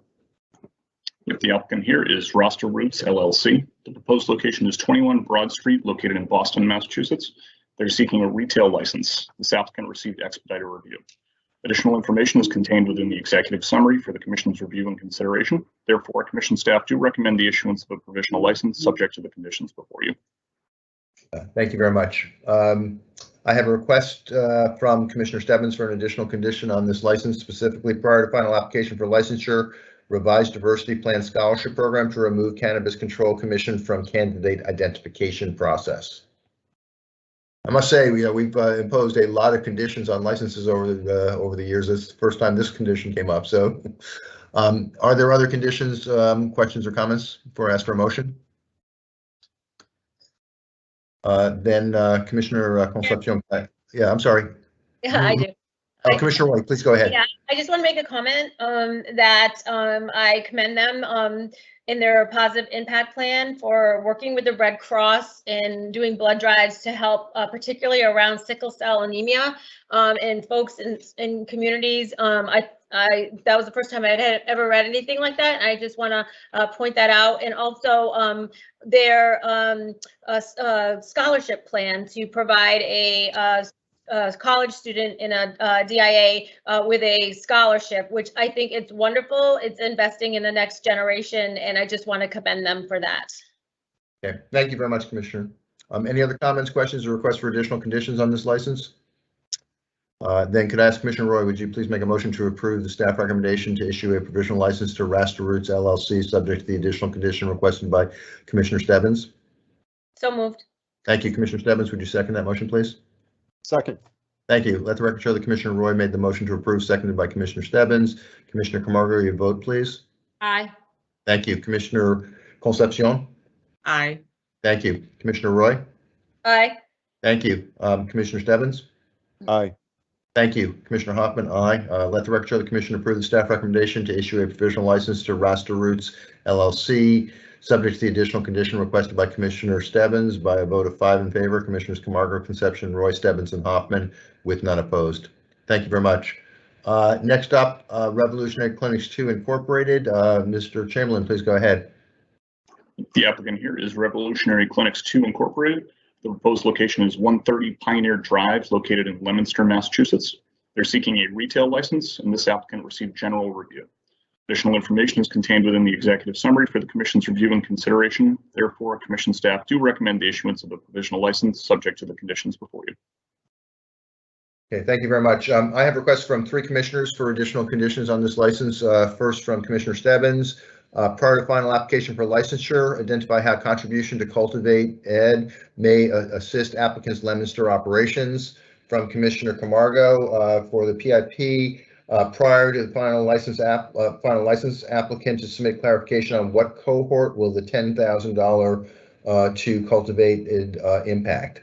And then from Commissioner Roy, prior to final application for licensure, please review your diversity plan under goal number 2 to also consider veteran-owned companies. Are there additional conditions or requests for questions or comments on this license? Then could I ask Commissioner Stebbins, would you please make a motion to approve the staff recommendation to issue a provisional license to Revolutionary Clinics 2 Incorporated, subject to the additional conditions requested by Commissioner Stebbins, Roy, and Camargo? So moved. Thank you. Commissioner Camargo, would you second that motion, please? Second. Thank you. Let the record show that Commissioner Stebbins made the motion to approve, seconded by Commissioner Camargo. Commissioner Camargo, your vote, please. Aye. Thank you. Commissioner Concepcion. Aye. Thank you. Commissioner Roy. Aye. Thank you. Commissioner Stebbins. Aye. Thank you. Commissioner Hoffman, aye. Let the record show the commission approves the staff recommendation to issue a provisional license to Revolutionary Clinics 2 Incorporated, subject to the additional conditions requested by Commissioner Stebbins, Roy, and Camargo by a vote of 5 in favor. Commissioners Camargo, Concepcion, Roy, Stebbins, and Hoffman, and none opposed. Thank you very much. Next up, Sun and Soil Craft Cannabis LLC, which was expedited based upon the applicant status as a veteran-owned business. Please go ahead, Mr. Chamberlain. The applicant here is Sun and Soil Craft Cannabis LLC. The proposed location is 24 Mountain Branch Road, located in Charlemont, Massachusetts. They're seeking a cultivation license. This applicant received expedited review. Additional information is contained within the executive summary for the Commission's review and consideration. Therefore, Commission staff do recommend the issuance of a provisional license subject to the conditions before you.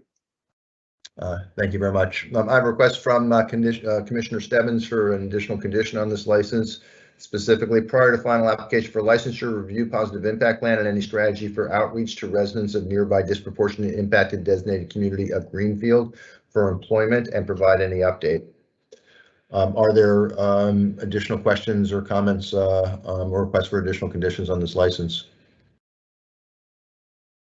Okay, then could I ask Commissioner Concepcion, would you please make a motion to approve the staff recommendation to issue a provisional license to Sun and Soil Craft Cannabis LLC, subject to the additional condition requested by Commissioner Stebbins? So moved. Thank you. Commissioner Roy, could I ask you to second that motion, please? Second. Thank you. Let the record show that Commissioner Concepcion made the motion to approve, seconded by Commissioner Roy. Commissioner Camargo, your vote, please. Aye. Thank you. Commissioner Concepcion. Aye. Thank you. Commissioner Roy. Aye. Thank you. Commissioner Stebbins. Aye. Thank you. Commissioner Hoffman, aye. Let the record show the commission approve the staff recommendation to issue a provisional license to Sun and Soil Craft Cannabis LLC, subject to the additional condition requested by Commissioner Stebbins by a vote of 5 in favor. Commissioners Camargo, Concepcion, Roy, Stebbins, and Hoffman with none opposed. Thank you. Next up, Sunflower Meadows LLC, which is Tier 7 outdoor cultivation and therefore was expedited based upon the license type.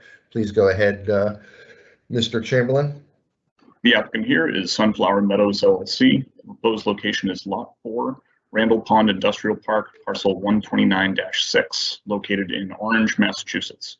They're seeking a cultivation license, and this applicant received expedited review. Additional information is contained within the executive summary for the Commission's review and consideration. Therefore, Commission staff do recommend the issuance of a provisional license subject to the conditions before you. Thank you very much. I am not aware of any requests for additional conditions on this license. Are there conditions, comments, or questions? Then could I ask Commissioner Stebbins, would you please make a motion to, Commissioner Stebbins, would you please make a motion to approve the staff recommendation to issue a provisional license to Sunflower Meadows LLC? So moved. Thank you. Could I ask for a second, please, Commissioner Camargo? Second. Thank you. Let's make sure that Commissioner Stebbins made the motion to approve, seconded by Commissioner Camargo. Commissioner Camargo, your vote, please. Aye. Thank you. Commissioner Concepcion. Aye. Thank you. Commissioner Roy. Aye. Thank you. Commissioner Stebbins. Aye. Thank you. Commissioner Hoffman. Aye. Let the record show that the commission approved the staff recommendation to issue a provisional license to Sunflower Meadows LLC by a vote of 5 in favor. Commissioners Camargo, Concepcion, Roy, Stebbins, and Hoffman with none opposed. Next up, Sweetgrass Farms LLC, which was expedited based upon the applicant's status as a veteran. Please go ahead, Mr. Chamberlain. If the applicant here is Sweetgrass Farms LLC, the proposed location is 77 Spring Street, located in Plimpton, Massachusetts. They're seeking a cultivation license. This applicant received expedited review. Additional information is contained within the executive summary for the Commission's review and consideration. Therefore, Commission staff do recommend the issuance of a provisional license subject to the conditions before you. Thank you very much. I have a request from Commissioner Camargo to make a comment on this application. Please go ahead. 1 second, Chairman. Sure.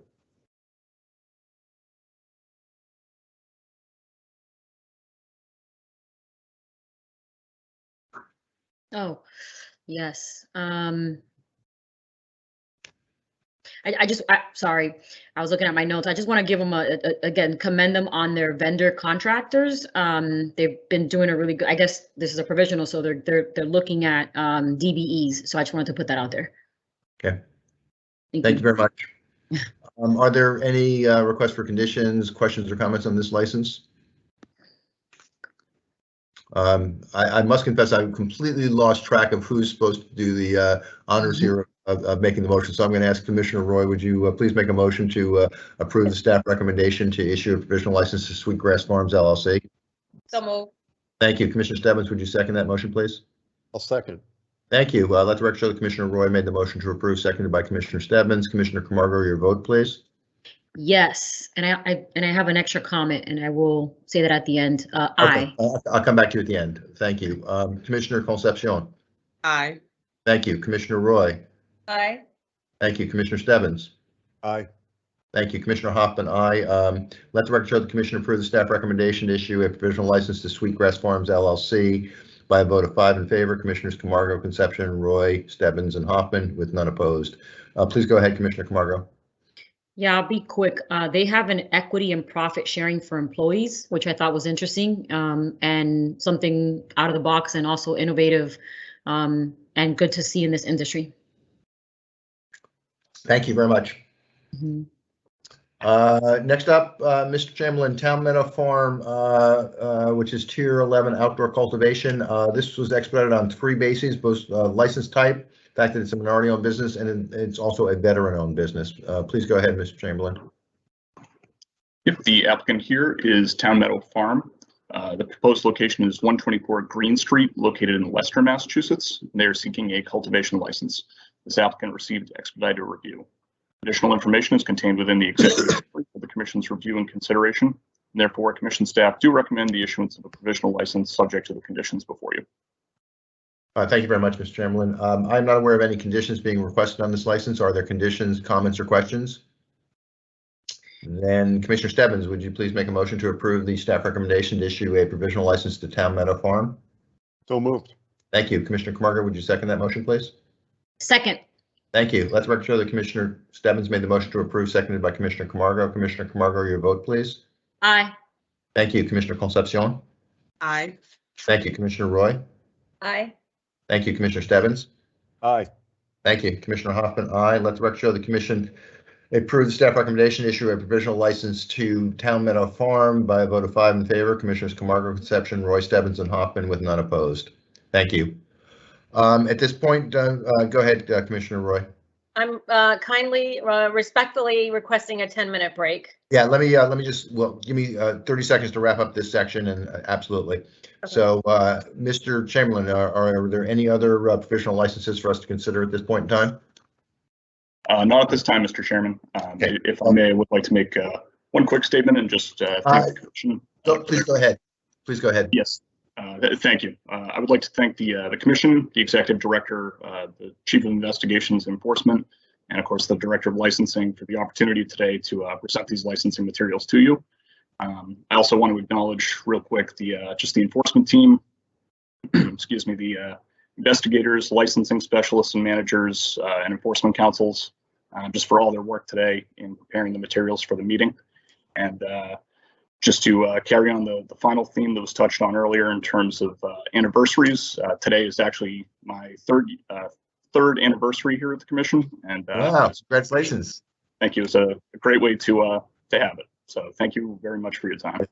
Thank you, Derek, and thank you for being here with us today and going through the material. But also, I want to make sure everybody recognizes that just being here today and reviewing the material that you did is a small percentage of the work that goes in getting ready for these and doing the work around licensing. So thank you and the entire licensing staff for all that. I have a question for you, Mr. Chairman. Coming back next month or not? Yeah, I think so. I think we might see a smaller agenda next month. So yes, I'd love the opportunity. We'll see. Thank you again so much. So it is 2:38. Let's take a break until 2:50. So that's 12 minutes. Is that okay, Commissioner Roy? Thank you so much, Mr. Chairman. Okay, so we are recessed until 2:50 p.m. Okay.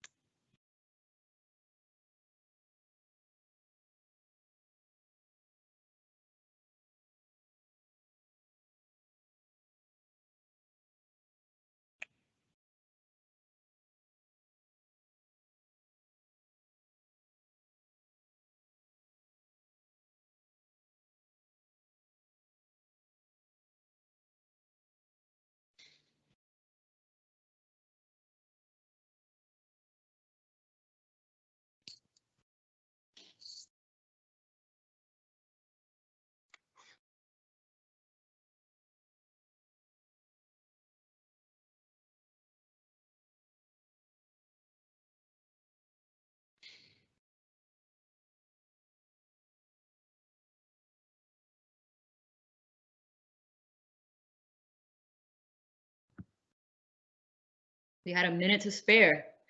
I know, I'm really proud of you guys.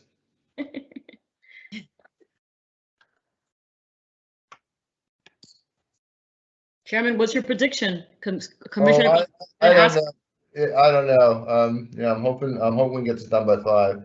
Good. We got a lot to cover, obviously, so we'll see. Okay, it is 2:50. Let's we're back in session. We are now in the commission discussion and vote section of the agenda. I realized I omitted when I went through the topics that were going to be in this section. I omitted the first one, which is a job description. Mr. Executive Director, if you could start us off with that, please. Sure, thank you, Mr. Chairman. You do have a job description before you for your consideration. As you know, where we create new positions here at the agency, it does require the approval of the commission. Where there's a vacancy to fill or an existing description, we do enjoy the ability to post and hopefully get folks into the applicant pool as soon as humanly possible. So this would be the creation of a new position. It would fall within the communications team. It is the title of multimedia content producer.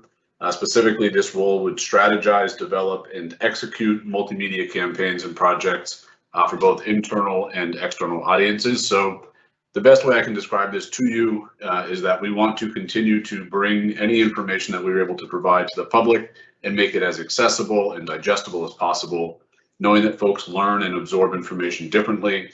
The ability to bring them multimedia content, including reducing regulations, guidance documents, FAQs, etc., in a way that is most accessible is certainly a desired goal of ours and our communications team. So this role would be critical for that and would really join an already dynamic team in delivering as much information as possible to folks where they are. So happy to take any questions you may have. Mr. Chairman, anticipating your question, yes, this is budgeted for this fiscal year. And given, thank you. And given the job description, it sounds like this is not necessarily a lawyer that will fill this role. It is not a required or minimum qualification for the role, but certainly we would entertain any additional attorneys and their skill sets that they may want to bring to the commission. Fair enough. Thank you very much. Are there any questions for the Executive Director? Then, Mr. Executive Director, could you articulate the motion you're looking for from the commission? Sure. I guess a motion would be to approve the job description for the role of multimedia content producer as presented to the commission. Thank you very much. Could I have Commissioner Roy, would you make that motion, please? So moved. Thank you. Commissioner Stebbins, would you second that motion, please? Second.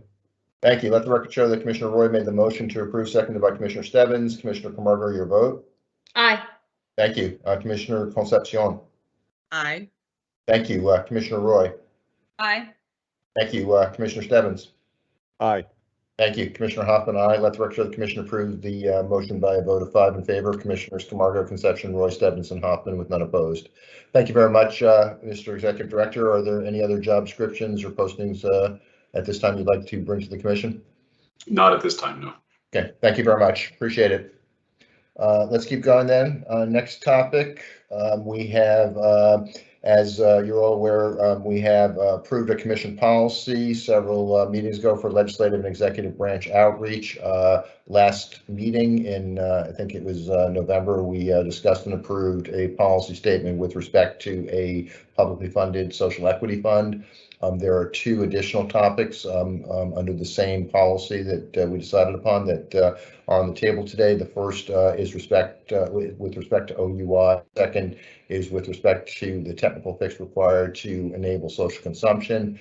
I want to thank both Commissioner Roy and our Director of Government Affairs, Matt Giancola, for their work on the first one, OUI. I think I'm going to turn it over to Commissioner Roy, who's going to make some introductory comments, and then turn it over to Mr. Giancola. Please go ahead, Commissioner Roy. Sorry, Chairman. Oh, yes, I'm sorry. Please go ahead. Thank you. I just wanted to ask before we started, I thought Sure. it might be helpful if our Director of Government Affairs can just reiterate what that policy is so the public understands what we're doing here. Sure, no problem at all. Thank you for that. And Matt, are you comfortable doing that? Absolutely. So please go ahead. So as you may recall, and as members of the public may recall, back in August, the Commission approved a specific policy to endorse statements of commission policy for the benefit of policymakers, lawmakers in the State House and in local governments, essentially to share the sense of the commission. These decisions would be limited to only broad policies. We would not be engaging in specific pieces of legislation, and it would only be on policies that directly relate to the Commission's mandate and our statutory requirements. Thank you, Matt. Is that helpful, Commissioner Concepton? Do you have any other questions for? That was all. Thank you, Matt. Thanks, Matt. Appreciate that. So again, if it's okay, let me turn the table over to Commissioner Roy for introductory comments, and then she'll turn it back over to Matt. Please go ahead, Commissioner Roy. Sure. Thank you so much, Mr. Chairman, and thank you, Commissioner Concepcion, for having Matt restate the policy. That's helpful for all of us. Thank you. Matt, I want to first thank Matt Giancola. He's Director of Government Affairs, for his time that he took with me, many meetings to make sure we were parked in a good place prior to today's meeting. I just want to thank you, Mr. Chairman, for putting it on the agenda per my request, and for my fellow commissioners today to have this discussion. When Matt and I went over the slides, we thought it would be best protocol if Matt presented the slides, and then after that, I have some remarks. So Matt, take it away. Thank you, Commissioner. We have two topics for legislative outreach on today's agenda, as the chairman noted. The first topic is on the operation of motor vehicles under the influence. Commissioner Roy is the sponsoring commissioner for this agenda item. Driving under the influence of alcohol, cannabis, and other drugs is unsafe and harms motorists and passengers everywhere. Elected officials, policymakers, and public safety officials are constantly working to ensure that residents are safe and that laws keep pace with societal trends. The legalization and regulation of marijuana has been a critical component to furthering important policies, social and economic equity to communities who previously faced disproportionate harm from the war on drugs, ensuring access to medical patients and consumers, and has been an important source of revenue for state and local governments. Those who use marijuana products, however, must use them safely and in compliance with the law. Next slide, please. There are a number of bills this legislative session that deal with OUI laws in cannabis. House 1924 is intended to streamline and simplify the myriad statutes that pertain to operating under the influence. H 4255 would implement various provisions aimed to detect alcohol and drug impairment and strengthen OUI enforcement. Senate 1612 would establish a standing commission on operating under the influence. Last month, commissioners in their personal capacities participated in the Joint Committee on the Judiciary hearing process and offered testimony on House 4255. Next slide, please. Other states have specific standards for cannabis impairment that motorists may not violate. Massachusetts does not have such a standard at this time. For example, 5 states have per se limits. That is, a motorist with a specific amount of THC in their blood is considered impaired by default. Colorado reasonably infers that anyone driving with more than 5 nanograms per milliliter of THC in their blood is impaired. And 12 states have zero tolerance for any amount of THC in a motorist's blood. It's important to stipulate that some research notes additional data is needed to accurately detect cannabis impairment. Currently, there are no validated devices available to measure THC impairment. THC can stay in an individual's body for days or weeks after use, even after the effects have worn off. Further, as we all know, enforcement has been disproportionately focused on communities harmed by the war on drugs, impoverished communities and communities of color predominantly. Lawmakers across the nation are grappling with these complex issues right now. Next slide, please. In the first quarter of 2021, roadway fatalities were up 18.4% over the first quarter of 2020. Public safety officials are seeing a rise in speeding, unsafe driving, and driving under the influence. Next slide, please. Because OUI statutes do not necessarily consider cannabis impairment or impairment from other drugs, and because a well-regulated, licensed, and safe cannabis industry requires all residents and users of cannabis products to protect themselves and their fellow drivers and passengers on the road, sponsoring commissioners have recommended the following statement of commission policy. The commission supports legislation that aligns laws against the operation of motor vehicles while under the influence of alcohol with cannabis and other drugs. The commission further recognizes the need to protect civil rights and for advances in technologies to accurately assess cannabis impairment. Next slide, please. Should the commission adopt this statement, staff can be authorized to undertake a number of the outreach activities before you. All commissioners will have the option to participate and/or review materials prior to distribution. Thank you for listening, and I will now turn the floor back to Commissioner Roy. Thank you, Matt. Oh, Go ahead, Commissioner Roy, please. thank you, Mr. Chairman, and thank you so much, Matt, for that slide presentation. And I just want to share some remarks with my colleagues. Again, I want to thank you, Mr. Chairman, and my fellow commissioners for the opportunity today to discuss legislative and executive outreach as it relates to OUI. As my fellow colleague, Commissioner Concepcion, noted last public meeting, it was the first time this commission used its new process for commenting on and influencing legislation. Today, with 2 topics on the agenda, we take another bite at that apple. As members of the Massachusetts Cannabis Control Commission, we are mandated to implement a secure, thoughtfully regulated cannabis industry. And in doing so, we must always uphold 3 pillars of public health, public safety, and welfare. Although not a legislative body that can write, pass, and enact laws, as a regulatory body overseeing a $2 billion nascent industry, we can and must have meaningful discussion, consideration, and further outreach when necessary if we deem the public health, public safety, and/or welfare of our citizens is at stake. Today, I look forward to having an open, meaningful, and inclusive discussion with my colleagues around the complex and complicated public safety issue of OUI as it pertains to legislative and executive outreach. Massachusetts, as you know, was the first state east of the Mississippi to legalize and implement adult use marijuana.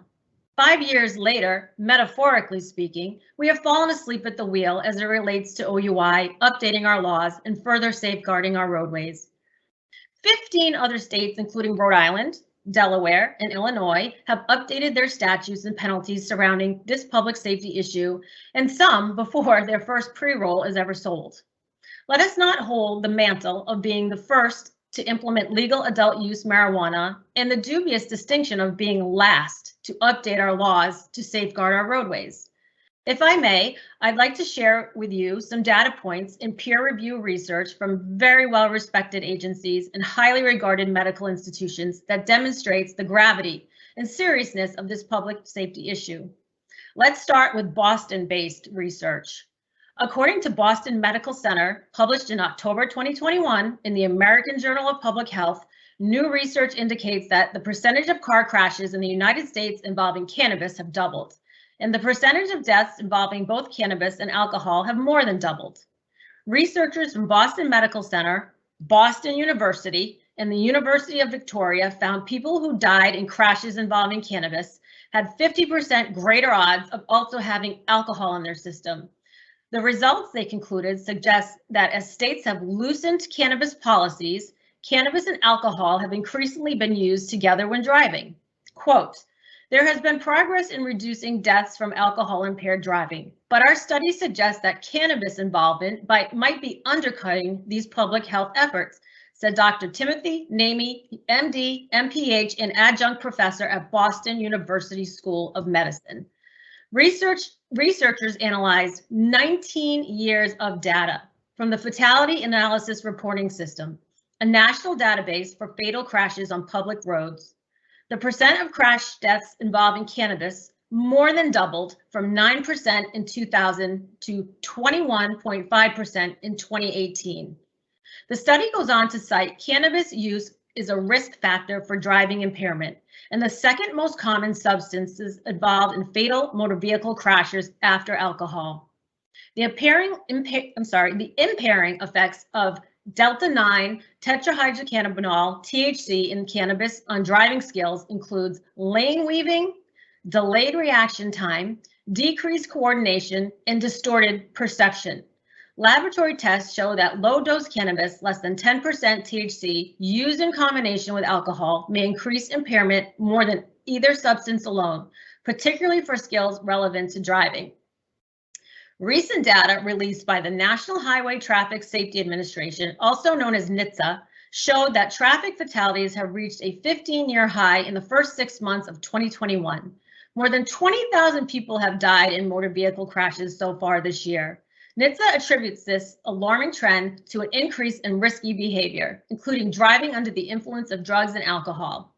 And indeed, NHTSA's recent review of 5 trauma centers, including one in Worcester, Massachusetts, found a significant increase in the prevalence of drugs detected in seriously and fatally injured drivers, with 56% testing positive for at least one impairing substance, up from 50.8 before the public health emergency. According to the Centers for Disease Control and Prevention, THC, marijuana's principal active ingredient, impairs coordination, judgment, and balance, the skills every operator needs to drive safely. Back home in Massachusetts, data from the Department of Transportation reports 58 drugged fatalities from 2015 to 2017, with a staggering 3-fold increase to 202 drugged driving fatalities from 2018 to 2021, with some investigations still pending. As we begin to address the overwhelming public safety concerns surrounding impaired driving, including poly drug use OUI on our roadways, and discuss a possible outreach plan to the legislative and executive branches, it is critically important during this discussion to take all facets of concern into consideration, including impartiality of any laws and civil protections. As my colleague, Commissioner Camargo, poignantly stated in her testimony to the Judiciary Committee last month, and I quote, "The public needs to be confident that reforms have considered the impact on our communities and are impartial. I sincerely hope that motor vehicle operation laws can be updated in a manner that protects the public and upholds civil rights for all of our residents. As a matter of policy, let me emphatically state there is no specific piece of legislation, no specific provision, no specific science or testing method that will be recommended or endorsed by this commission as it relates to impaired driving and OUI. If successfully voted on, the commission will respectfully begin outreach to the legislative and executive branches as it relates to the concept of prioritizing and updating the laws surrounding OUI on our roadways. I am extraordinarily confident in the ability of our legislature to make thorough and thoughtful decisions when they begin the process of effectuating and updating the laws regarding impaired driving in the Commonwealth. This public safety issue is too critical to ignore and will not just go away. In the solemn words of United States Secretary of Transportation, Pete Buttigieg, and I quote, "Rising traffic deaths is a crisis and calls for cooperation among all levels of government, industry, and advocacy to change course." I respectfully thank the Commission for their time and consideration of this important matter. Thank you very much, Commissioner Roy. So the objective here would be to take a vote on a statement of commission policy, and then the follow-up is articulated by Matt Giancola. Obviously, before I seek to get a motion and a vote on that, I would like to welcome my fellow commissioners, ask questions, make comments, either in follow-up to what Matt presented or what Commissioner Roy presented. Commissioner Stebbins, please go ahead. Sure. Thank you, Mr. Chair. And you know, at the end of my comments, I'd like to go back to the statement that we're all considering as kind of our official policy objective. First of all, I want to thank my colleague, Commissioner Roy, for drawing our focus to this issue and the legislative activity around it.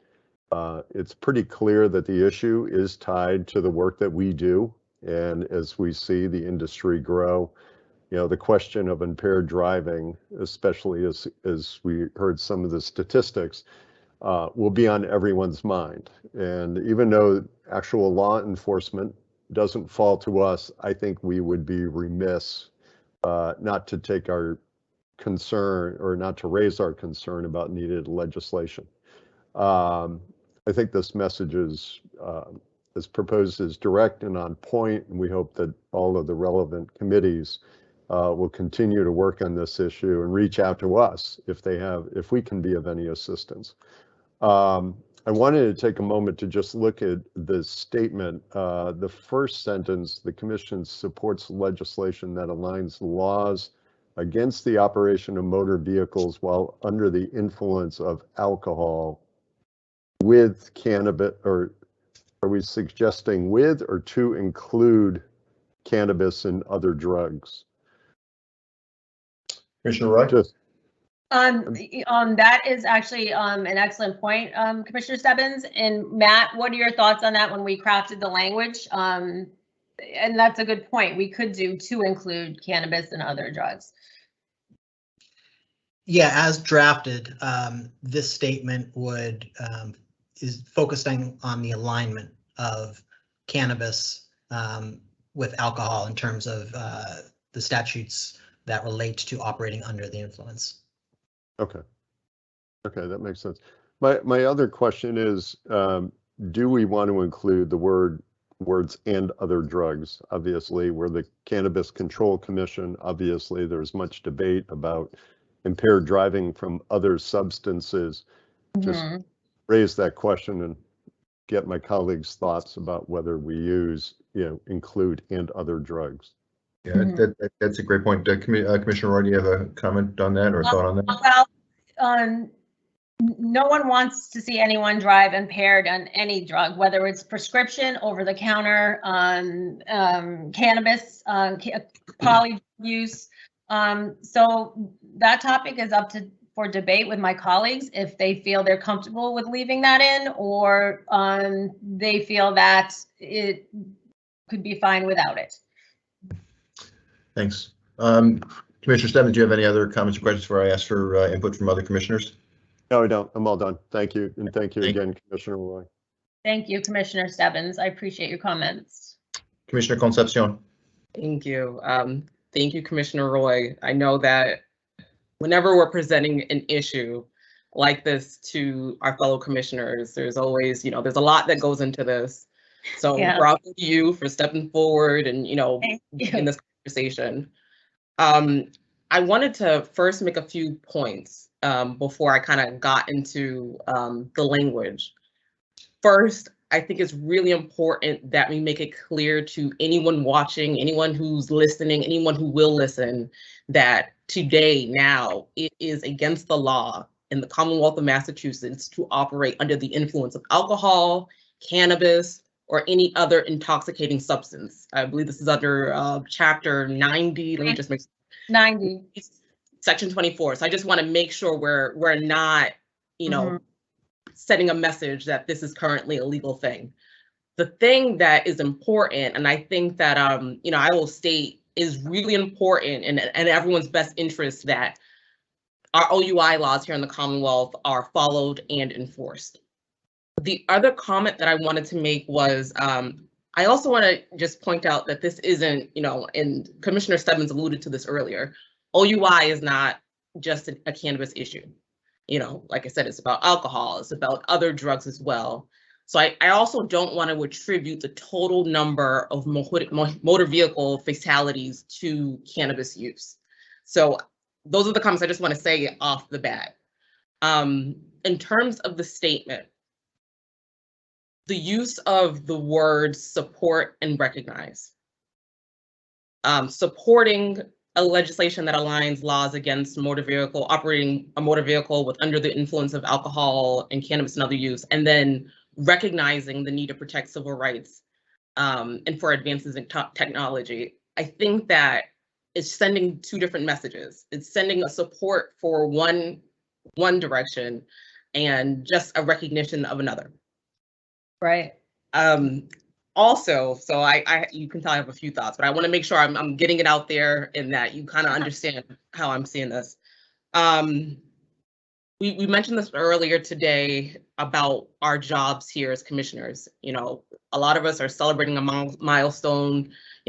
It's a lot to be here, and we have a huge responsibility here to regulate a safe and equitable industry.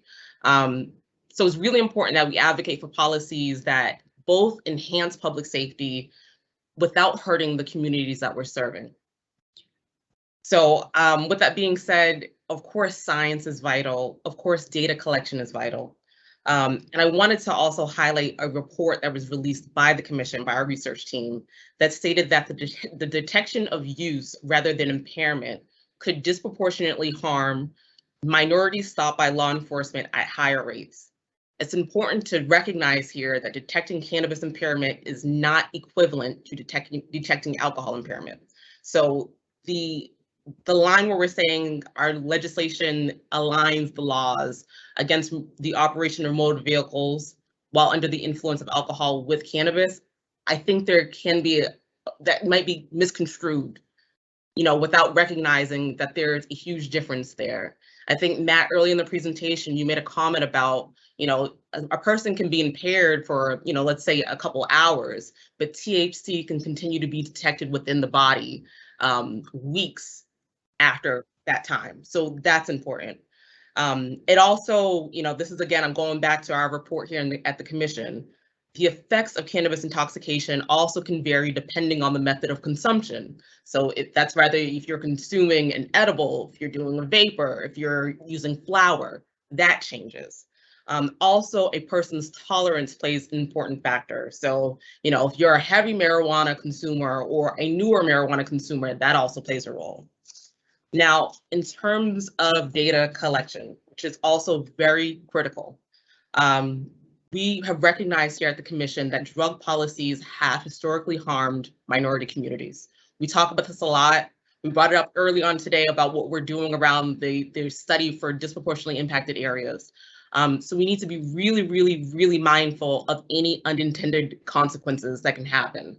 As I mentioned, particularly for those communities that have been disproportionately impacted and harmed by the war on drugs. Again, these are two quotes that I thought were really, really good by our research team that I want to make sure is heard today. It says, efforts to prevent driving after cannabis use should not result in disproportionate rates of arrests and citations for those disproportionately impacted, particularly Black and Hispanic Latino communities. Data and monitoring will be essential for accountability.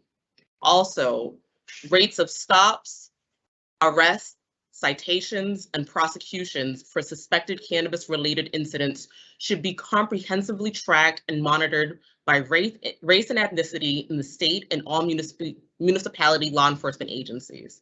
So I looked at this language. I appreciate everything that we were given in our meeting packet. And I wanted to offer sort of an alternative. I don't know if I can, Commissioner Roy, it's up to you if you want me to hold this off until you hear from everyone, or if you kind of want to hear what I've come up with. No, continue. If I would suggest, I'm sorry, can I suggest, let's give Commissioner Camargo just a chance to weigh in, and then we'll come back to that if that's okay. I think that evaluating what you have to propose, Commissioner Concepcion, I think should be in the context of hearing from everybody. Okay. So if you wouldn't mind, that's okay. Commissioner Camargo, if you have comments, please make them. Sure.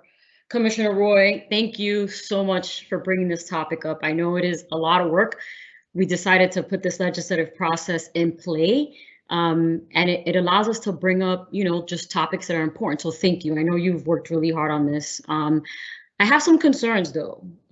As commissioners here at the CCC, who pride ourselves in equity and enabling full participation in this industry by people from communities that have been disproportionately harmed by prohibition and enforcement, us not acknowledging, and I know we have a little bit, but not acknowledging the racial disparities as it relates to civil rights that we all know historically have disenfranchised many people, but particularly Black, Latino, and poor people of all races.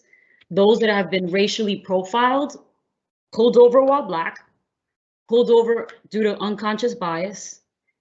And we know all this has historically plagued our communities for generations, right? So it's not just something that's happened overnight. I'm also concerned about our medical patients. Sean described today a little bit about how many registered patients we have. We have over, I think, 99,000 active patients. I think about people with different abilities. For me right now, how this motion sits, a simple sentence around civil rights is not enough. And we as commissioners are sending a message in the process if we approve this and when we approve this, right, to our legislators. So it's very important that we don't miss out on this. So that's one thing. I have a couple of few points and we can kind of get into discussion a little bit, but how do we address the current flaws in the methodology and the lack of technology in OUI assessments?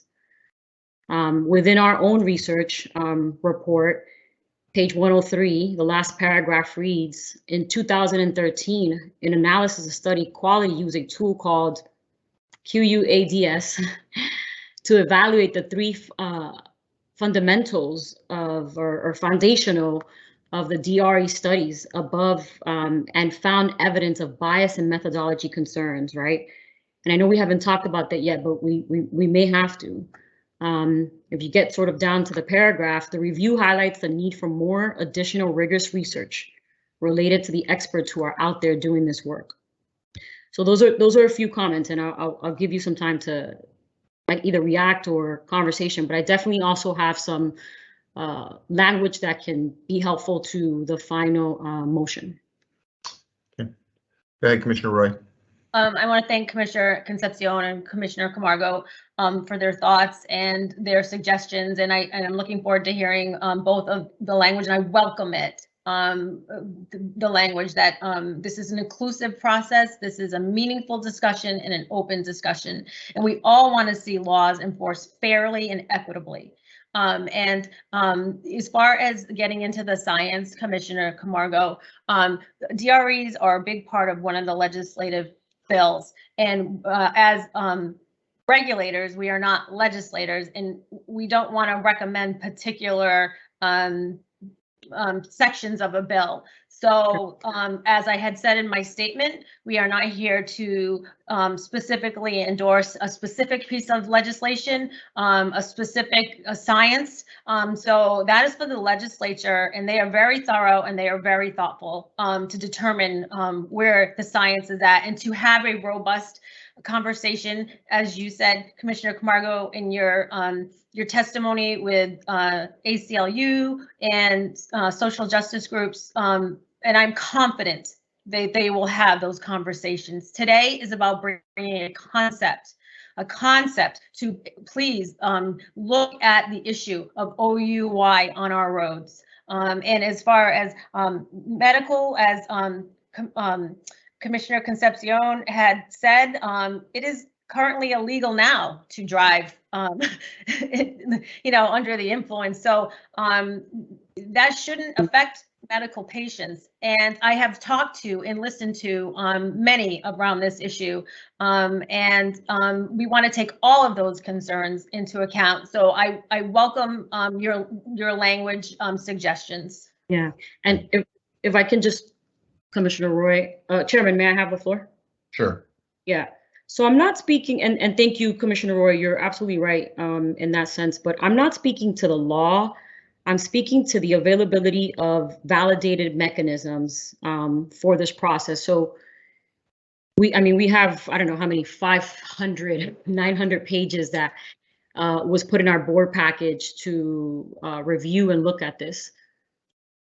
From a lot of the reports, and we can go through it, the science is not there yet. Right, so if the science is not there yet, and there's gaps, and there's a couple of flaws in the mechanisms and the availability for those mechanisms, we just have to be very careful what message we're sending to the State House. Oh. Go ahead, Commissioner Roy. Okay, thank you, Mr. Chairman.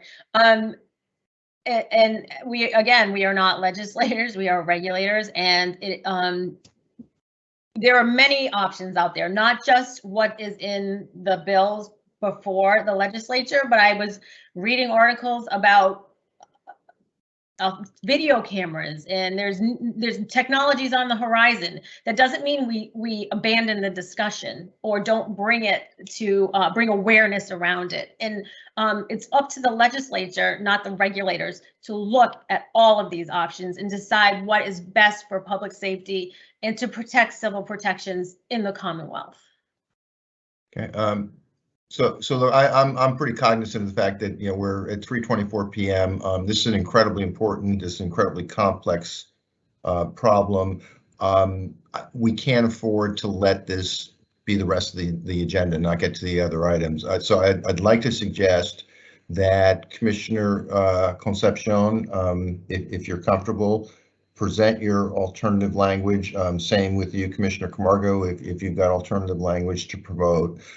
If it looks like we can get to closure on some variation of the language suggestions by Commissioners Roy, Camargo, and Concepcion, that's great. If there's work to be done, and that's my guess, but we'll see. There's work to be done. I don't know that we can spend the rest of the day that we have doing real-time online editing. I don't think that's going to be productive, and I think, as I said, it'll crowd out everything else on the agenda that we have to get to today. So let's if I could I ask Commissioner Concepcion first, and then Commissioner Camargo to put their language on the table, and then let's see where we are and make a collective decision about how to proceed. Sure. Go ahead, Commissioner Camargo. Just, Chairman, I'm curious, and to taking a pause here, I hear you, and I understand what you're saying in terms of not taking the rest of the the agenda. This is a very important topic that Commissioner Roy has brought to the plate. Let me finish. Mm-hmm. I know. So I just want to be mindful, because I feel like we always get rushed. Wait. Okay, go ahead. I also want to make sure, Commissioner Roy, I know you've worked really hard on this, and I know it's important. And it's important for you. It's important for public safety officials. It's also important to our communities when it comes to equity. This is really key here, right? This is why we started this process. So I have two suggestions, and I know that we can't get into wordsmithing too much. Chairman, we haven't heard from you in terms of your comments, if you have any, in terms of how this relates to, where you're at. But also, I don't know how we, while we're wordsmithing, if we can see it visually, and or when we get there, do we put it out so that we can see it as a final? So that's all I'm going to say. So, Chairman. Thanks. Yeah, thanks. Respectfully, I'm actually trying to do the opposite of rushing us. I'm actually saying that if we tried to get this done today, we are going to rush it, and we are going to crowd out everything else on the agenda.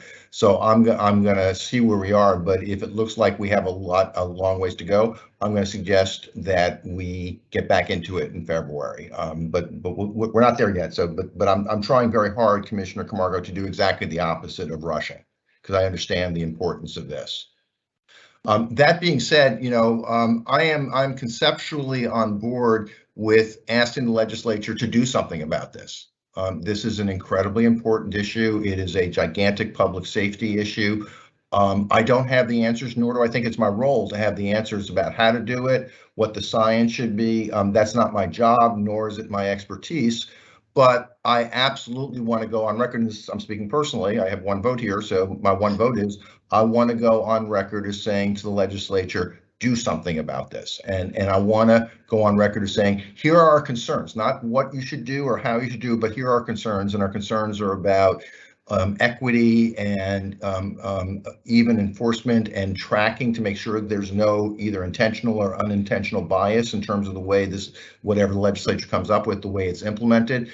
So I'm more than happy to say, do something about this, please, to the legislature. Here are our concerns about, what the outcome is, but we're not going to say how to do it. We're not going to take a stance on science. We're not going to take a stance on anything other than you need to do something about this, in our opinion. And here are our big concerns that we respectfully request that you address while you're doing something about it.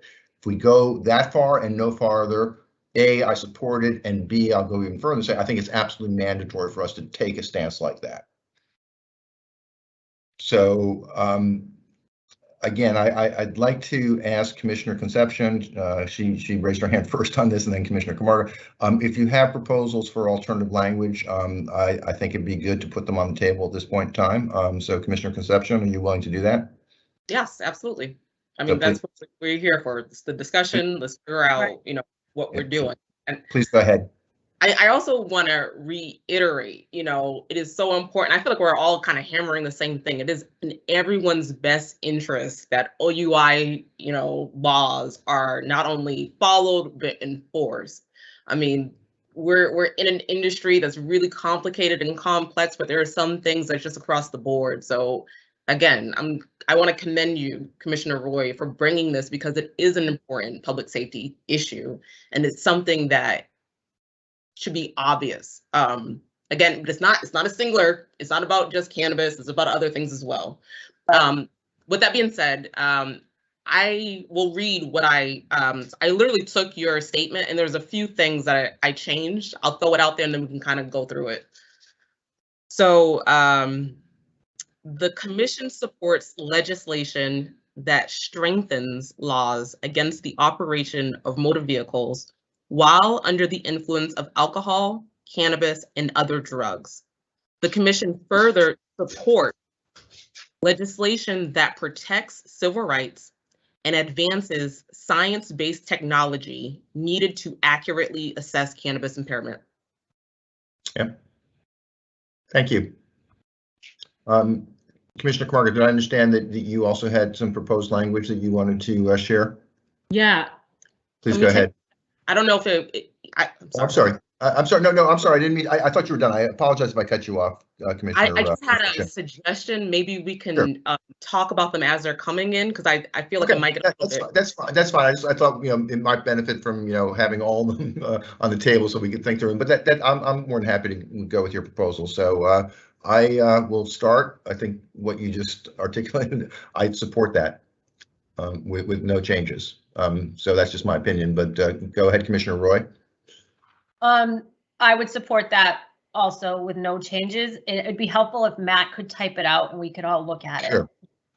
Sure. Chairman, can I have the floor? Commissioner Camargo, please. Yeah, because you skipped me. I actually didn't skip you. I was following Commissioner Concepcion's request that we discuss each of them as they came along. So please go ahead. Got it. Thank you for the clarification. So one is, Commissioner Roy, you did ask, here's an operational question here for all the visual learners out there. Matt, are you allowed to wordsmith in real time for us to see it? Yeah, again, Commissioner Concepcion just asked Matt to do that. I believe Matt is doing that as we speak. So. Okay. Well, we didn't get an answer. How about that? So here's my we got to be clear here. That's why I always say we can't rush. So I think Commissioner Concepcion, you mentioned, I think you said instead of supports, strengthen, right? I think something like that. So I had something, the commission, and I'll add strengthen, I like that. Strengthen legislation that aligns with racial justice as it pertains to civil rights, and the commission's equity mandate to safeguard disproportionately impacted communities, to include data collection specifically around gender and race.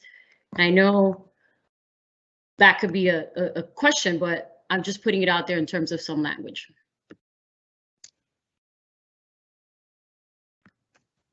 Are you suggesting amending Commissioner Concepcion's proposed language? Yeah, it's like she said, sort of like adding while we go, but that's some of my suggested language. So really around racial justice as it pertains to our civil rights and the commission's equity mandate, right? The equity mandate is part of one of our 3 or 4 pillars, right? Commissioner Roy, you said that earlier. So I would add some of that language out there.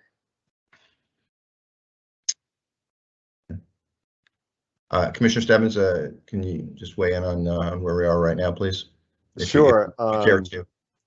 No, I'm happy to. I appreciate what Commissioner Camargo just offered and wonder if maybe that would be a kind of standalone sentence in what Commissioner Concepcion has offered to reflect on Commissioner Concepcion's changes. The only tweak I would make is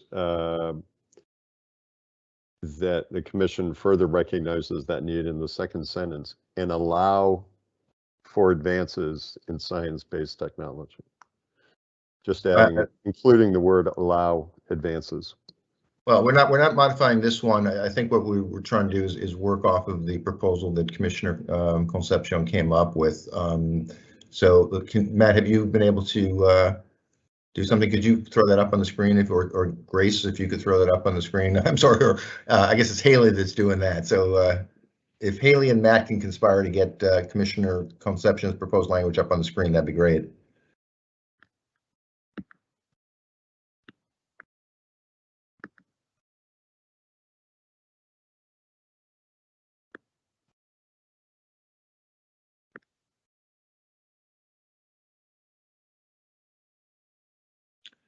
Okay, is that it, Matt?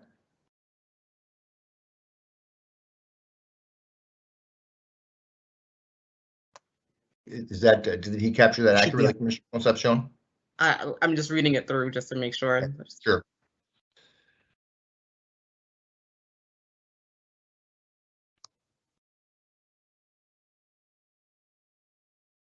Yes. Okay, and then based upon that, Commissioner Camargo, would you offer how would you modify this with your suggested language that you just covered? If you give me 30 seconds to read. Sure, sure, absolutely. And I invite everybody to read it.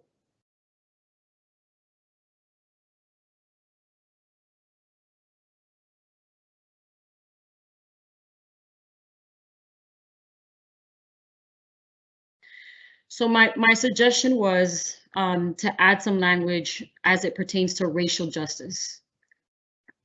I think sometimes we like to throw around the civil rights verbiage, but we're also really here talking about racial justice. The other piece that I had as some language that we can play with is around the commission's equity mandate. And I think Commissioner Stebbins, you talked about maybe creating an extra sentence. So Matt, I don't know if you can like start adding a new sentence just to kind of look at it, but again, around our commission's equity mandate and to safeguard disproportionately impacted communities to include collections specifically to gender and race.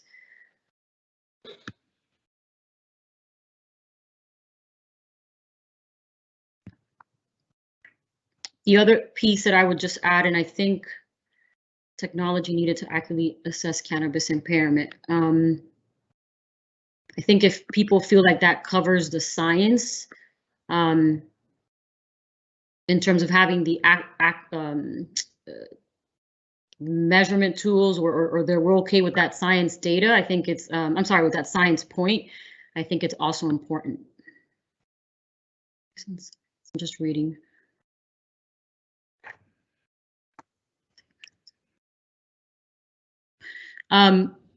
Yes, Matt.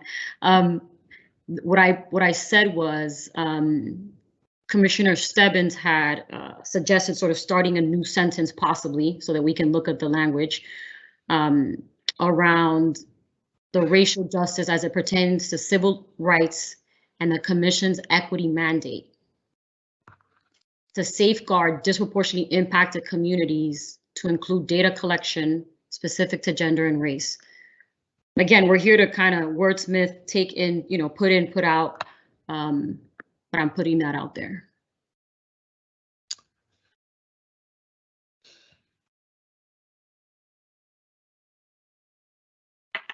Commissioner Stebbins, do you have some, Chairman, if I may ask Commissioner Stebbins? Sure. Commissioner Stebbins, you had mentioned some thoughts around the third sentence, I guess, that I'm trying to put together. Yeah, I'm sorry, from what you just suggested or the language you just used, I'm wondering if that could not be a standalone second sentence. I'm going to try one more time, guys, and I apologize, and I understand I'm not going to make myself popular with my fellow commissioners. Wordsmithing in real time in a public meeting is a pretty inefficient way of doing it.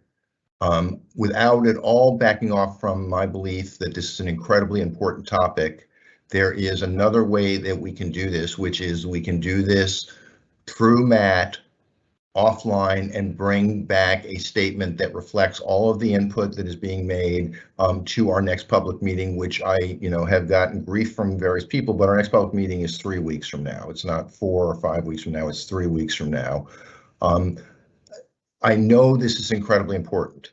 I also know that we have a bunch of other things that are incredibly important on the agenda today. And I have been through this enough to know that wordsmithing in real time by the commission is just inefficient. So my request, and I really understand that people might push back on this. My request is we do the wordsmithing through Matt offline and bring it back in February. And I think we'll have a very, hold on a sec, we'll have a very efficient process. Notwithstanding, I know this is an important topic. Commissioner Roy, please go ahead. Thank you, Mr. Chairman. And thank you so much, Commissioner Camargo. It's a broad topic, and it's such an important one. And I'm wondering if we just look at Commissioner Concepcion's statement and after civil rights, comma, racial justice and advances science-based technology needed to accurately assess cannabis impairment.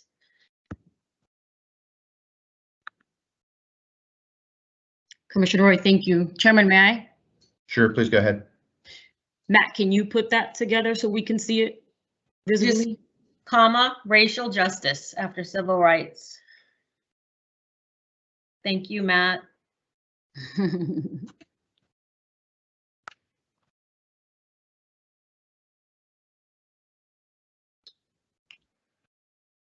How does that read?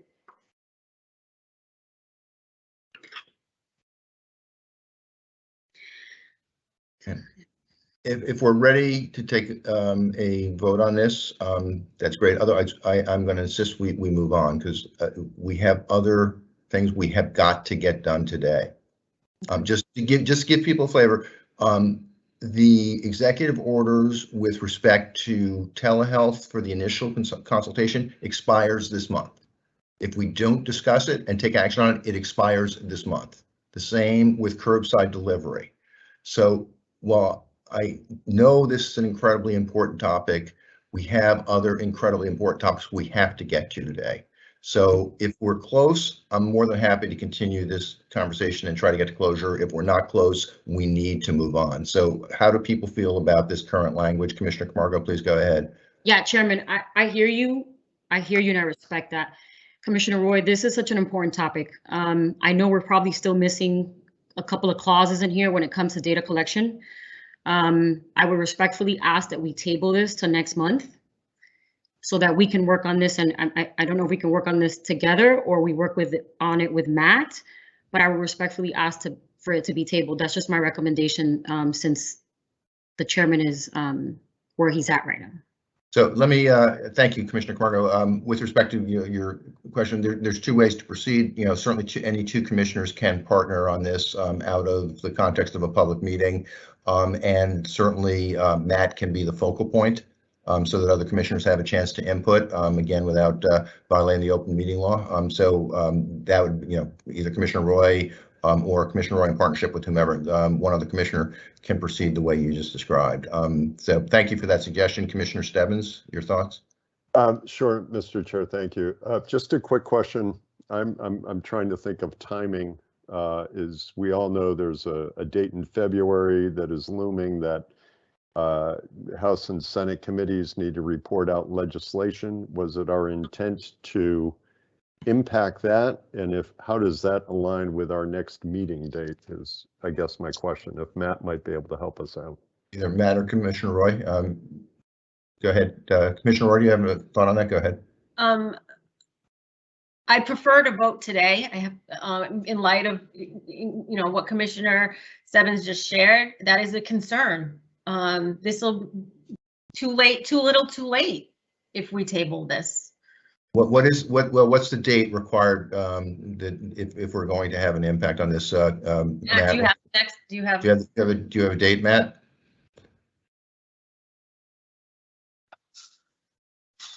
Yes, it's February 2nd is when legislation is reported out of committee. And I guess we don't have the option of tabling it till February. I truly don't know. Let's keep working then, but let's try to get closure because again, we've got other things we've got to get done today. So with what's on the table, let's just take what's on the table here.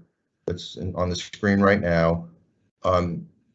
I will just state my opinion. I'm perfectly fine supporting this, but let me hear from the other commissioners on whether this is acceptable or not.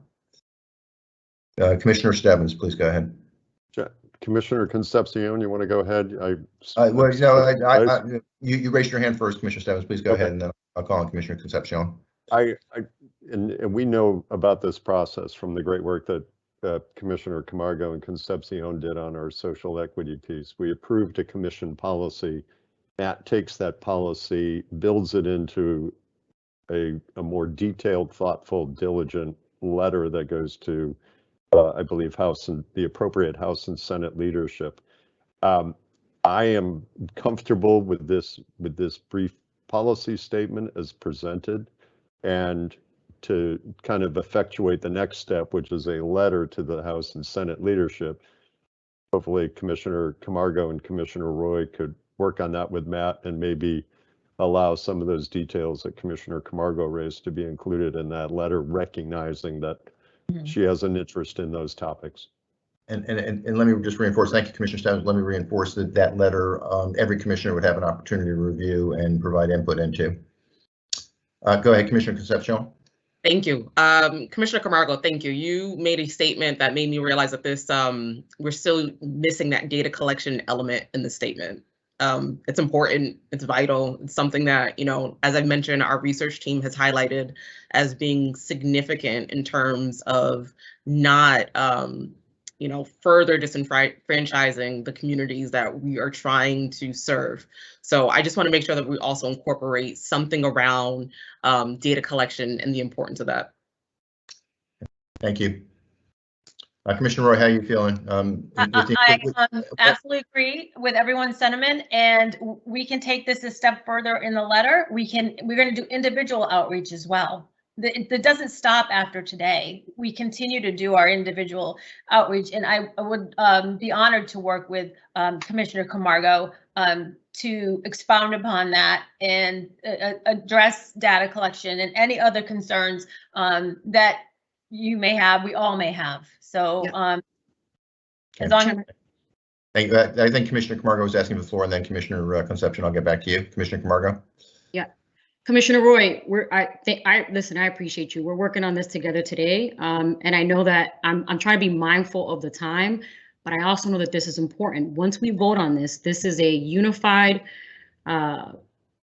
statement for the commission, right? As commissioners, we're putting out there to the State House. If we can work, I mean, if we look at the time, it's 3:45, Commissioner Roy, we wordsmith a little bit, and I know that the letter is also a piece of it, but this is the statement that we would be voting on. And my only thing here is just adding some data collection information here, and you know, specifically when it comes to gender and race. So I think if we can get that in there, I think it's a very strong statement. And well balanced at that, right? From us as commissioners to the State House before the timeline. Can't we just add it after racial justice incorporates data collection on, can you repeat that, Commissioner Camargo? Incorporates data collection around gender and race. Matt, do you want to wordsmith that really quick? And that hopefully that'll address that.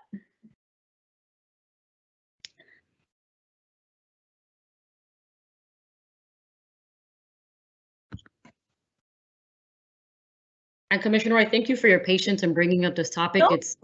It's key. Let's get back, please, to asking for the floor, because again, Grace is going to have a hard time. Go ahead, Commissioner Roy. As I said in the beginning, it's imperative that we have an open, meaningful, inclusive discussion, and I am so grateful for your additions to this language. The language that we originally proposed is just a starting point. That's all it is, and it's for all of us to contribute to it. Okay, can just take a look at what Matt has added. Again, I apologize. I know I'm pushing. Are we comfortable with this language?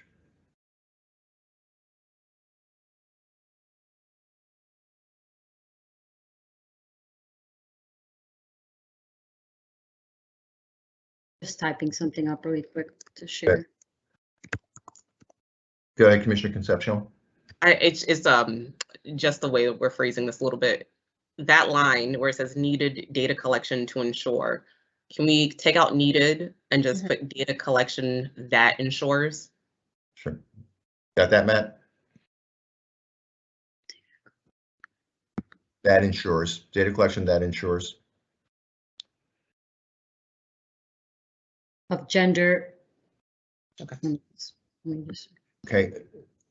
Seriously, I'm going to give this 5 more minutes. That's all we can do. So if there's an additional suggestion, let's put it on the table right now, and then we're going to either decide to vote on it or decide to table it. But we've got 5 more minutes on this.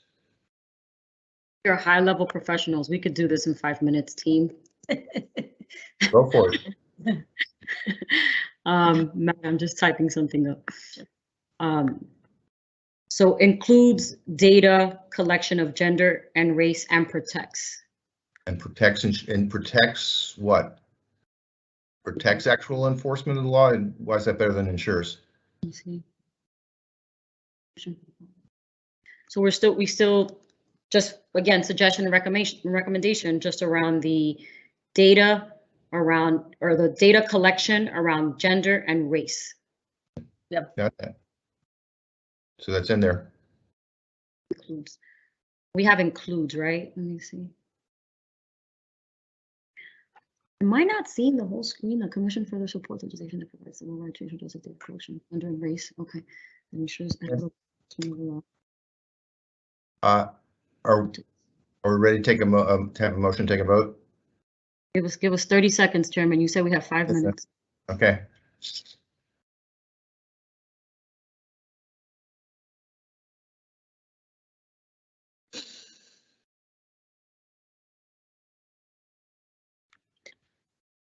Instead of, Commissioner we have, please go ahead. sorry, Chairman, thank you. Just again, just the way the terminology here, data collection on gender and race. I think that's better. On gender. Right. Yeah, so instead of on. Okay, thank you. Anything else? Our time is running out. Anything else?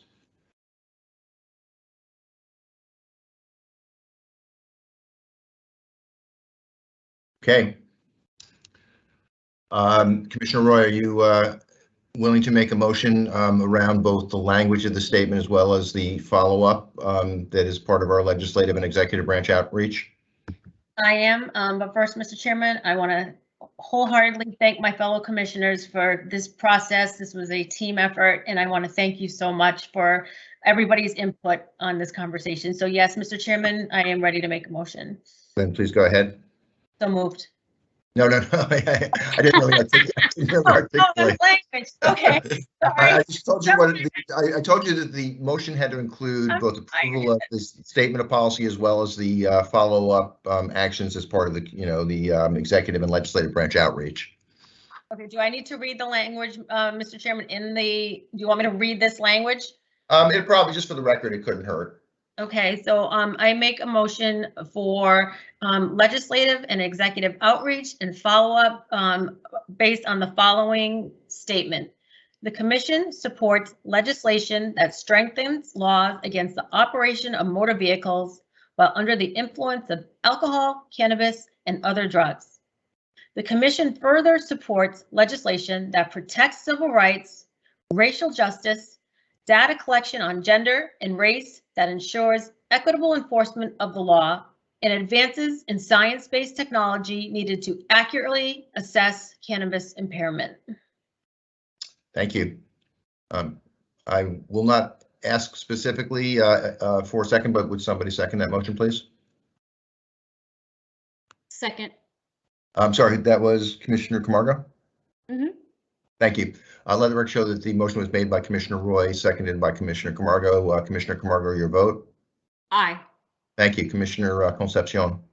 Aye. Thank you. Commissioner Roy? Aye. Thank you. Commissioner Stebbins? Aye. Thank you. Commissioner Hoffman? Aye. Let the record show that the motion was approved by a vote of 5 in favor. Commissioners Camargo, Concepcion, Roy, Stebbins, and Hoffman with none opposed.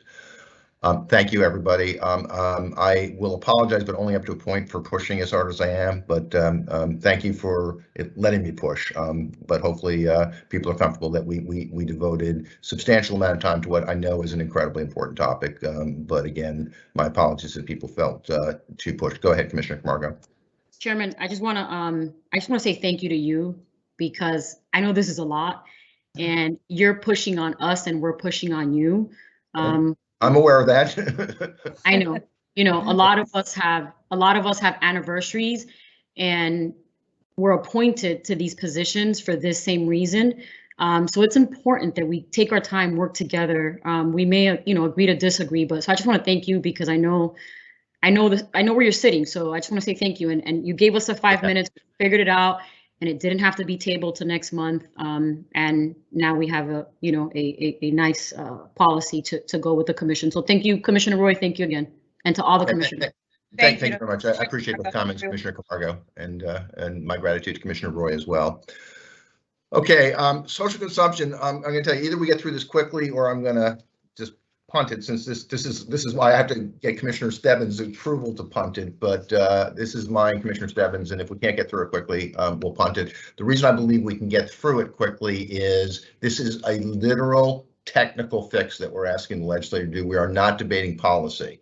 So I'm going to, if it's okay, do some pretty brief opening comments just to talk about the law and the history, explain not just to the commission, but to the general public what this technical problem is, and then propose language for a policy statement. So first of all, thank you to Commissioner Stebbins for supporting this and working with me and collaborating with me on this. Thanks to Matt for his help on this. I'll make the opening comments, but certainly welcome comments from Commissioner Stebbins when I get done.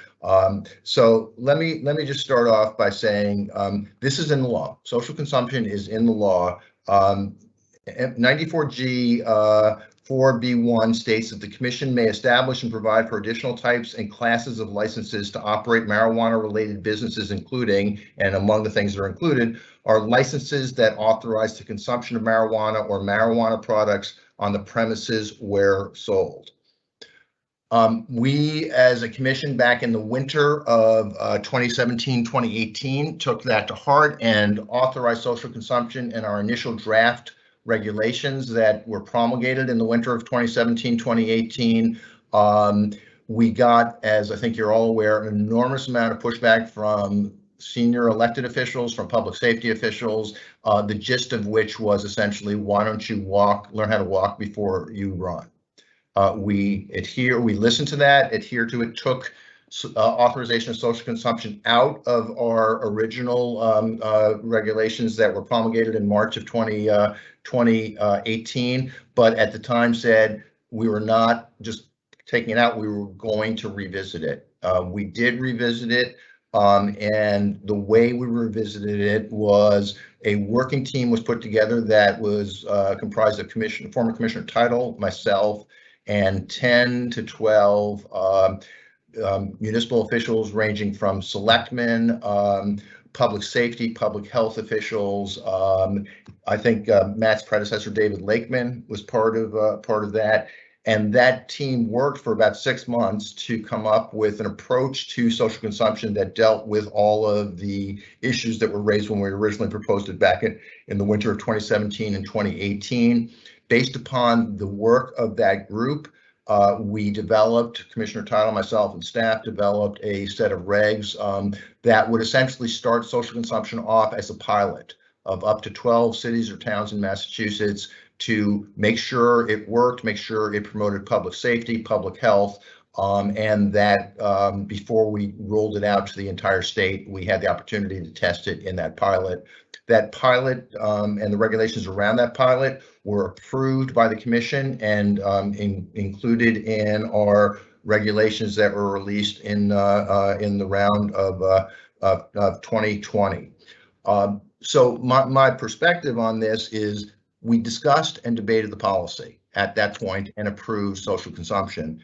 The language of the legislation, aside from saying that we can establish social consumption, there's another part of 94G 3B that states that municipalities must submit a ballot question to the residents of the city or town to authorize social consumption establishments. The statute requires these ballot questions conform to the provisions of the general laws relating to initiative petitions at the municipal level. All makes sense until you get to the next part, which is there is no state law governing initiative petitions at the municipal level, so the statute contains a requirement that is impossible for the municipalities to fulfill. Very simply, the statement, which we'll put up in a second, that I'm asking the commission to endorse, asks the legislature to fix that technical problem, to create a law that governs initiative petitions at the municipal level, so our regulations can be implemented. I recognize that with the turnover of the commission and with 4 new commissioners, not everybody is necessarily in support of social consumption, and that's fine. That's why the law was created to allow for turnover and fresh perspectives coming in. But the fact is, right now, it is established in our regulations that social consumption is authorized, but it cannot be implemented due to this technical problem. To the extent that there are commissioners that are not comfortable with social consumption, well, we're going to get into another topic of conversation in a few minutes about regs. If people are uncomfortable with social consumption, the way to do something about it is through the regulatory process. But at this point in time, social consumption has been debated, has been decided by the commission, is in our regulations, but cannot be implemented because of this technical glitch. So all I'm asking for and all I want to debate today is the technical issue. I do not think this is the right place or time to have a debate about social consumption. That has been decided, but I do think this technical fix is mandatory. Before I ask Matt to put up the proposed language, Commissioner Stebbins, is there anything you'd like to add to that? I'm sorry for my diatribe, but go ahead, please, Commissioner Stebbins. No, thank you, Mr. Chair, and that's helpful. Obviously, you have been around through this process as it rolled out. Again, as you pointed out, we're simply asking the legislature to address this technical fix that's required. And as I spoke before, as we were looking at the language or policy and OUI, the timing of this message is relevant. Is the legislature is approaching their deadline for committees to report out their bills in this last year of the current session. So I believe, it's timely. Again, this is a technical fix that we have been told we need. And the last time I believe we tried to get this fixed through was an outside section in a supplemental budget, I believe, submitted by the governor in 2018. So that was our last effort to try to get this technical fix in. So mindful of that legislative deadline that's approaching.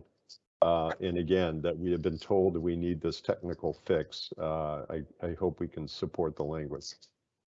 Thank you, Commissioner. So Matt, if you just, thank you. You're doing exactly what I was just about to ask you to do, which is talk about the legislation, and then if you could put up the proposed statement of policy. Thank you, Matt. Absolutely. So there's currently one bill in the Joint Committee on Cannabis Policy that deals with social consumption. It was heard this past December, and it is still in committee. We can actually move on to the next slide because we just have that one bill. So the statement before you for your consideration reads, the Commission supports the adoption of a technical amendment to Massachusetts General Law, Chapter 94G, that will allow for a process for the municipal adoption of social consumption licensing. You can move on to the next slide briefly. And then, of course, should the Commission adopt this statement, staff can be authorized to undertake a number of outreach activities before you. All commissioners will have the same option to participate and or review materials prior to distribution. Thanks for listening. I'll turn it back over to the chairman. Thank you very much, Matt. So again, if you could go back to the previous slide, please, Haley. Thanks. I'm asking for a vote to support this statement with the follow-up activities that Matt just articulated. This is not policy in support or against social consumption. This is a technical fix required to implement regulations that are in our books. That being said, welcome comments, questions. Commissioner Camargo. Do we have 5 minutes for this, Chairman? About, yes. Okay. I'm teasing you. I know you are. I just want to say this. I thank you as well for bringing this important topic up. It's interesting how we had OUI and now we have social consumption, right? I think some would worry about OUI as it relates to social consumption. I just want to just put it out there that social consumption, and I know it's the fix that we're talking about here. It's important to our equity applicants. It's important for equity. It's important for neighborhood associations who are calling our city councils and our state reps when it comes to, the parks and folks, using and, having activities in the parks. It's for, folks that live in public housing. It's for folks that don't have a place to consume, right? And have and feel safe and just have a place to consume, their medication or their recreational choices. So I just want to say that I'm looking forward to the conversation, and thank you for bringing it up.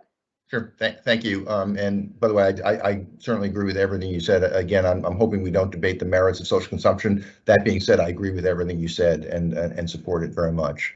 So thank you for that. Other comments before I ask for a motion or make a motion? Commissioner Roy. So in light of the previous discussion, I don't want to seem the dissenter or ungrateful in any way, but as Commissioner Camargo just said, for some it's OUI is the concern for me, because until the legislature, and I know we're not debating policy and I'm not going to do that, but until the legislature acts on OUI, I struggle with social consumption sites with laws not updated. I feel like it's putting the cart in front of the horse, if you will. So I struggle with this until laws are updated that can safeguard the roadways around cannabis cafes. And I think, just wanted to share that. No, I appreciate that. And with all due respect, raise it in our next regulatory round. It is in our regulations right now. This is a technical fix. Right. What we're debating is whether we actually have the ability to implement regulations that we passed or not. And right now we do not have that ability. That's all we're discussing. I completely appreciate and respect your position on this topic, but that's not on the table right now. That is not on the table. It will be on the table if and when we get into a round of regulations, but it is not on the table right now. And just to a comment that Commissioner Camargo made, just for those conspiracy theorists out there, it's random that this and OUI are back to back. It's just those are the two topics that are on the table right now for Absolutely. executive outreach. Yeah. So, Commissioner Stebbins, you had your hand up.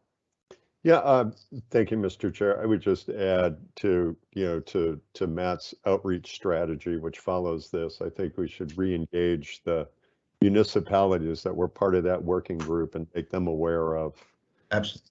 Our policy position in getting this technical fix. Yeah, I think that's a great idea. Thank you. Commissioner Concepcion, do you have any comments to make on this? No, the only thing I will say is this is very clear. So I thank you for making this a very clear and concise conversation. Thank you. Commissioner Roy. So I'm not sure if I can advocate for a technical fix until it's a public safety matter for me, until the legislature addresses OUI around the roadways. And it's a struggle that I'm having right here. I wrestle with this. And for me, it's public safety, public safety, public safety, and public safety. And until the legislature addresses that, I struggle with advocating for opt-ins to begin that process. I respect that. I'm going to still ask for motion, and of course you're welcome to vote as you see fit on the motion. Thank you. So are there any other comments before I do ask the motion? And just because I've been talking a lot, Commissioner Stebbins, are you willing to make the motion here? I can, Mr. Chairman. Okay, so let me, before I ask Commissioner Stebbins to do that, any last comments? Then Commissioner Stebbins, please, would you go ahead and make the motion? Sure, Mr. Chair, I move that the commission approve the proposed statement of commission policy. The commission supports the adoption of a technical amendment to MGL Chapter 94G that will allow for a process for the municipal adoption of social consumption licensing and the suggested strategies as follow-up. Thank you. Thank you very much. Could I have a second, please, of that motion? Second. Thank you. Let the record show that Commissioner Stebbins made the motion, seconded by Commissioner Camargo. Commissioner Camargo, your vote, please. Aye. Thank you. Commissioner Concepcion. Aye. Commissioner Roy. Thank you. Commissioner Roy. Nay. Thank you. Commissioner Stebbins. Aye. Thank you. Commissioner Hoffman, aye. Let the record show that the motion was approved by a vote of 4 in favor, Commissioners Camargo, Concepcion, Stebbins, and Hoffman, with Commissioner Roy voting no. That being said, the motion carries. Commissioner Roy, I wanted to say a couple things to you personally, if I could. First, I absolutely respect where you're coming from on this, and I admire your conviction on this. So please recognize that. Two is, as a gratuitous piece of advice, let me suggest you get used to the fact that occasionally you're going to get outvoted, and I've outvoted a few times myself. It hurts. But it's the way the process should run and the way it's designed to be run. And so I hope you don't take it personally, but I want you to understand you have my deepest respect and admiration for standing on principles that are important to you. And I thank you for that sincerely. And it was important for me to share with all of you where my mind was at and why I'm struggling with it. And if laws are updated, then maybe I have a different posture on this. But until then, thank you again, Mr. Chairman, for that. Sure. Those kind words. Thank you. Okay, thank you. Let's move on. The next topic is Mr. Chairman? Oh yes, go ahead, Commissioner Camargo. I'm so sorry to do this, but I need a 5-minute break, or at least 2 minutes. Okay, no problem. I told you anybody needs a break. So it's 4:10. We're in recess till 4:15. Okay, bye. Okay, go for it.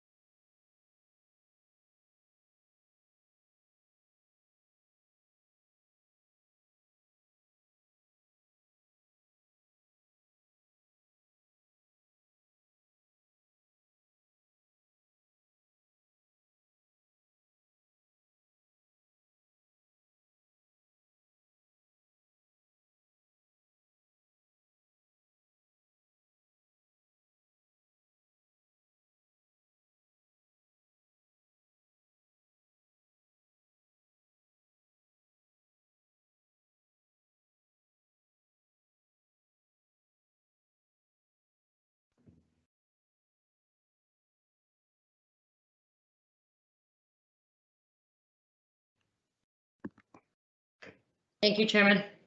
Sure. You feeling better? Yeah, I'm drinking this big thing of water here. So.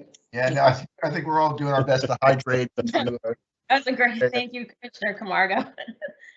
Okay. Don't be shy to ask for breaks. Got 2 more minutes, so do your hydrating. Wait, we have 2 more minutes? I got 4:13. I know it's 4:14, so you get a minute. I'm gonna get more water. I'll be. Go for it. Welcome back, Commissioner Concepcion. Thank you, thank you. Commissioner Roy is getting some water and then we'll get going again.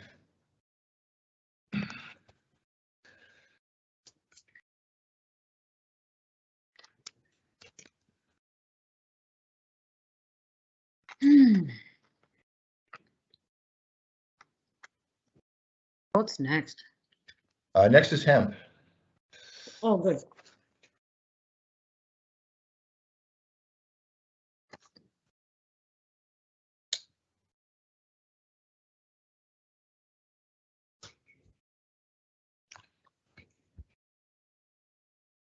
Okay, welcome back.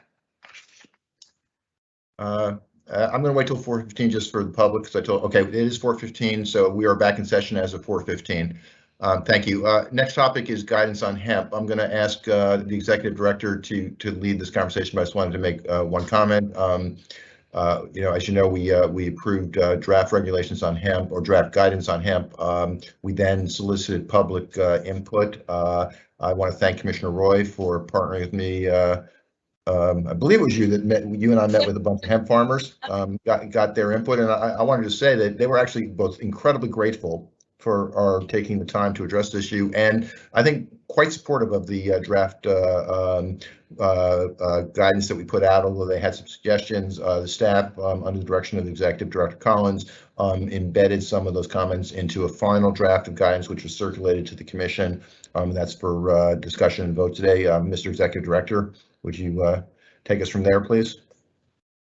Sure. Thank you, Mr. Chairman. To your point, there was a small working group internally of staff, and I just want to acknowledge their contributions to this first and foremost. So it was Grace O'Day, Matt Giancola, Ali DeAngelis, Andrew Carter, Timothy Parsons, Colin Soper, and Haley Penske, all of whom have some role in their professional capacity, and I think obviously some expertise that we certainly called upon. That developed the draft of the guidance that was before you back in November. Returning to you now is a modified version of that same guidance. What you have before you is both a track change, so you can see the changes that were made based on those comments, as well as what will be the final version, assuming it meets with your approval. The changes that are before you, it may look like a busy track change document, but they're really clerical and based on that public feedback that was secured. We're certainly grateful for the folks that offered that feedback to us. We, by and large, incorporated most of it, if not all of it. And the comforting part of that is that means we largely, hopefully, got it right the first time, but certainly wanted to verify and confirm that with the folks that this will impact directly. The two things that I just want to call your attention to as to what this now authorizes is the continued sale at our licensed facilities, our licensed retailers, of finished consumer-ready hemp products. That is topicals and now including flower.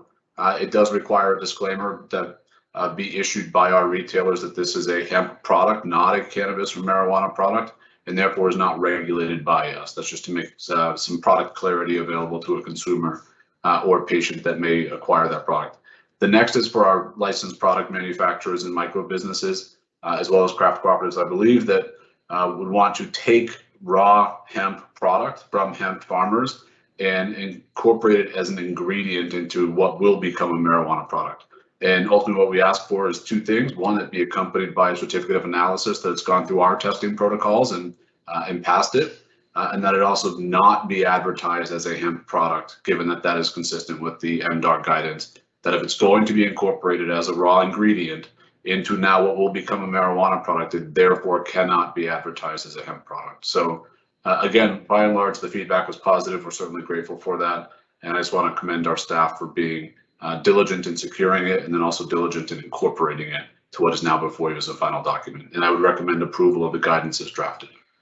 Thank you very much, Mr. Executive Director. I just want to add one other thanks, and that's to MDAR for their collaboration on this over the course of the last year or so. Are there any questions or comments for myself or the Executive Director before I ask for a motion to approve the guidance? Then could I ask please for a motion to approve the final guidance on hemp and authorize the staff to disseminate it as appropriate? So moved. Can I have a second, please? Second. Let the record show that Commissioner Stebbins made the motion to approve, seconded by Commissioner Concepcion. Commissioner Camargo, your vote, please. You're on mute. And still are on mute. I'm glad I was, because I just cursed. Aye. In one of your 5 languages. I'm sorry, so your vote, Commissioner Camargo? Aye. Thank you. Commissioner Concepcion? Aye. Thank you. Commissioner Roy? Aye. Thank you. Commissioner Stebbins? Aye. Thank you. Commissioner Hoffman, aye. Let the record show that the commission approves the motion by a vote of 5 in favor. Commissioners Camargo, Concepcion, Roy, Stebbins, and Hoffman with none opposed. Thank you.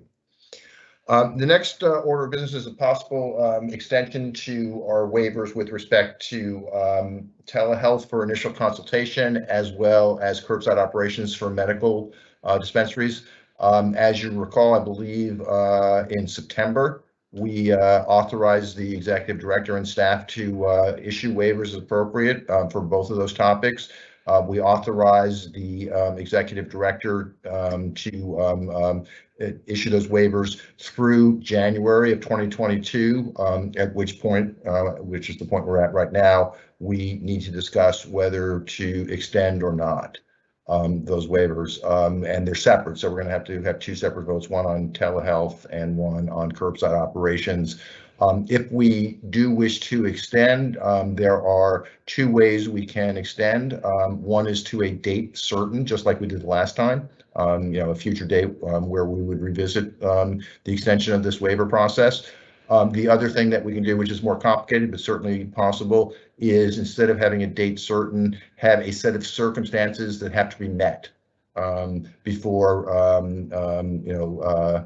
we would end the waiver. And so something like the end of the pandemic. I'm making that up, obviously, but we can either do a date certain if we want to extend. We can do a date certain, or we can do it through a set of measurable circumstances that would have to be in place at the time. That being said, I suggest again we do these separately. So let me start with telehealth, and before we get into debate about how long and whether it's a date certain or a set of circumstances we extend it for, what is the sentiment of my fellow commissioners with respect to extending the waiver, allowing for telehealth for the initial patient consultation? Is there energy and is that the will of the commission? Can I hear from each of you, please? Commissioner Stebbins. I'm in favor of extending the current telehealth guidelines. Okay, thank you. Commissioner Roy? I echo Commissioner Stebbins' sentiment. Thank you. Commissioner Concepcion? I also echo Commissioner Stebbins. Thank you. Commissioner Camargo? Ditto. Okay. I'm going to just state my opinion. I'm going to occupy the chair that was recently occupied by Commissioner Roy. I am going to vote against it. I am going to vote against the extension, not because I don't think it's the right thing to do. I absolutely believe it's the right thing to do, but I believe that we are authorizing our staff to essentially waive compliance with our regulations, not because of undue hardship, which is what the waivers, but because circumstances have changed. I completely support allowing for this, but I don't believe that doing it through allowing the executive director to grant waivers is the right way to do it. I believe the right way to do this is through regulations. So I'm going to vote against this. I did, if you recall, when we initially put this on the table, but it's clear that there'll be 4 votes in favor, and that's fine. That being said, let me ask again to survey my fellow commissioners. Is there a date certain that you propose to extend the waiver process, or is there another set of metrics that you'd like to have in place before the extension expires? So again, each date certain, there's kind of 2 questions on the table, 3. Question 1 is is there a date certain, and if so, what is that date that you would like to extend the waiver? And B, if you'd rather do it against a set of metrics or measurable circumstances, can you propose what those might be? Commissioner Concepcion. I just thank you, Chairman. I wonder if we can request some insight from our general counsel around any legal concerns about having something other than a date certain. What we should have. Sorry, did I cut you off? Because I actually have, I have counsel's opinion on this in front of me, so I can actually cite that if you'd like. Sure. And, you know, the quick language, if I can find it, quick language, we can do either. We have a legal, first of all, we have a legal basis for extending the ability of the staff to authorize these waivers. I'll read it. The commission can rely on its general waiver authority to allow a certifying healthcare provider to apply for a waiver under 935 Code Mass Regulations 501.850, specifically the regulatory requirement that the initial in-person visit be performed via telehealth. The provider would need to provide written documentation, and the executive director or his delegates would need to make certain findings. A waiver would maintain the status quo as the risk posed by the spread of COVID-19 and the professional standards regarding telehealth continue to evolve. So again, we have the legal basis for extending, first of all, and second of all, according to the general counsel, we also have the legal basis for either doing it as a date certain or based upon a set of circumstances that we wish to put in place. So the legal basis is there. I think I want to clarify what I'm asking. I'm not asking that. I'm specifically asking about if there are any sort of perimeters that we need to think within, if there's any sort of like considerations that need to be had in order for, if we're talking about an event, what are some of the limitations there? Sure, go ahead, General Counsel. Yeah, thank you, Chairman. Thank you, Commissioner. What I would suggest is that you task the executive director with monitoring an event that you want to identify. For example, the lifting of the mask mandate by the Department of Public Health, some objective criteria. And then that way the commission doesn't have to repetitively consider this, but can rely on the actions of state health officials. Thank you, General Counsel. So again, I'd like to survey the commission about, would you like to extend this? Is your desire to extend this for a date certain or through a specific circumstance like the one that General Counsel Bailey just articulated? Could I ask each commissioner for their thoughts on that? Again, date certain or event related? Anybody wants to go first? Commissioner Stebbins. Sure, my preference would be at this point, instead of picking another date, I'd really like to find a condition. I think the general counsel just touched on one, which is, you know, the elimination of the mask mandate, but I'd prefer to find a condition. Well, I think that's fine. I think we have to do it today, however, because again, the current authority expires this month prior to our next meeting. So are you making a specific proposal, Commissioner Stebbins, about that we extend the waiver through until the mask mandate, the state mask mandate is lifted? I would make that one of the conditions. I don't know if the executive director, because of the conversations he had, might have any other considerations that we should think about. Mr. Executive Director, any thoughts? Well, there is no statewide mask mandate in place, so I think that's worth considering here. We have city or municipal ordinances that are in place that I don't think would be an appropriate provision to hang this on. So it strikes me. Thank you, Mr. I'm sorry, did I cut you off, Mr. Executive Director? No, I was in fleeting thought for something else. So if it comes to me, I'll certainly raise my hand. Yeah, if I could just offer, even though I'm going to vote against this, it just seems to me the cleanest thing is let's pick a date. There's no problem picking a date. We can always have the same conversation again.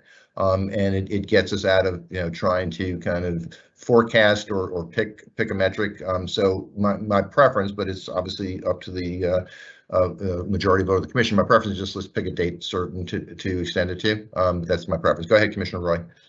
Thank you, Mr. Chairman. So at the beginning of today's meeting, which seemed like many moons ago already, we talked about going back in person. And I think, Mr. Executive Director, you had set a date in April that needs to be revisited. Is that correct? Can I answer that, please? I'm sorry, even though I know you direct that to the Executive Director. There's two things. One is it's our decision about whether we go back in person. However, we are not required to go back in person right now until April. Right. Although legislation passed by the House yesterday, but not yet passed by the Senate or signed by the governor, legislation would extend that to July 15th. But we have the option, just to be clear, to go back in person sooner than that if we so choose, but we have no obligation to do so given the regulations. The only reason I bring it up is when you mentioned a set of circumstances, well, if that isn't extended by the legislature, then maybe that's the set of circumstances, like we're able to go back in public or if it's extended, then maybe we extend accordingly with telehealth. I'm just throwing that out as a suggestion for a circumstance. Again, we are able to go back in public anytime we wish. We are not required to do so. So if you're saying if when we are required to go back in public would be a circumstance that's easily measurable. Yes, that's what I'm trying to say. Okay, thanks. Other comments from commissioners, please? Okay. Commissioner Camargo, Commissioner Stebbins, please go ahead again then. I'd like your suggestion of a date. I know the executive director will want to weigh in. I would just allow an extension of a date through the end of the fiscal year, which would be June 30th. Okay. That's certainly clean. Commissioner Camargo? I think that's fair. Okay. Commissioner Concepcion? I agree. Okay. Commissioner Roy? I agree. Okay. Then let me see if I have one more. Just give me a second. Okay. So I'm gonna read a motion, then I'm gonna ask somebody to make it, if that's okay. But the language that is recommended by our general counsel is relying on its authority under GLC 94G Section 4A C 941 and the associated regulations, and in recognition of the continuing risks posed by COVID-19, I move to further extend the availability of the telehealth waiver process, and consistent with its prior delegation of authority to the executive director and his delegates, to take all necessary steps to reissue the following. The bulletin on telehealth consultation for patients, which would allow certifying healthcare providers to submit a new waiver request under 935 Code Mass Regulations 501.8502, specifically a waiver of the requirement under 935 Code Mass Regulations 501.002, that the provider conducts an in-person visit for the initial patient consultation to June 30th, 2022.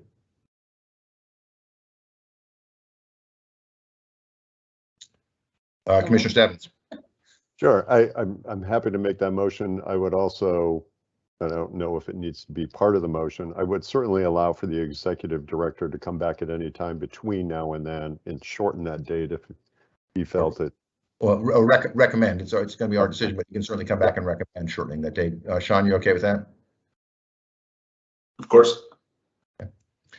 Okay, so I would ask then for a motion to approve the language I just read, subject to the suggested addition by Commissioner Stebbins that the executive director shall come back to us at an earlier date with a recommendation of shortening the date if he feels that's appropriate. So Commissioner Stebbins, is that a motion that you're comfortable with? So moved. Thank you. Can I have a second? Second. Thank you. Let the record show that Commissioner Stebbins made the motion to approve, seconded by Commissioner Roy. Commissioner Camargo, your vote, please. Aye. Thank you. Commissioner Concepcion. Aye. Thank you. Commissioner Roy. Aye. Thank you. Commissioner Stebbins. Aye. Thank you. Commissioner Hoffman, no. Let the record show that the motion was passed by a vote of 4 in favor. Commissioners Camargo, Concepcion, Roy, and Stebbins, with Commissioner Hoffman voting no. Let me just read the language again for the second. Well, actually, before we get into the motion, so that's telehealth.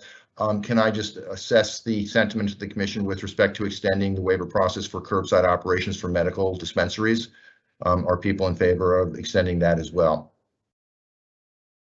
I'm seeing some nods, but let me just do it formally. So Commissioner Camargo, you're okay with that? That's your desire, Commissioner Concepcion? Yes, I am. Thank you. Commissioner Roy? Yes. Yes. Commissioner Stebbins? Yes. Okay, and I am going to vote against this for the same reason, again, supporting the idea, but just not the process by which we're implementing the idea. A lot of this is going to be repetitive to what I just read, but I want to do it just make formally. The motion language, I'd ask one of my fellow commissioners to make a motion around relying on its authority under GL Chapter 94G, Section 4A, Chapter 491, and the associated regulations, and in recognition of the continuing risks posed by COVID-19, I move to further extend the availability of medical curbside operations consistent with prior delegation of authority to the executive director and his delegates to take all necessary steps to reissue the following: the administrative order allowing curbside operations for medical marijuana treatment centers, which would allow MTCs only to conduct curbside transfers for the sale of medical use marijuana or marijuana products to June 30th, 2022. Additionally, the executive director may return to the commission at any time with a recommendation to shorten this period that would be voted upon by the commission. Could I get somebody to make that motion, please?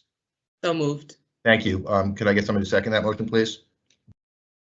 Second? Second. Thank you. Let the record show that Commissioner Concepcion made the motion to approve, seconded by Commissioner Roy. Commissioner Camargo, your vote, please. Aye. Thank you. Commissioner Concepcion? Aye. Thank you. Commissioner Roy? Aye. Thank you. Commissioner Stebbins? Aye. Thank you. Commissioner Hoffman, no. Let the record show that the motion was approved by a vote of 4 in favor. Commissioners Camargo, Concepcion, Roy, and Stebbins, with Commissioner Hoffman voting no. Thank you very much, Commissioner. Executive Director. Do you feel like you have all that you need to go forward with this? I believe that I do. Thank you. Thank you. Okay, next topic is timeline for regulatory review. I'm going to take the lead on this. I'm going to actually make a little bit of a speech. I'll try to keep it brief, and then I'm going to try to make it as easy as possible for everybody in terms of what we do going forward. Okay, but as I think you know, I've raised this topic a few times. I feel very strongly about this, so I appreciate your indulgence in letting me just go through my little. I call it a speech. You might call it a rant. So when we started developing the initial regs for the adult use industry in the winter of 2017-2018, we acknowledged the need to periodically review and potentially update or modify our regulations as we saw how the market developed. Accordingly, we have gone through several rounds of regulatory updates over the last 4 years, and each round, I believe, led to creating a more solid foundation for a safe and fair and inclusive industry.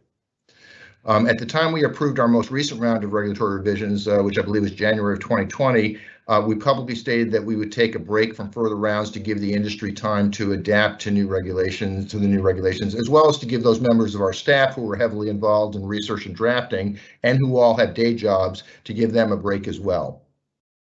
We made no explicit commitment about how long of a break we would take, but said it was likely to be at least a year. As you recall, I made a case for the need to begin a new round of regulations at our public meeting in the fall, of last year. And at that meeting, we agreed to defer starting the new process to give new commissioners adequate time to get grounded and to receive and consider input from both internal and external constituencies. But in the interim, we have taken several actions through executive orders that either override existing regulations, and I personally believe we just did that twice for telemedicine and for curbside operations, or in essence, we've broken new regulatory grounds, which I think we've done through the hemp guidance, which I support, but I don't believe guidance is the right way to have done that. I believe it has to be permanently embedded in our regulations. Additionally, there may be other concerns that one or more commissioners have about our existing regulations that need to be discussed and possibly addressed through regulatory revisions. It is therefore, in my opinion, timely, appropriate, and necessary to discuss and agree upon a timeline and a list of topics for our next regulatory review process. Sean reviewed the regulatory review process and a timeline at a recent public meeting, and he stands ready to respond if there are additional questions or uncertainty about the process. But the process that Sean described and that we've used in previous rounds has been improved through successive iterations, conforms to statutory regulation promulgation requirements, and is transparent and inclusive to the public, consistent with our mission statement and operating principles. Importantly, it has worked. I continue to be open to suggestions from commissioners and staff on how the process can be further improved. And since the membership of this commission has turned over, I have tried very hard not to be defensive and to be open to suggested improvements to all commission processes, not just how we develop and promulgate regulations, but all commission processes. I recognize that just because it's the way we've always done things does not necessarily make it right or optimal. But, and I apologize if this sounds snide, just because it's the way we've always done things does not make it wrong.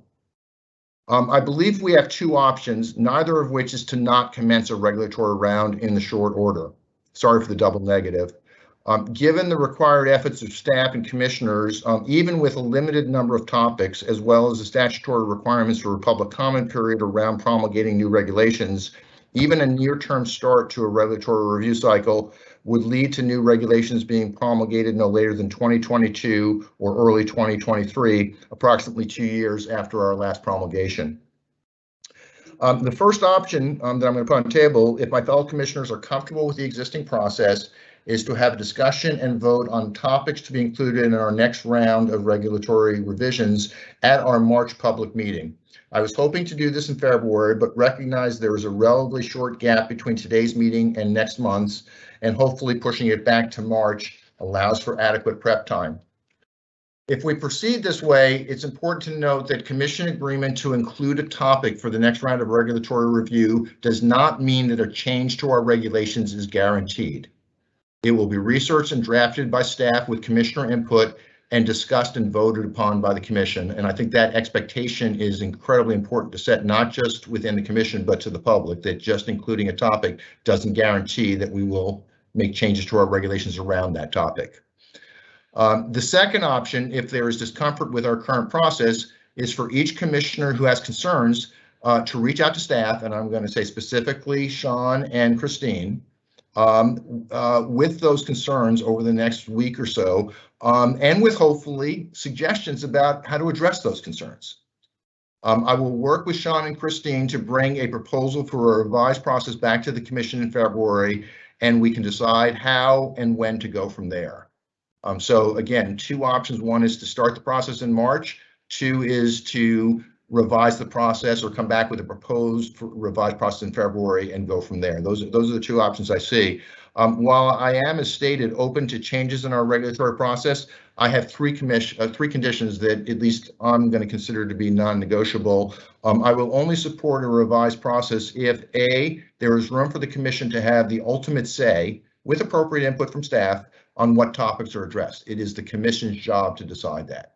Two, only if we can agree on a finite and relatively small number, and just order of magnitude, I'm saying plus or minus 6, but a finite and relatively small number of topics to address.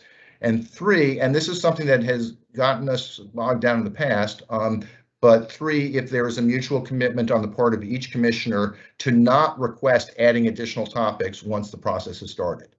That has not been the way it's always worked in the past, and it has gotten us into some quagmires that I would like to avoid. So thank you, first of all, for listening. I'm happy to answer any questions. Sean is more than happy, as I said, to answer any questions about the process, but I would really like us to consider two options. One is to start the process as Sean articulated it, started in March at our public meeting in March, or two, give your thoughts to Sean and Christine about your concerns with the current process, and let us come back to you with a proposed revised process. But not doing this, I'm sorry, 1 second, Commissioner Concepcion, I'll give you the floor. Not doing this, in my opinion, is not an option. It is our job. Go ahead, Commissioner Concepcion. Thank you, Chairman. So a few things, and I want to make sure, because you said a few things in those open. I read that pretty fast too, I know. So I will begin by stating very clearly that I do not agree with the current process as is. And I do not think we are in a position to discuss a timeline without first solidifying a process that is coherent, that works, and that takes into consideration the impact on the agency, the public, and the industry. And I can break that down as well. I know you have a suggestion on if we want to discuss the process, talk to staff and Sean. Honestly, I have some hesitation about that as well. We're unique because we are limited to this space, to talking freely with each other because of open meeting laws, and something that's so vital to what we do and so important to our roles as commissioners, I think it's important that we have this dialogue and are able to bounce off ideas and where we see things need to be improved and changed. Now, in terms of internally, and I speak for myself, there are tons of, our staff is incredible. I appreciate them, and I've grown an increased level of appreciation for them. I know I have priorities that are ongoing and continue to be ongoing, that I have concerns might be pushed to the wayside by this process as is. So that is one of the reasons why we need to kind of reevaluate what's happening here. From a compliance standpoint, externally, I worry that some would say, why would, current or prospective licensees want to extend the necessary resources to comply with our regs if there is a perception that it's continually changing and we're not giving some sort of expectations and managing those expectations.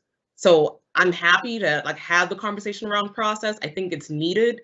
I'm really not at a position now to talk anything about a list, about topics, until we address the process that stands here. And I'm willing to bet, I don't want to speak for the staff, without them coming forward themselves, but I don't know if everyone feels that same way that it's been successful in the past. I get the impression that this has completely just stopped all other work here at the commission. And I also worry about the reputation that we're setting externally for people who are looking at this agency, because now we're reaching a point where we're no longer new, we're no longer adolescent. So it's important to kind of solidify this now so we can continue and make the necessary changes to our regs and do all the work, but have those expectations managed. Okay, thank you. Other comments?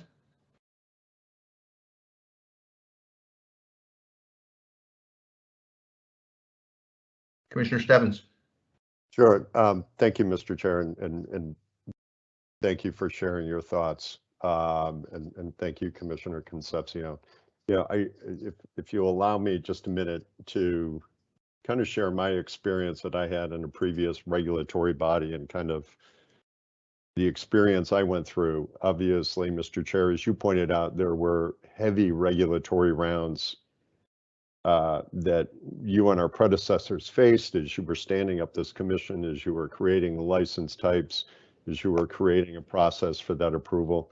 That is a heavy staff, heavy commission amount of work. I went through it again in my last position. It does take a lot of work. It does take a lot of effort. After we got to a certain point of being an adolescent or being a young adult, if I can use Commissioner Concepcion's words, there became a process, and some of it was actually encouraged by staff, right, who were on the ground seeing the implications of the regulations that we had drafted. So the process that we would go through, and regulation, as everybody knows, has dates certain, has things that you need to post, has allowable public comment periods. Some of those changes, some of those tweaks, I would say, came from commission staff. Obviously, it's our responsibility to really undertake the final decision on any regulation because that folds into our policy. As I've stated before, this idea of opening up the regs or a regulatory review period is not a concept that I'm familiar with, and maybe it's just a matter of terminology. I'm certainly willing to consider some type of surgical approach if we need to change a reg. And I think, Mr. Chairman, you've talked about that, but there needs to be some type of process. We're not writing a whole new, we're not considering, at least I don't think, writing a whole new license type. This isn't a huge overhaul or a huge addition, I think, in terms of looking at regs compared to the work that's already been done to this point in the commission's life.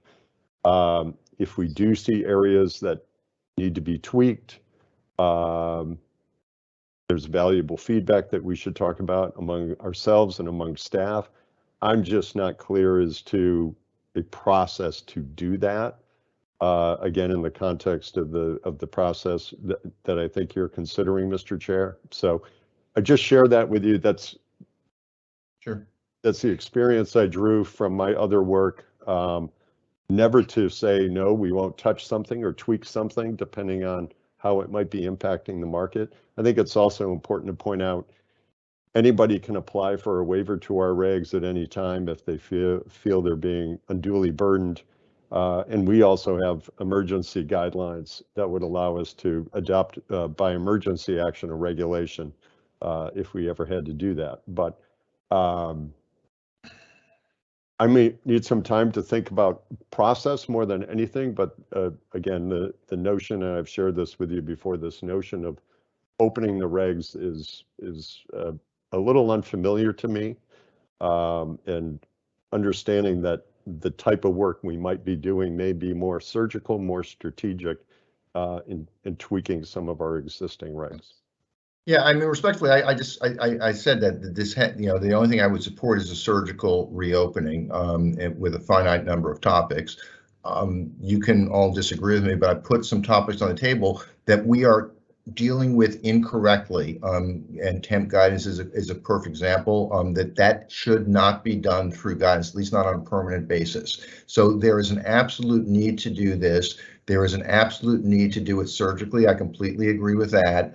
And while I believe staff absolutely has input and has a lot to offer in terms of what what their thoughts are and where we need to focus, I will not delegate to staff that decision make. It is our decision making responsibility on what needs to be focused. Obviously, listening carefully to staff's thoughts on that.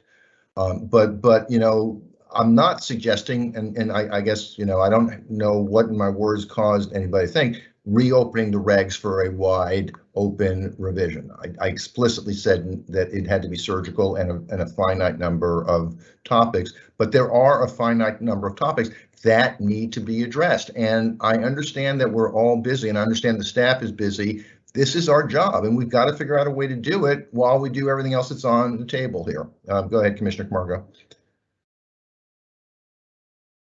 You're on mute. I'd really appreciate it if you guys would take yourself off mute. I know I'm getting a little cranky at the end of a very long day. Please take yourself off mute. Go ahead, Commissioner Camargo. You're right. My apologies. I was going through paper and didn't want to have too much background noise. Before I go, I know Commissioner Roy had her hand up before me, so I didn't know if you want to go. See that. Commissioner Roy, did you ever? She's deferring to you. Go ahead, Commissioner Camargo. Okay. So so I have some thoughts around what Commissioner Concepcion said. In terms of the process. Here's the dilemma that we have right now. It's 4:51. We're cranky, we're tired, but it's still our jobs. We still have to kind of go. There's a lot to be discussed here, and I think there's a lot around the process. And I think Commissioner Concepcion, you mentioned earlier, having a conversation now in terms of that'll allow us to sort of move forward. Chairman, you talked a little bit in the beginning about what's sort of non-negotiable, and you did speed up a little bit, so I was trying to process and understand a lot of what you were saying. I can do that when I'm cranky and rushed, but go ahead. Sorry about that. And I think like the conversation we had with Commissioner Roy earlier, right? This is an important topic, and we don't want you to be cranky. We want you to really, focus and understand this stuff, right? Yeah, but Commissioner Camargo, if I could, I don't want to have that conversation about process now. What I was proposing is that we had this conversation about process at a subsequent meeting, preferably in February. What I heard from Commissioner Concepcion, and I think it's a reasonable thing I want to think about. I'm not sure what my initial immediate reaction is.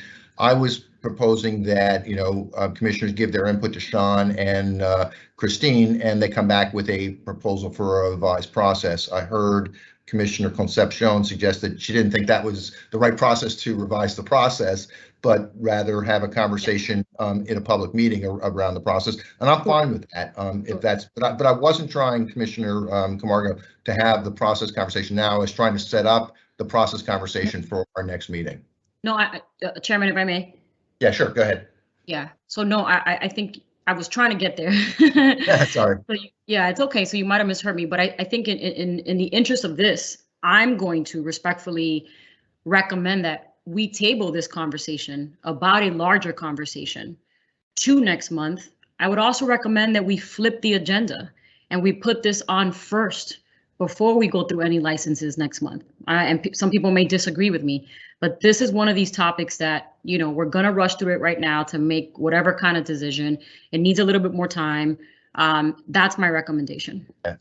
Thank you. And respectfully, I'm still not sure we're tracking against one another. Respectfully, I am not trying to have a process conversation right now. I am respectfully suggesting that we have that process conversation at our next meeting. Your suggestion about flipping the agenda, I think, is an interesting one, and it's been proposed by one other commissioner. So I can't go any further than that. But I think that's a thoughtful idea, and we'll certainly think about that. But I'm not trying to have any conversation other than I want to have a conversation about process on the agenda in February, and I thought it was appropriate to give people lead time to think about it because it will be on the agenda in February. That's all I'm trying to accomplish right now.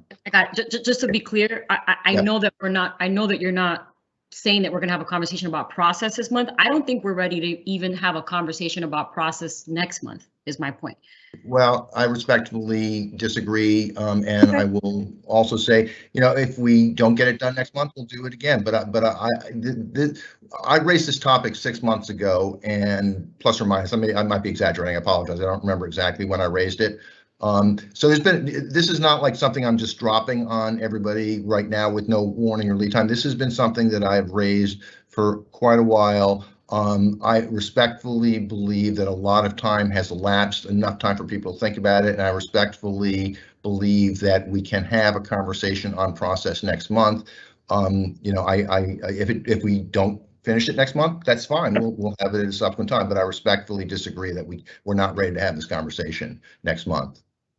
Go ahead, Commissioner Concepcion, did you have your hand raised? I did. I just want to clarify because it seems like there's a little bit of misinterpretation of my words and what my suggestions were. If I did misinterpret, I apologize. Thank you for that. I am not against, you know, our executive director and general counsel looking into this issue and developing something for us to discuss. Yep. What I want to make sure is that we have the discussion and that we do it together as 5 commissioners. That is my concern. So I thought that you originally were suggesting something, if I just may finish. I thought your suggestion was about just talking to staff and thus not having this communication. That was my concern. No, we had a miscommunication, and I apologize for that. I completely agree with what you just said. So that was just a miscommunication on our part, and I apologize. But we're completely aligned on your suggestion. Yeah, thank you. Me too, because I got a little confused as well. So thank you. Sure. Commissioner Roy. Thank you, Mr. Chairman. You had mentioned when you were building the ship that you had many meetings. So I think you even said 30, right? I lost count. It got so high, but yeah, that's order of magnitude. And my point is, what would preclude us from in the middle of the month after public meeting or like having its own standalone public meeting about process? Nothing. So it's not muddled.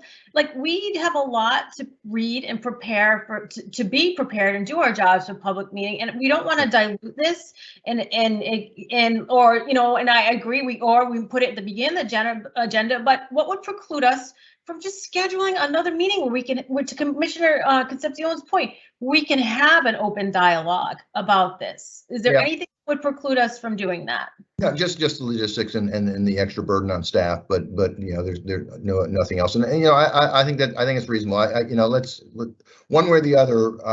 Since Commissioner Concepcion and I think are aligned on you know, asking staff to come back with something that we can talk about it, but have that discussion in public. And to your point, Commissioner Roy and Commissioner Camargo's point, make sure we have adequate time and adequate working brain cells to have that conversation. We'll figure it out, but we'll do exactly that. So I'm gonna, you know, declare victory on this for today, which is I really would appreciate one thing, and I hope Commissioner Concepcion, tell me if I'm misinterpreting you. I don't think I am, but I really would appreciate each of my fellow commissioners sitting with Sean and or Christine and giving your thoughts and concerns about the current process. And letting them come back again with something for us to discuss and talk about at length, either at our next meeting at the beginning of the agenda, or as Commissioner Roy just suggested, at a separate meeting.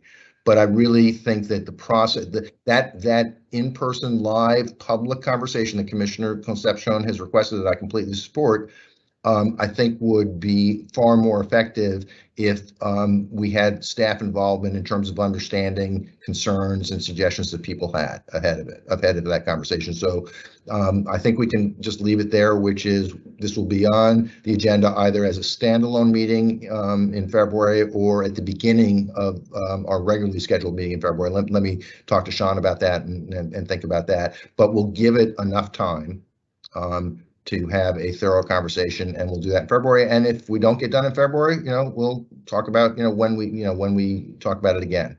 Go ahead, Commissioner Roy. Commissioner Roy.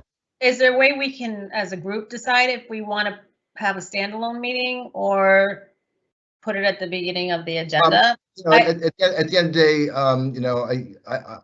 I think it's my decision. So I welcome people's input, but I want to consult with Sean on this as well, which is why I prefer not to make a decision today. I really want to consult with Sean, and I suspect Sean wants to consult with his staff. So I would prefer not to make a decision on that today. What I will say is that I will guarantee, first of all, I'll get everybody's input on this, and I guarantee that we'll devote adequate time and adequate brain cells to have the necessary conversation on this topic. Chairman, if I may, a point of order here. Yes. There's a lot going on and we're speaking really quickly, and there's a lot of ideas that have come out. What is your clear ask for us right now in terms of this discussion? I think I've already made it, but let me try again. I'm not really asking for anything. What I'm saying is that it is my intent to have a conversation about process at either our next regularly scheduled meeting, but flip the agenda so it would be at the beginning of the meeting, or take up Commissioner Roy's suggestion and have a separate meeting, but make sure there's adequate time devoted to have this conversation. And that's not a request, it's just my intent. My request is that each of you think about this, and to the extent that you're willing, and I would hope that you all would be willing, to the extent that you're willing, please take some time to sit with Sean or Christine prior to the meeting and let them understand your concerns and, frankly, your suggestions about how to address those concerns, so that we can bring that into the meeting, into the discussion, and I think have a much more constructive and productive conversation that way. So that's my ask. The only ask here is that you take some time to think about it and sit down with Sean and Christine. Okay, Commissioner Concepcion. I have just a few comments. The Sure. first being, I want to, this is my suggestion to us all, because we all have equal voices in deciding how this goes. But in these recommendations that will come back from our ED and general counsel, I think it would be helpful for it to include staff input. Sure. So that's one thing. The Sure. other thing is, if in that next meeting, and maybe I'll ask our executive director if this is feasible in terms of time, if they can report back to us on the findings and what sort of recommendations they have, so that we can all hear directly from the ED and general counsel.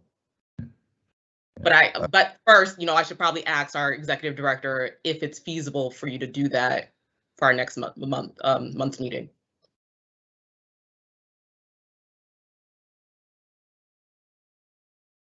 I hope so. The reason I'm a little hesitant is there's working against some of our internal deadlines.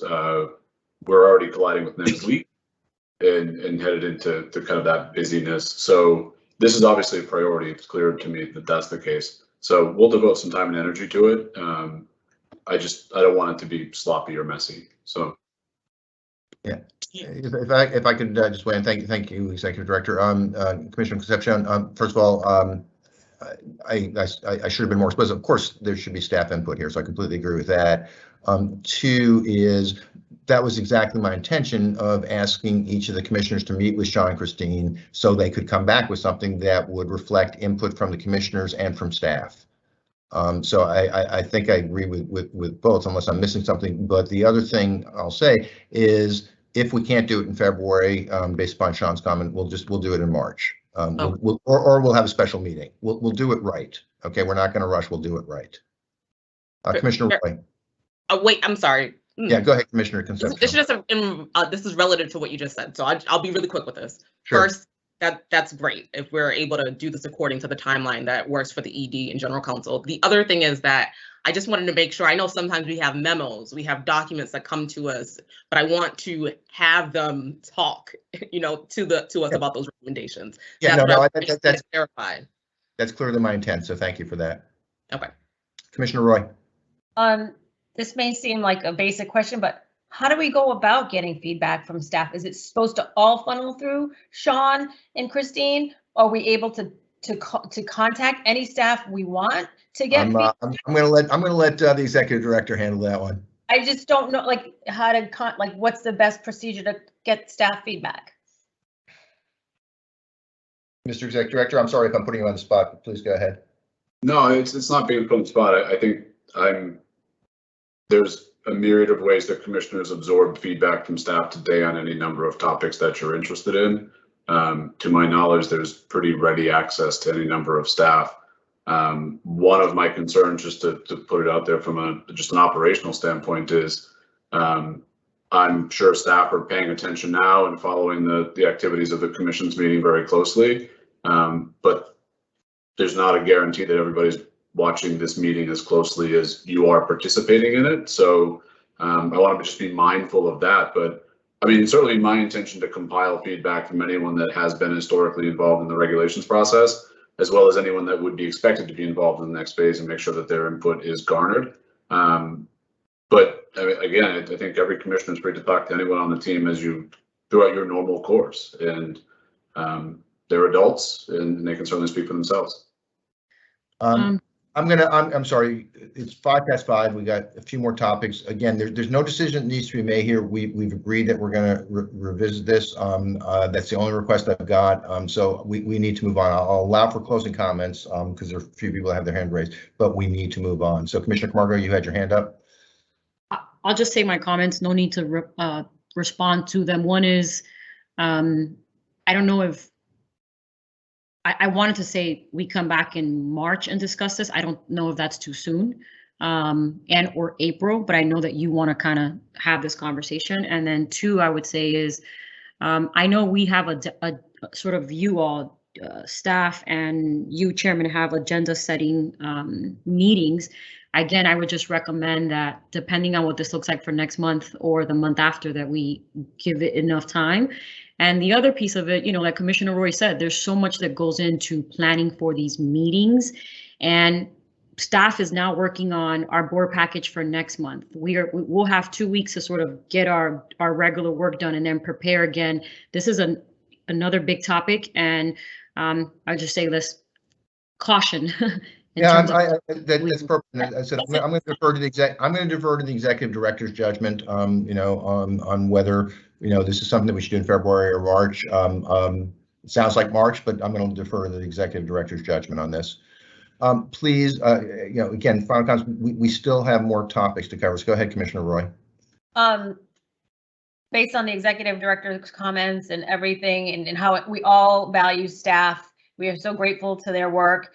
I'm giving them an open invite to email me directly to concerns, because I might not know who to contact, like who has concerns. So I'm giving an open invite to staff. And now I don't know if that violates protocol and they need to go through department heads. And that was the impetus to my question. But whether it's through department heads or through staff directly, they have an open invitation to contact me, email me, to convey their concerns. And that's all I have to say. Thank you. Thank you all. We're done on this. The next topic, and I want to just thank Commissioner Stebbins for his leadership on this. We left open in November the executive director goals for 2022. We said directionally that we were confident to give the executive director the ability to go forward, assuming that the goals in direction were not going to change. But we stopped short of formally approving those goals, and I think that needs to be done. And so let me turn it over to Commissioner Stebbins for leadership on this topic. Thank you. Thank you, Mr. Chair. I'll be quick. I'll be brief. I do have a few points I want to go through. As you pointed out during our November meeting, we looked at the goals that the executive director had proposed for 2022. The concern was raised by the chair, and I appreciate this, about the elements of measuring his success and performance. I even pointed out that when we were looking at his 2021 performance, the measurement grades are different. We needed to come up with something new.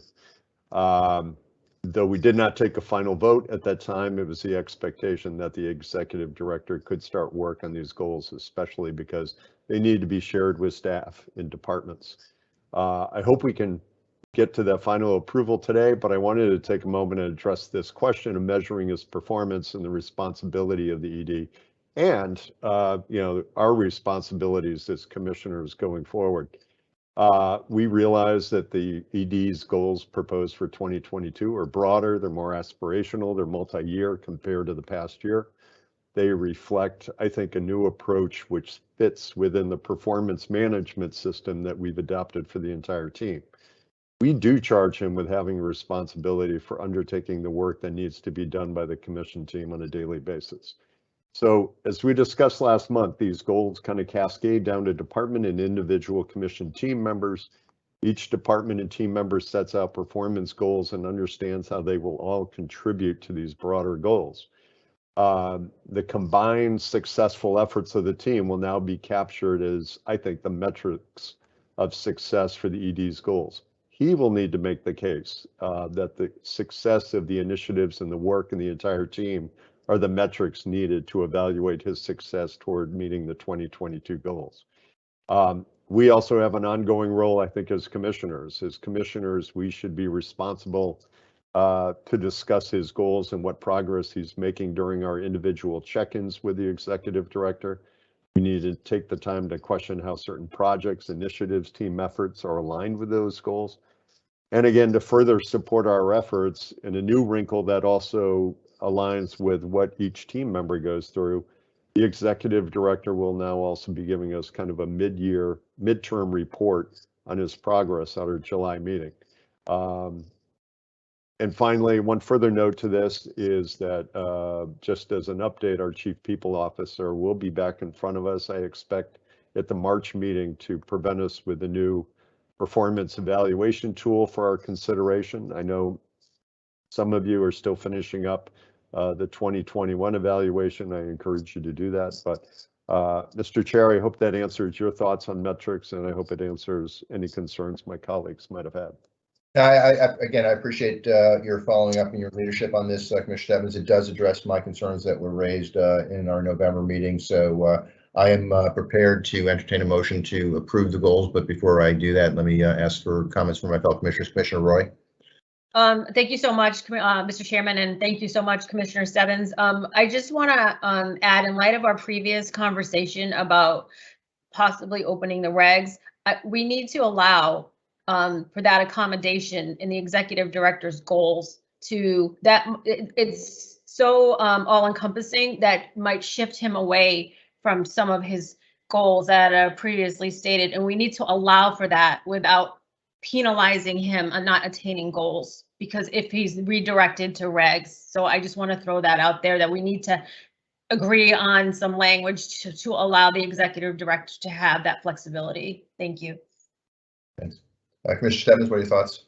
Sure, I think that's a fair point. I think we can address that if we get to a decision point that will open up the regs and have an idea of what regulatory change work might be undertaken, but I think Commissioner Roy brings up a fair point. Yeah, I would also broaden the point. Let's not just focus on regs, even though that's what we've been focused on for the last 45 minutes. Anything can change, and based upon the 4-year history of this commission, everything does change.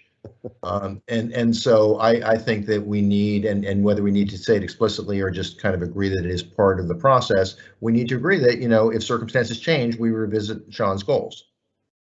Whether it's around opening a regulatory process or, I'm not going to jinx us by speculating on what else might cause things to change, but that's always the case, and particularly in the history of this agency. So I think Commissioner Roy's point is a very good point, but I want to broaden it to other unforeseen circumstances that cause Sean's goals to have to change.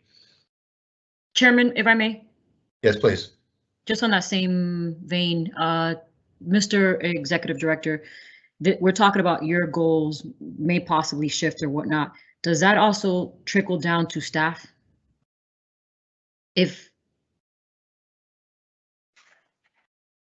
Yes, and formally no. In a way that, so our performance management system functions as a calendar year process, and so departments are underway. I did rely, as I noted I would in November. Those departments are building out their goals right now for calendar year 22.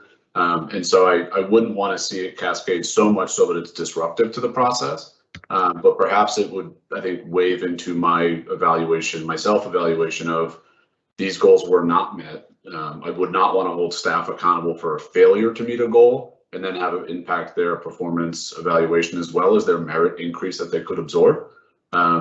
So that's, I think, just to be perfectly candid, a concern of mine is that if the goals shift so dramatically that a number of them go unmet or incomplete, that it would hold, I'd want to be able to hold staff harmless. But certainly, I know that I trust in your ability to evaluate me fairly and objectively, and that also, I think, allows us for a mid-year reset to this new process. And I'd want to be able to revisit that if, to the chairman's point and others, things do change. And I think historically, too, this commission has met those changes with the attention they all deserve and gotten the job done. So I certainly take a lot of pride in the staff's ability to pivot. So I just want to make sure they're held harmless in this process. Yeah, I don't know. Thank you for, I always think about operations and behind the scenes. So just thank you. Okay. Unless there are other comments, questions, Commissioner Stebbins, I know, is prepared to make a motion. So I'd appreciate Commissioner Stebbins if you do so. Sure, Mr. Chair, I move that the commission approve the 2020 calendar year 2022 goals as provided by the executive director. Thank you. Could I have a second to that, please? Second. Thank you. Let the record show that Commissioner Stebbins made the motion, seconded by Commissioner Concepcion.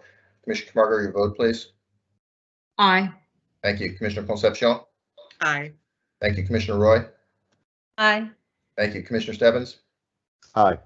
Thank you. Commissioner Hoffman, aye. Let the record show that the commission approved the motion by a vote of 5 in favor. Commissioners Camargo, Concepcion, Roy, Stebbins, and Hoffman with none opposed. Thanks again for your leadership on this, Commissioner Stebbins, and also to the executive director, who I know has been working with you, and thank you for that as well, Sean, for your openness.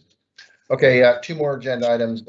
First, it is our responsibility to annually elect 2 officers, a treasurer and a secretary. For the past calendar year, Commissioner Stebbins has served as our secretary and Commissioner Camargo as our treasurer. We have historically rotated, but both Commissioner Camargo and Commissioner Stebbins separately, and in my mind, inexplicably, raised their hands to serve a second-year term. I had begun some conversations with Commissioner Roy about potentially serving as treasurer when Commissioner Camargo indicated her interest in serving another year as treasurer. Went back to Commissioner Roy. She was gracious in saying, fine, if that's Commissioner Camargo's desire. I completely support that. So I would like to introduce a motion to appoint or essentially reappoint Commissioner Stebbins as Commission Secretary and Commissioner Camargo as Commission Treasurer. And let me read the motion, and I'll make it myself. I'd like to make the following motion, relying on its authority under GL Chapter 10, Section 76G. I move to elect Commissioner Stebbins to serve as Secretary and Commissioner Camargo to serve as Treasurer, both for a 1-year term or until a subsequent vote of the Commission. Could I have a second of that motion, please? Second. I'm sorry, who made the second? I couldn't see. Commissioner Roy, thank you. Let the record show that Chairman Hoffman made the motion, seconded by Commissioner Roy. Commissioner Camargo, your vote, please. Aye. Thank you. Commissioner Concepcion. Aye. Thank you. Commissioner Roy. Aye. Thank you. Commissioner Stebbins. Aye. Thank you. Commissioner Hoffman, aye. Let the record show that the motion was approved by a vote of 5 in favor. Commissioners Camargo, Concepcion, Roy, Stebbins, and Hoffman with none opposed. Thank you. The last agenda item, and certainly not the least important, is RVT trainers. We have, I think, 3 new applications as well as 3 renewals. Olivia Laramie is joining us to lead through this conversation. I want to start, Olivia, just apologizing. I'm sure when you were planning your day, you didn't think you'd be presenting at 5:18 p.m. So I appreciate your flexibility. Sorry that we kept you waiting for so long, but thank you very much for joining us. If it's okay, could you just take over the conversation, starting with the renewal applications? Yes, of course.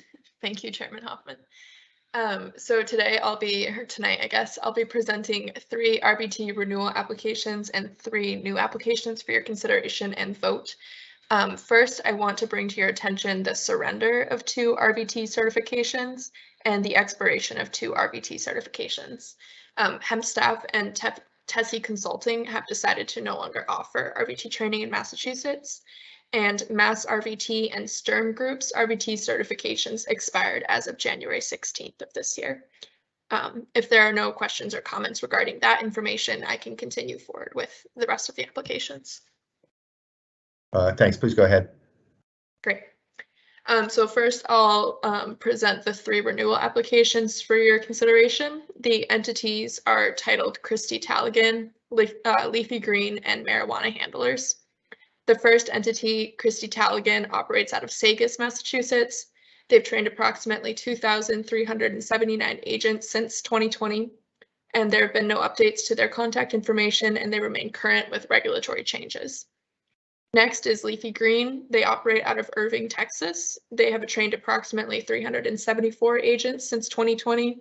There have been no updates to their contact information, and they also remain current with regulatory changes. Finally, we have Marijuana Handlers. They operate out of Anchorage, Alaska. They have trained approximately 103 agents since 2020. There are no updates to their contact information, and they have remained current with all regulatory changes. And the staff recommends your approval of these 3 applications. Thank you very much. Before I ask for a motion, and I think in the past we've treated these as rosters, so we'll do so today. Are there any questions or comments before I ask for a motion to approve this roster of 3 renewals for RVT trainer? Okay. Then could I ask please for a motion to approve staff recommendation to renew? I'm sorry, Commissioner Roy, I didn't see your hand up. I apologize. Just, and I'll keep it brief because we're all super duper tired. Olivia, when you do more data polls, can you please update the commission on the compliance around RVT? I have added the blanket condition to all the provisionals, and if you could just keep us informed if compliance is getting better than what it was, because at 50% it's unacceptable. So that's all. Thank you. Yeah, of course. Any other comments or questions before I ask for a motion? Just thank you to Olivia. Pardon? Just thank you to Olivia. Sure. Then I'd like a motion, please, to approve staff recommendation to renew the applications for the 3 vendors listed here, Christy Taligan, Leafy Green, and Marijuana Handlers. Can I have such a motion, please? So moved. Thank you. Could I have a second, please? Second. Thank you. Let the record show that Commissioner Camargo made the motion to approve, seconded by Commissioner Concepcion. Commissioner Camargo, your vote, please. Aye. Thank you. Commissioner Concepcion. Aye. Thank you. Commissioner Roy. Aye. Thank you. Commissioner Stebbins. Aye. Thank you. Commissioner Hoffman, aye. Let the record show that the commission approved the staff recommendation to issue training renewal applications to Christy Taligan, Leafy Green, Marijuana Handlers by a vote of 5 in favor. Commissioners Camargo, Concepcion, Roy, Stebbins, and Hoffman with none opposed. Thank you. Next up, Olivia, are the 3 new applications. If you could review those for us, I'd appreciate it. Thank you. Yeah, of course. Thank you. So there are 3 responsible vendor training applicants presented before you for consideration. The following applicants are entitled Azala Education, Green Flower, and Grown In. They are seeking a 2-year certification. The first entity, Azala Education, operates out of Florence, Massachusetts. They will operate through an in-person setting as well as an interactive virtual training, and in-person trainings will be conducted on-site at the establishments. Their course will be 4.5 hours and end with a final exam wherein participants must receive a score of 70% or higher to pass. Next, we have Green Flower, which operates out of Ventura, California. They will operate through an interactive virtual training that will take 4.5 hours and end with a final exam wherein participants must receive a score of 70% or higher to pass. Finally, Grown In operates out of Chicago, Illinois. They will operate also through an interactive virtual training course that will take 4.5 hours and end with a final exam wherein participants must receive a score of 70% or higher to pass. The staff recommends your approval of all 3 of these applications. Thank you very much, Olivia. Again, we'll take them up as a roster, but are there any questions for ask for motion? Commissioner Stebbins? Sure. Olivia, thank you for your good work. Is Grown In, I get a lot of newsletters and updates and kind of industry tracking info from Grown In, which is really helpful. Is that the same entity? They are not the same. I noticed that today as well. Thank you. Somebody has a lawsuit then, I guess, on their hands. Any other questions or comments before I ask for a motion? Okay, then could I ask please for a motion to approve the staff recommendation to approve the applications for responsible vendor training from Azala Education, Green Flower, and Grown In? Could I have such a motion, please? So moved. Thank you. Could I have a second, please? Second. Thank you. Let's make sure that Commissioner Stebbins made the motion to approve, seconded by Commissioner Roy. Commissioner Camargo, your vote, please. Aye. Thank you. Commissioner Concepcion? Aye. Thank you. Commissioner Roy? Aye. Thank you. Commissioner Stebbins? Aye. Thank you. Commissioner Hoffman, aye. Let the record show the commission approve the staff recommendation by a vote of 5 in favor. Commissioners Camargo, Concepcion, Roy, Stebbins, and Hoffman with none opposed. Again, Olivia, our thanks to you for all your hard work for what turned out to be, I'm sure, a longer day than you were anticipating. Thank you very much for hanging in there with us and for all of your good work. Thank you. Okay. Okay, there is no further business that I am aware of at this time, so let me ask to put up the date for our next meeting, if I could. Thank you. February 10th, it will be remote based upon our previous conversation, and right now we have no intention of meeting in person, certainly prior to April, and then we'll see what happens with the legislative action underway, but certainly our next meeting in February will be remote via Teams on February 10th. Next slide is for planning purposes, but not certitude. If we could put that up just in terms of future meetings for the remainder of 2022, these are subject to change, but just for planning purposes for both our staff, our commissioners, as well as the public. There being no further business before the commission, I would like to ask for a motion to adjourn. So moved. I did. So I think Commissioner Stebbins just barely beat you out there, Commissioner Concepcion. So can I have a second, please? Second. I'm sorry, who that was? Second. It's Nudi's. Commissioner Camargo. Okay, let the record show that Commissioner Stebbins made the motion to adjourn, seconded by Commissioner Camargo. Can I have a motion? Can I have a vote, please, Commissioner Camargo? Aye. Thank you, Commissioner Concepcion. Aye. Thank you, Commissioner Roy. Aye. Thank you, Commissioner Stebbins. Aye. Commissioner Hoffman, aye. Let the record show the commission approved the motion to adjourn at 5:26 p.m. by a vote of 5 in favor. Commissioners Camargo, Concepcion, Roy, Stebbins, and Hoffman with none opposed. We are adjourned. Thank you to commissioners for hanging in there. Thank you for staff for all the work going into this and all what you do all the time. Thanks to the public, those of you that are still around listening to this, and be safe, everybody. Bye, Thank everyone. you, Chairman. Bye, Bye, everyone. Thank you, team. Thank you, Thank you, Chairman. everybody. Thank you, Thank you. Commissioner.